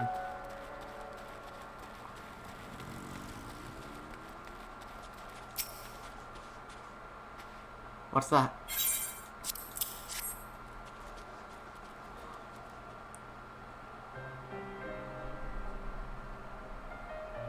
So this is what you gave the others. Thank you. I'll save it for later. Actually, I have a few things to ask you. Are you part of the group staying in Laterum? I saw Legatus and Vergalia's troops heading towards the Magna Glaciers a few days ago. Are they the ones you encountered? Pretty much, yeah. Camp Broken Glass, you call it. And Vergilia and her men are all out there now. So how did you reach the Magna Glaciers? Did you cross the mountains on foot? Airship. Airships, and there might be a way to... Lucinia, where's everyone? You have more. Is something the matter?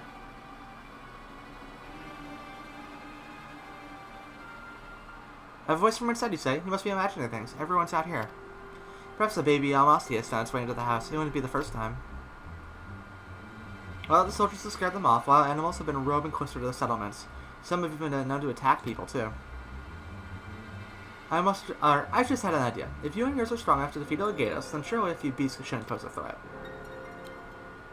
If you'd mind to continue helping us, perhaps you could head to the other side of the lake. There's a small group of tappers living there.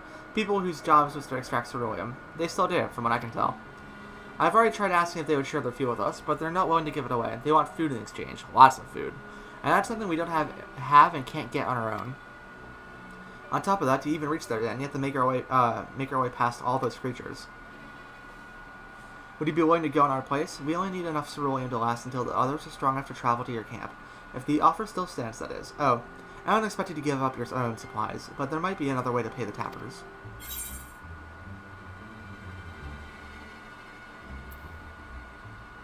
I'm not an idiot. You'd best watch out for baby Almastes while you're away. Or while we're away. Yes, of course. If I see any, I'll be sure to shoo them away. To reach Tapper's Den, you'll have to cross the lake. The ice is thick enough to support a person's weight, but if you'd rather not take the risk, you'll need to take the long way around. Finding the entrance can be a bit tricky too, so it's just easier to look for someone standing guard outside. However you decide to head there, please be careful.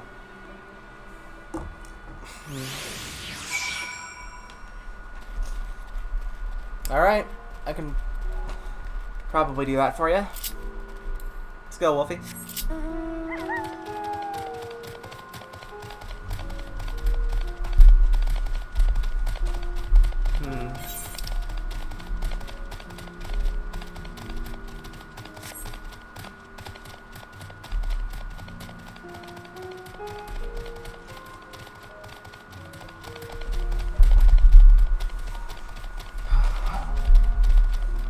Yeah, there's like sick people in there or something, I'm not sure.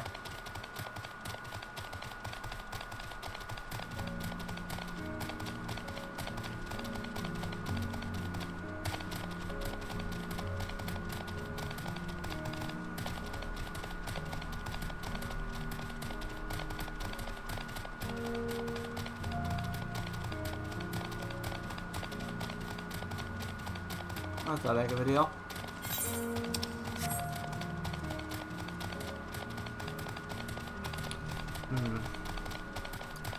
Here we are, Tapper's Den.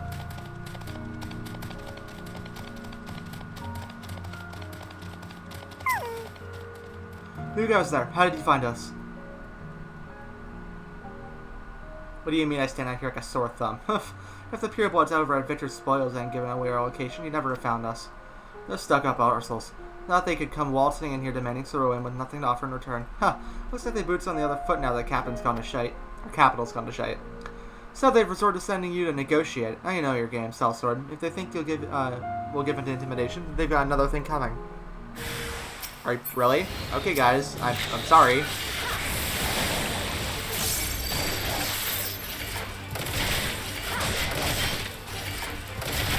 I always do it the slow way, technically. Jeez. Here, warm up a bit. It's pretty cold out here.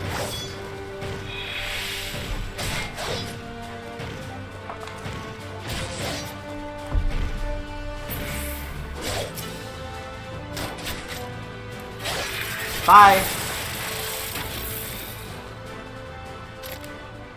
Yikes. I didn't just kill them, did I? I probably didn't. I might have. Huh. Yeah. There you are. Just after you left, Issa asked me to go and catch up with you, in case you needed a hand. Someone must have slipped that I've had a little experience in transporting barrels of ceruleum.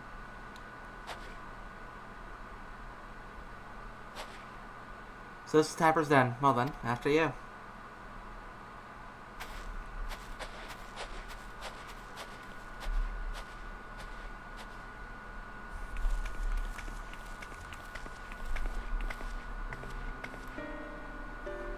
Who are you? What happened to the guards?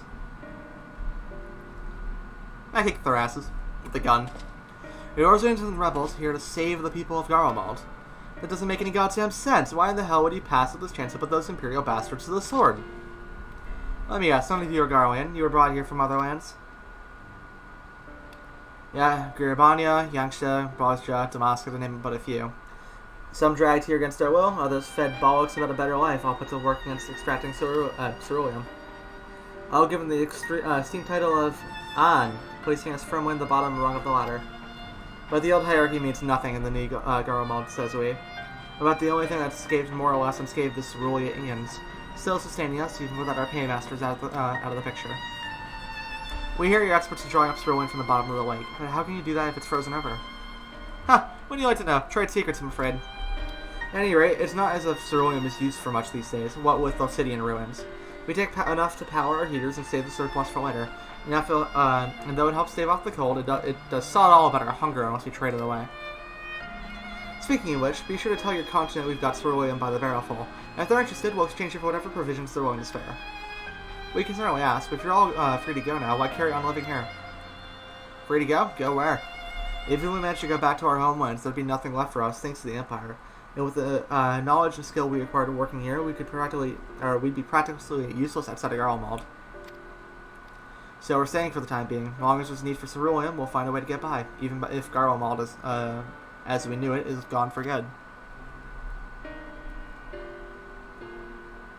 Gone for good.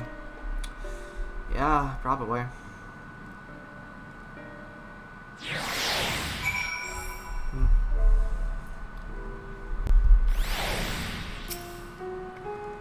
Regardless of what the Issa Bard contingent does for the people of Garland, the Empire itself is already a thing of the past. For many, that would be a cause for celebration, while for others, their whole way of life would have been turned upside down. After all the atrocities committed in the Empire's name, perhaps it is for the best as consigned to history. What of the ordinary people, their lives, their stories, should they be forgotten too? I suppose there'll be plenty of time to ponder that later. For now, let's see about getting some ceruleum. Pants! Oh boy!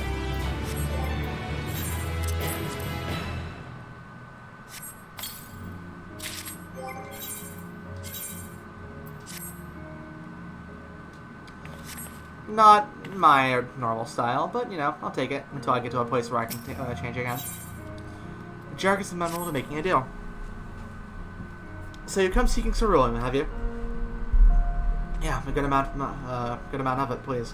What? Those purebloods of Evictor's spoil sent you? To turn their enemies for help, they must be more desperate than I thought. Then again, Lucinia's got her little sister to think about. Aha! A sister, but we only saw Lucinia and 3 men. It's possible she died from whatever was ailing her. If she needed treatment, I doubt there'd be any way to get it around here. I may have refused Lucinia at first, thinking she'd come back with something in exchange. I can spare them bottles worth of ceruleum. Consider a reward for introducing me to the rest of your contingent. Be sure to send them our way, you hear? Sure. Seems like a fair trade. I can't for the life of me think why Lucinia would keep her keep her sister a secret from us. But we can ask about that after we've delivered the ceruleum. Come on, let's hurry back. I'm guessing her sister is tempered.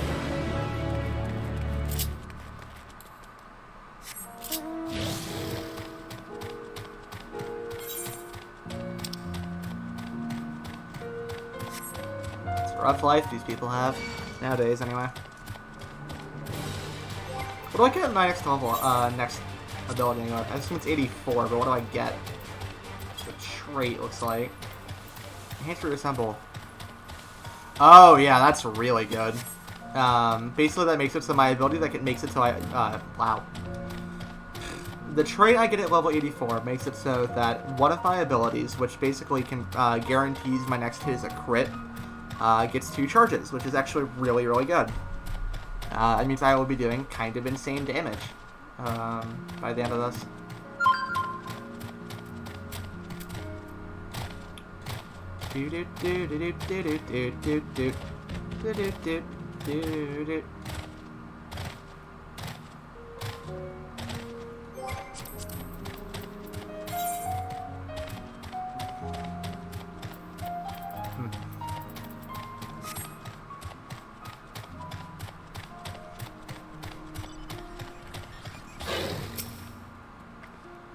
This isn't right. It's too quiet. I would have thought Alpha now would be treating them by the fire, but they're nowhere to be seen. I'll look inside the house while you search outside. They can't have gone far. Yeah. That's... uh-oh.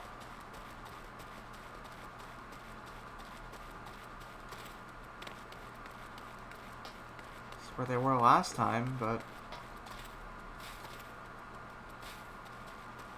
Huh. The music has just stopped, too, which is, like, really ominous. What the fuck happened to you guys? Are they dead? Oh, damn it. Damn it all.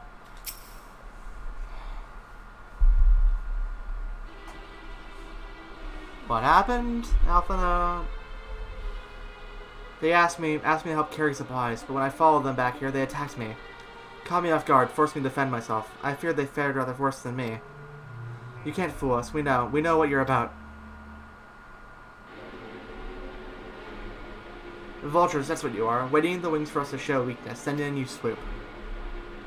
Here to help? What rot. All a ploy to make us lower our guard. Let you in. Put ourselves at our mercy. Put us in chains. Steal our lands. Get your revenge. You're wrong. That's not what any of us want.